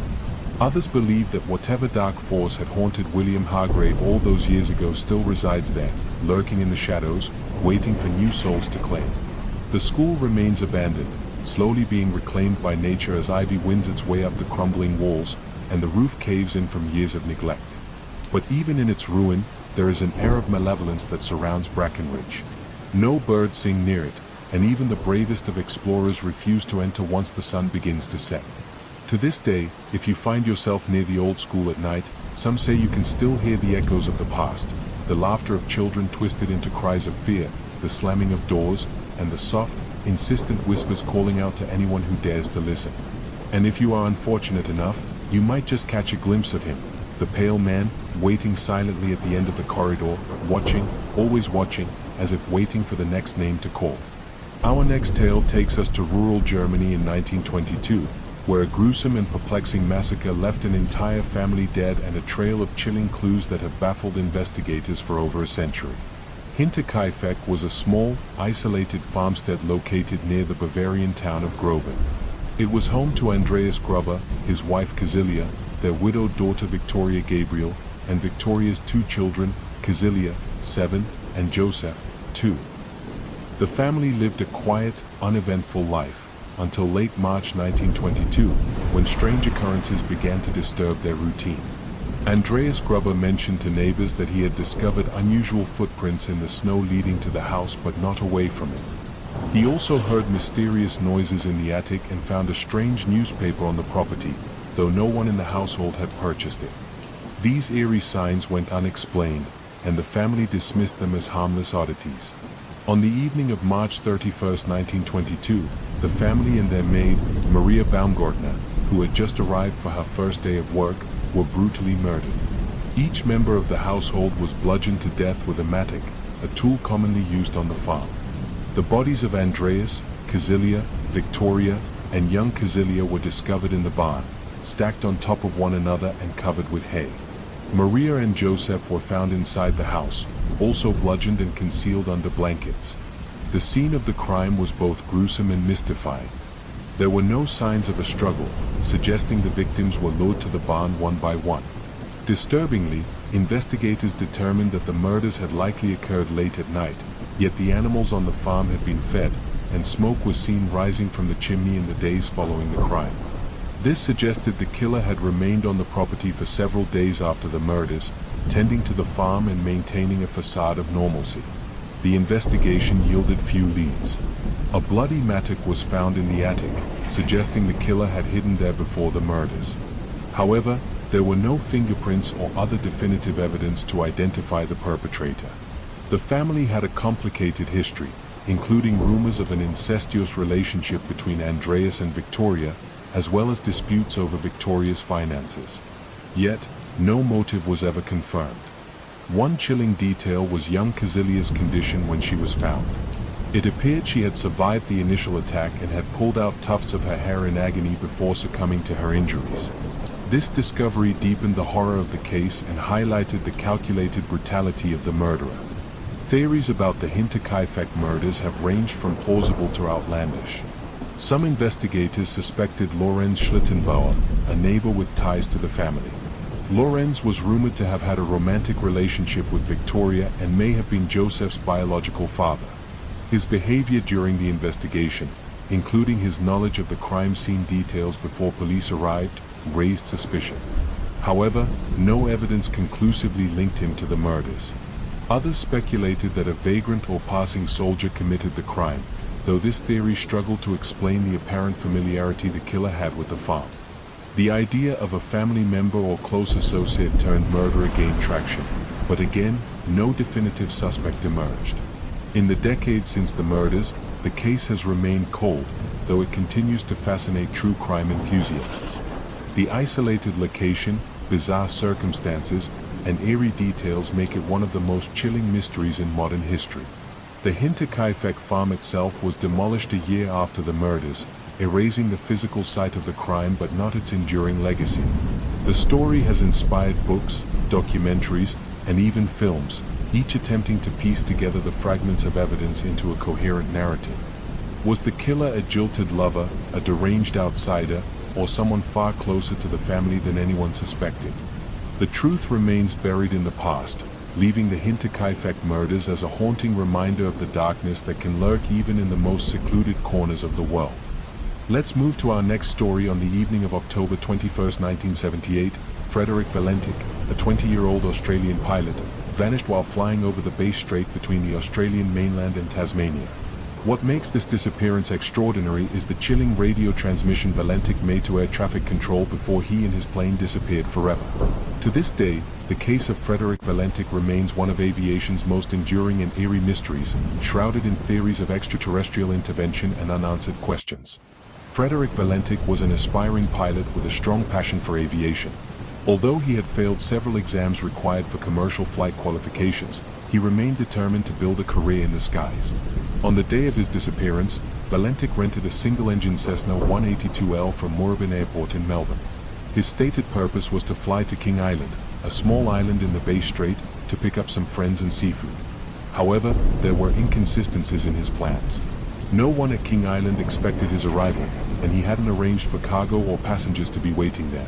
At 6:19 p.m., Valentic departed from Moorabbin Airport under clear skies, heading south over the water.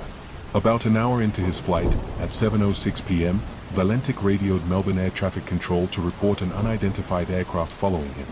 He described the object as having 4 bright lights, moving at high speed, and approaching him from the east.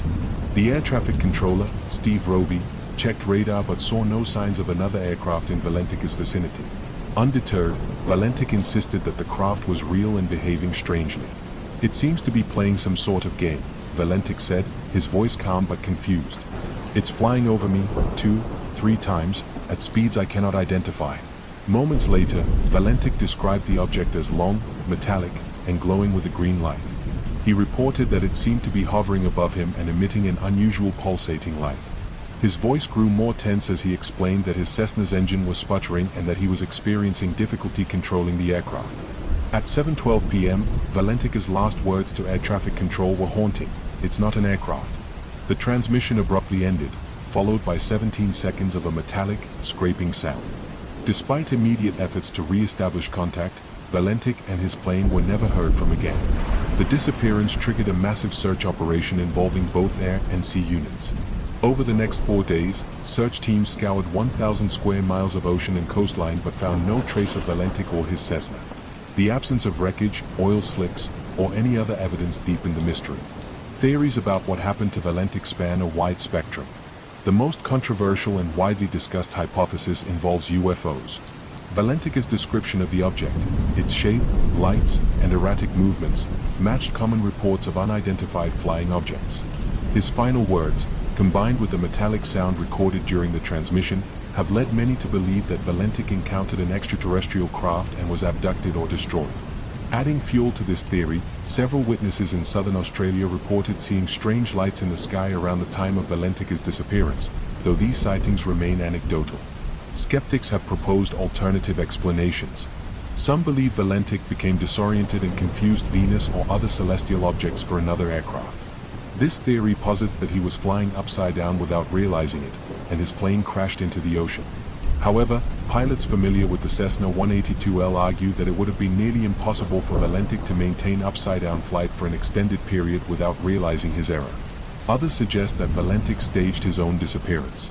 He had a history of failing pilot exams and was reportedly under personal and professional stress. This theory hypothesizes that Valentik deliberately flew his plane out to sea, either to start a new life or to end his own. However, those close to him, including his family, have dismissed this idea, citing his enthusiasm for aviation and lack of evidence for suicidal tendencies. Another theory suggests that Valentik may have encountered an experimental military craft. The Bass Strait region was known for military exercises, and some theorists speculate that Valentik's mysterious object was a classified aircraft or drone. This theory, however, fails to explain the lack of radar evidence and the bizarre details Valentik described. In the decades since his disappearance, the case has remained a magnet for UFO enthusiasts, skeptics, and aviation experts alike. The Australian Department of Transport conducted an investigation but was unable to determine the cause of Valentik's disappearance. The official report simply concluded that the incident was presumed fatal. Frederick Valentik's story has inspired books, documentaries, and countless debates. His father, Guido Valentik, was a vocal proponent of the UFO theory and spent years seeking answers, even claiming that witnesses had told him they saw a large, unidentified craft in the area on the night of his son's disappearance. Over time, the lack of evidence and the passage of years have only deepened the enigma. The case of Frederick Valentik is one of those rare mysteries that refuses to fade. Was he the victim of a tragic accident, a deliberate act, or an encounter with something beyond our understanding? With no wreckage, no definitive answers, and a chilling final transmission, the disappearance of Frederick Valentik remains a haunting chapter in the annals of aviation and unexplained phenomena. For our next unsettling tale, we explore the baffling disappearance of the entire crew of the Fairweather 2, a cargo ship that vanished under circumstances so mysterious that it has left sailors and investigators puzzled for decades.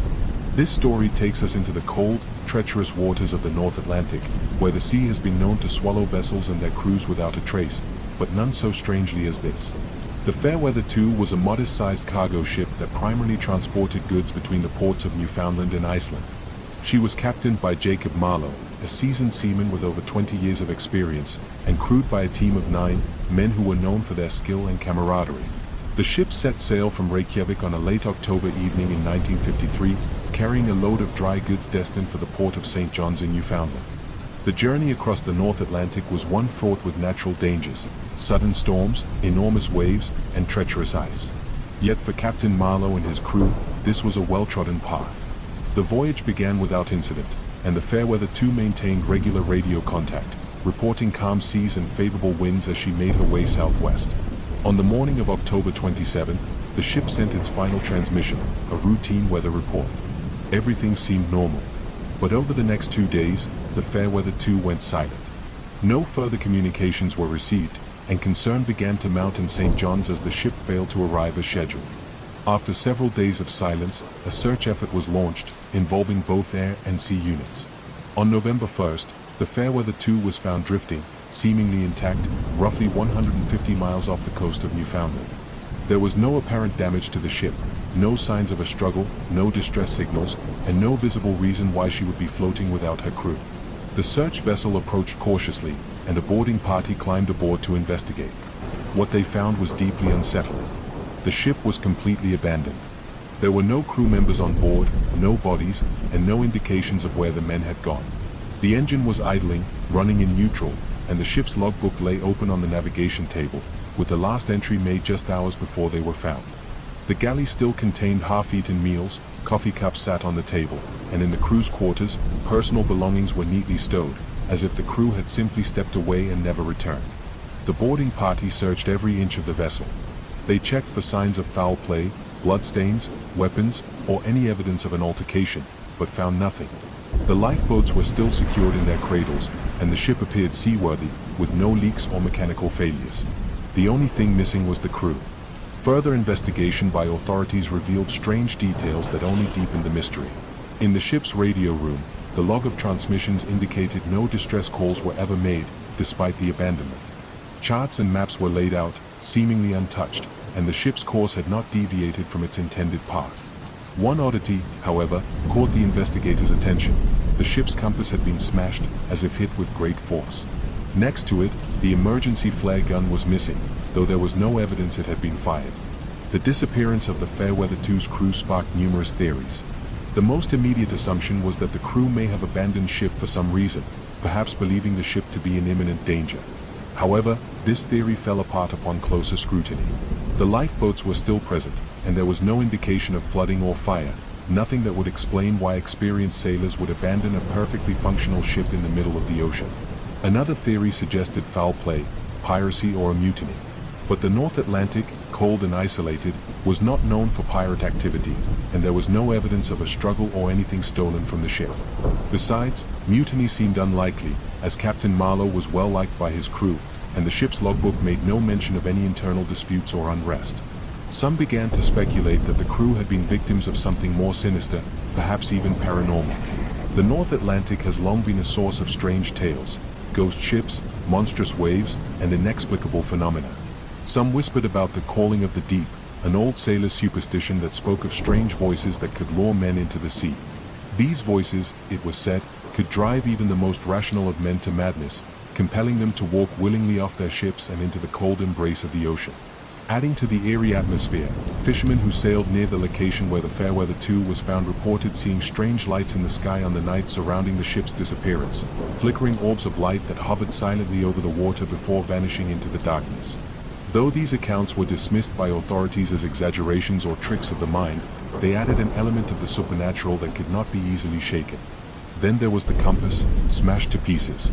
Some investigators believed it might have been a last desperate attempt by one of the crew to sabotage something, though what exactly was unclear. It seemed that, whatever had happened, fear had driven them to destroy their own navigational aid. But what could cause a crew of experienced sailors to lose all rationality? The Fairweather 2 was eventually towed to St. John's, where it was thoroughly examined, but no further clues emerged. The ship was in near-perfect condition, and there were no hidden compartments, no secret cargo, nothing that would explain why 9 men had vanished without a trace. The official report concluded that the crew had likely been swept overboard during a storm, but there was no supporting evidence, and those who had boarded the ship insisted that the calm seas during the time of disappearance made such an occurrence improbable. The fate of the Fairweather 2's crew remains one of the ocean's great unsolved mysteries. Some believe they were victims of a freak accident, while others are convinced something far more mysterious occurred in the cold waters of the North Atlantic. Did they encounter something beyond their understanding, something that drove them to abandon ship without a trace? Or were they simply unlucky victims of the sea's unpredictable and unforgiving nature? Whatever the truth, the Fairweather 2 continued to sail for a few more years before being decommissioned, but it carried a dark reputation. Sailors whispered of strange happenings aboard, claiming to hear footsteps on the deck at night and voices calling out from the empty halls. The ship became known as the Ghost of the North Atlantic, a vessel forever marked by the mystery of its lost crew. Even today, sailors passing through those waters speak in hushed tones of the Fairweather 2. They talk of strange lights, eerie noises, and the chilling thought that, somewhere out there, the spirits of 9 lost men might still be wandering the waves, searching for a way back to the ship they abandoned, or an answer to the fate that led them into the endless, unforgiving sea. In this unsettling tale, we recount the mysterious disappearance of Brandon Swanson, a young man who vanished during a late-night phone call, leaving behind a trail of baffling clues but no answers. On the night of May 14, 2008, 19-year-old Brandon Swanson, a student at Minnesota West Community and Technical College, was celebrating the end of the school year with friends in Canby, Minnesota. After a night of socializing, Brandon decided to drive home to Marshall, a journey of roughly 30 miles. However, he never made it. At around 1:15 a.m., Brandon accidentally drove his car into a ditch along a rural gravel road. Unharmed but unable to free his car, he called his parents, Brian and Annette Swanson, to ask for help. He told them he believed he was near Lind, a small town about 10 minutes from their home. His parents immediately set out to pick him up. Brandon stayed on the phone with his father, guiding him toward what he believed was his location. However, when Brian arrived, there was no sign of Brandon or his car. Both father and son grew frustrated as they tried to figure out where Brandon was. Brandon decided to walk toward the lights of a nearby town, which he could see in the distance, while his parents followed in their car along nearby roads. At 2 a.m., still on the phone with his father, Brandon suddenly exclaimed, "Oh, shit," before the call abruptly ended. Panicked, Brian and Annette called Brandon back repeatedly, but he didn't answer. They drove around the area for hours, honking their horn and calling out his name, but there was no sign of him. At sunrise, they contacted the authorities, and a search began. Brandon's car was quickly located, but it was 25 miles away from where he had told his parents he thought he was. The car was near the town of Taunton, not Lind, suggesting he had become disoriented while driving. The area was remote, with little more than farmland and open fields. Investigators found no evidence of foul play at the scene, and the car appeared undamaged. Search teams, including police, volunteers, and search dogs, combed the area where Brandon's car was found. Dogs followed his scent to the edge of the Yellow Medicine River, a shallow but fast-moving body of water. Some believed Brandon may have fallen into the river and drowned, but no trace of him was ever found in the water or on its banks. One of the most perplexing aspects of the case is the lack of physical evidence. Despite extensive searches, there were no footprints, clothing, or personal items to suggest where Brandon might have gone after the phone call ended. If he had drowned in the river, his body or belongings would likely have surfaced over time, but none were ever recovered. Over the years, theories about Brandon's disappearance have proliferated. One possibility is that he became disoriented while walking in the dark and succumbed to hypothermia, a plausible outcome given the cool temperatures that night. However, this theory doesn't explain why no remains have ever been found, even after repeated searches. Another theory suggests Brandon may have fallen into an unmarked well, cistern, or sinkhole, which are common in rural areas and can be difficult to locate. Such an accident could explain the lack of evidence, as his body might be hidden beneath the ground. However, searches of the area have yet to uncover any such hazards.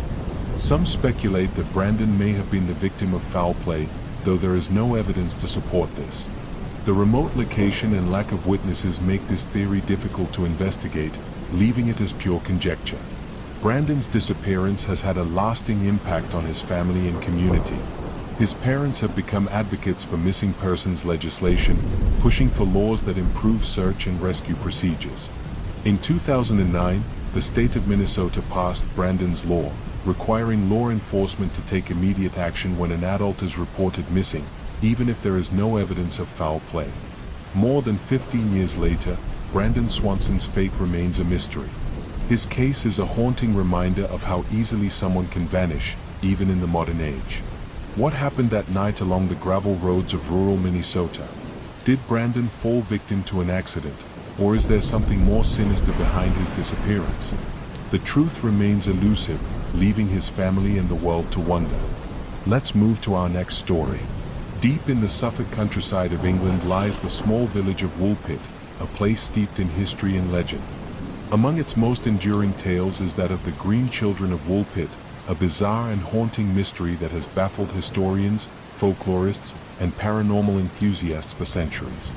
The story begins in the 12th century during the reign of King Stephen. According to accounts recorded by chroniclers Ralph of Coggeshall and William of Newburgh, villagers working the fields near Woolpit one day discovered two strange children near the mouth of a wolf pit, a trap for catching wolves. The children, a boy and a girl, appeared frightened and confused.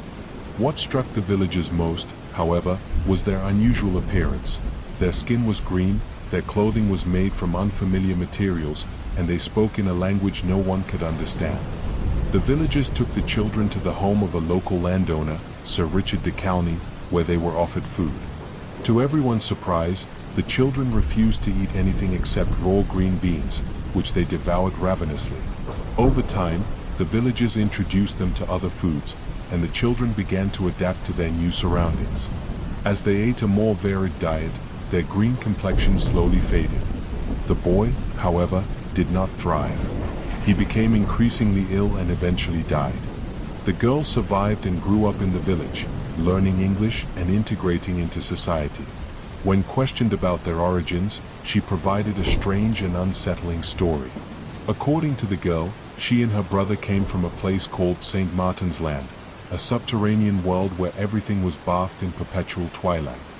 She described her homeland as a place where everyone had green skin and where a large river separated their world from a brighter one visible in the distance.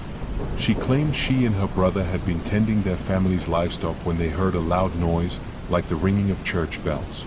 They followed the sound and somehow emerged in the wolf pit, disoriented and unable to find their way back. The story of the green children spread quickly, capturing the imagination of people far and wide. But as intriguing as the tale is, it raises more questions than it answers. Who were the children, and where did they come from? Was their green skin the result of a medical condition, a genetic anomaly, or something more otherworldly? Over the centuries, numerous theories have been proposed to explain the mystery. One of the more grounded explanations suggests that the children were Flemish immigrants. During the 12th century, many Flemish people had settled in England but were persecuted due to political tensions. Some theorists believe the children may have been orphaned after their parents were killed and had wandered into the woods. Their green skin could have been caused by chlorosis, a condition linked to malnutrition, which would also explain their initial reluctance to eat anything other than green beans. Another theory suggests the children's story is rooted in folklore or allegory. That St. Martin's Land they described may have been a symbolic reference to another country or a religious metaphor. In medieval times, tales of mysterious beings, otherworldly realms, and strange visitors were common, often serving as moral or cautionary tales. A more speculative theory posits that the green children were extraterrestrial in origin. Advocates of this idea point to the description of St. Martin's Land as a dimly lit world, interpreting it as a possible alien planet or parallel dimension. The children's sudden appearance and inability to explain their arrival have fueled beliefs that they may have been transported to Earth through a portal or by accident. Skeptics, of course, argue that the story is simply a medieval myth embellished over time. The lack of contemporary documentation and the reliance on second-hand accounts make it difficult to separate fact from fiction. Despite centuries of speculation, the green children of Woolpit remain an enduring enigma. Their tale continues to captivate those drawn to the strange and unexplained, serving as a reminder of how even the most outlandish stories can leave a lasting mark on our collective imagination. Were they refugees from another land, visitors from another world, or merely the product of creative storytelling? The truth may never be known, but the mystery lives on, haunting the village of Woolpit and all who hear its tale. Let's continue to our next story. In the early 20th century, the city of New Orleans was terrorized by a shadowy figure whose identity has never been discovered. Known only as the Axeman, this mysterious killer targeted families in their homes, leaving a trail of blood and fear that gripped the city. The case remains one of the most chilling and perplexing mysteries in American crime history. The Axeman's reign of terror began on May 23, 1918, when Joseph and Catherine Maggio, a grocer, and his wife, were found brutally murdered in their home. Both had been attacked with an axe, a weapon that had been left at the scene. The intruder had entered their home by chiseling out a panel from their back door, a detail that would become the killer's signature. Over the next 18 months, the Axeman struck again and again, claiming at least 6 lives and injuring many others. His victims came from various backgrounds, though many were Italian or Italian-American grocers. The attacks were ferocious, with the victims often bludgeoned with their own axes or razors. Despite the brutality of the crimes, the Axeman never left behind clear fingerprints or other conclusive evidence. The randomness and savagery of the murders left New Orleans in a state of panic. People began sleeping with weapons by their beds, and neighborhood watch groups patrolled the streets. Many theories emerged about the killer's motives and identity. Some believed the crimes were racially or ethnically motivated, while others speculated the Axeman was a deranged individual driven by an unknown personal vendetta. The case took an even stranger turn on March 13, 1919, when a letter purportedly written by the Axeman was published in local newspapers. The letter was addressed to the people of New Orleans and was both taunting and bizarre. The writer claimed to be a demon from hell and suggested that the murders were inspired by a supernatural force. Most chillingly, the letter included a peculiar promise. The Axeman would kill again on the night of March 19th, but would spare any home where a jazz band was playing. That night, New Orleans transformed into a citywide jazz festival. Families hosted gatherings with live music, bars were packed, and musicians played late into the night. True to his word, the Axeman did not strike, though his letter solidified his place as a dark legend in the city's history. Despite a few close calls, the Axeman was never apprehended. Witnesses who survived his attacks gave conflicting descriptions, and police were unable to connect the dots. The killer's method of entry, chiseling through doors, suggested he was calculating and methodical, but his choice of victims seemed random. His last known attack occurred in October 1919, after which the murders abruptly stopped, leaving the case cold. Over the years, the Axeman's identity has been the subject of endless speculation. Some theorists believe he was a local man with a personal grudge against grocers, while others suggest he was a professional burglar who turned to murder when interrupted. A few have even posited that the Axeman was a traveling killer who moved on after his spree in New Orleans. The supernatural elements of his letter have also inspired theories that he was an embodiment of pure evil, a force beyond human understanding.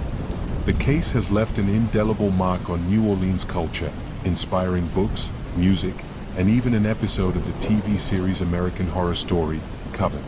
Despite its infamy, the Axeman's identity and motives remain unknown, and the case stands as one of the most haunting unsolved mysteries in American crime history. The story of the Axeman of New Orleans is a chilling reminder of how fear and uncertainty can grip a community. Was he a deranged maniac, a cunning criminal, or something far darker? Over a century later, the Axeman's legend endures, his shadow still looming over the city that once danced to stave off death. Let's move to our last story. The wind howled through the desolate forest as Clara tightened her coat around her shivering frame. The last golden rays of the sun melted into the horizon, leaving an oppressive, murky twilight. The villagers had warned her about wandering near Blackwood Forest after dark, but Clara had always scoffed at superstition. She was a journalist, bound by facts and logic, not whispers and fear. Still, as she stood at the edge of the forest, staring into its gnarled depths, a shiver prickled her skin that had nothing to do with the cold. The story had been too tempting. Children vanishing without a trace, a century-old legend of a malevolent presence haunting the woods, and the chilling coincidence of the disappearances aligning with the blood moon, set to rise that very night. She had come prepared, a flashlight, a digital recorder, and a notebook. What she wasn't prepared for was the suffocating silence that enveloped her the moment she stepped beneath the canopy of twisted trees. No chirping crickets, no rustling leaves, just an oppressive stillness, as though the forest itself were holding its breath. The deeper Clara ventured, the darker it became. Her flashlight beam cut through the gloom, illuminating skeletal branches that reached out like grasping hands. Every so often, she thought she heard faint whispers, but when she paused to listen, the sound disappeared. Just the wind, she muttered, trying to reassure herself. But doubt gnawed at the edges of her mind. After an hour of trudging through the thick undergrowth, Clara stumbled upon a clearing. At its center stood a decrepit cabin, leaning precariously to one side as if the earth itself was trying to swallow it. The windows were jagged voids, the door hung loosely on rusted hinges, and the air reeked of decay.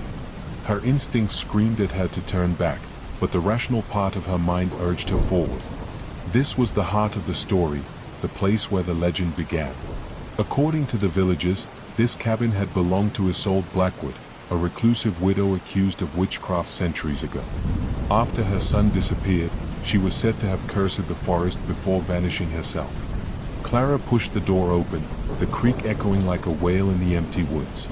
The interior was worse than she had imagined. Rotting furniture, broken glass, and dark stains on the floorboards. She snapped photos, her camera's flash momentarily lighting up the gloom. Suddenly, she felt it, a presence. It was subtle at first, like the faint prickle of static electricity on her skin. Then came the whispers, faint but distinct, murmuring in a language she didn't recognize. Her heart pounded as she spun around, flashlight beam dancing across the room. "Hello?" she called out, her voice trembling. The whispers stopped. Clara swallowed hard and raised her recorder. "If anyone is here, I just want to talk," she said. "I'm a journalist looking into the legend of Isolde Blackwood. Can you tell me anything?" Silence. She was about to turn off the recorder when the cabin's air grew icy. Her breath misted in the beam of her flashlight, and the whispers returned, louder this time, overlapping in an eerie cacophony. Clara's flashlight flickered, and in the brief strobe of light, she saw something move in the shadows. "Who's there?" she demanded, panic creeping into her voice. The whisper stopped again, replaced by a single, guttural voice that growled, "Leave." Clara stumbled backward, nearly dropping her flashlight. The growl reverberated through her bones, and for the first time, she felt genuine terror. But her stubborn curiosity kept her rooted to the spot. "Who are you?" she asked, her voice barely a whisper. The shadows seemed to coalesce, pooling into a dense, writhing mass in the corner of the room. Two pinpricks of crimson light appeared, staring at her with malevolent intent. Clara froze, paralyzed by the sheer wrongness of the entity before her. It wasn't human. It wasn't even alive in the way she understood life. The thing moved toward her, an unnatural glide that defied the laws of physics. As it neared, Clara was overwhelmed by a crushing sense of dread, as though the air itself were pressing down on her chest. She wanted to scream, to run, but her body refused to obey. The entity stopped inches from her, its form shifting and writhing like smoke caught in a vortex. Then it whispered, in a voice that seemed to come from everywhere at once, "You shouldn't have come." Clara's flashlight died completely, plunging her into absolute darkness. Panic surged through her as she groped for the door, her breaths coming in ragged gasps. But the cabin seemed to shift around her, the walls stretching and twisting, trapping her in a labyrinth of shadows. She fumbled for her phone, hoping to use its flashlight, but before she could turn it on, she felt a cold, bony hand grip her wrist. She screamed, the sound swallowed by the oppressive silence. The whispers returned, louder and more insistent, drilling into her skull. Clara's vision blurred, and she felt herself being dragged, pulled toward something in the darkness. Desperation gave her strength, and she lashed out, her fist connecting with empty air. The grip loosened, and she stumbled backward, slamming into the wall. She clawed at the door, finally wrenching it open, and bolted into the forest. The whispers followed her, chasing her through the trees, their voices rising to an ear-splitting crescendo. Branches tore at her clothes and skin, but she didn't stop running until she burst out of the forest and collapsed onto the village road. The villagers found her the next morning, curled into a fetal position and muttering incoherently. She couldn't remember how she'd gotten out, nor could she explain the deep gashes on her arms that looked eerily like claw marks. Clara never wrote the story. She left the village the next day and never spoke of what happened in Blackwood Forest. But the whispers stayed with her, haunting her dreams and sometimes even echoing in the stillness of her apartment at night. And on the next blood moon, another child vanished near the forest, leaving behind only a single, chilling clue, a notebook filled with frantic scribbles of shadowy figures and crimson eyes. The legend lived on. And so did the darkness.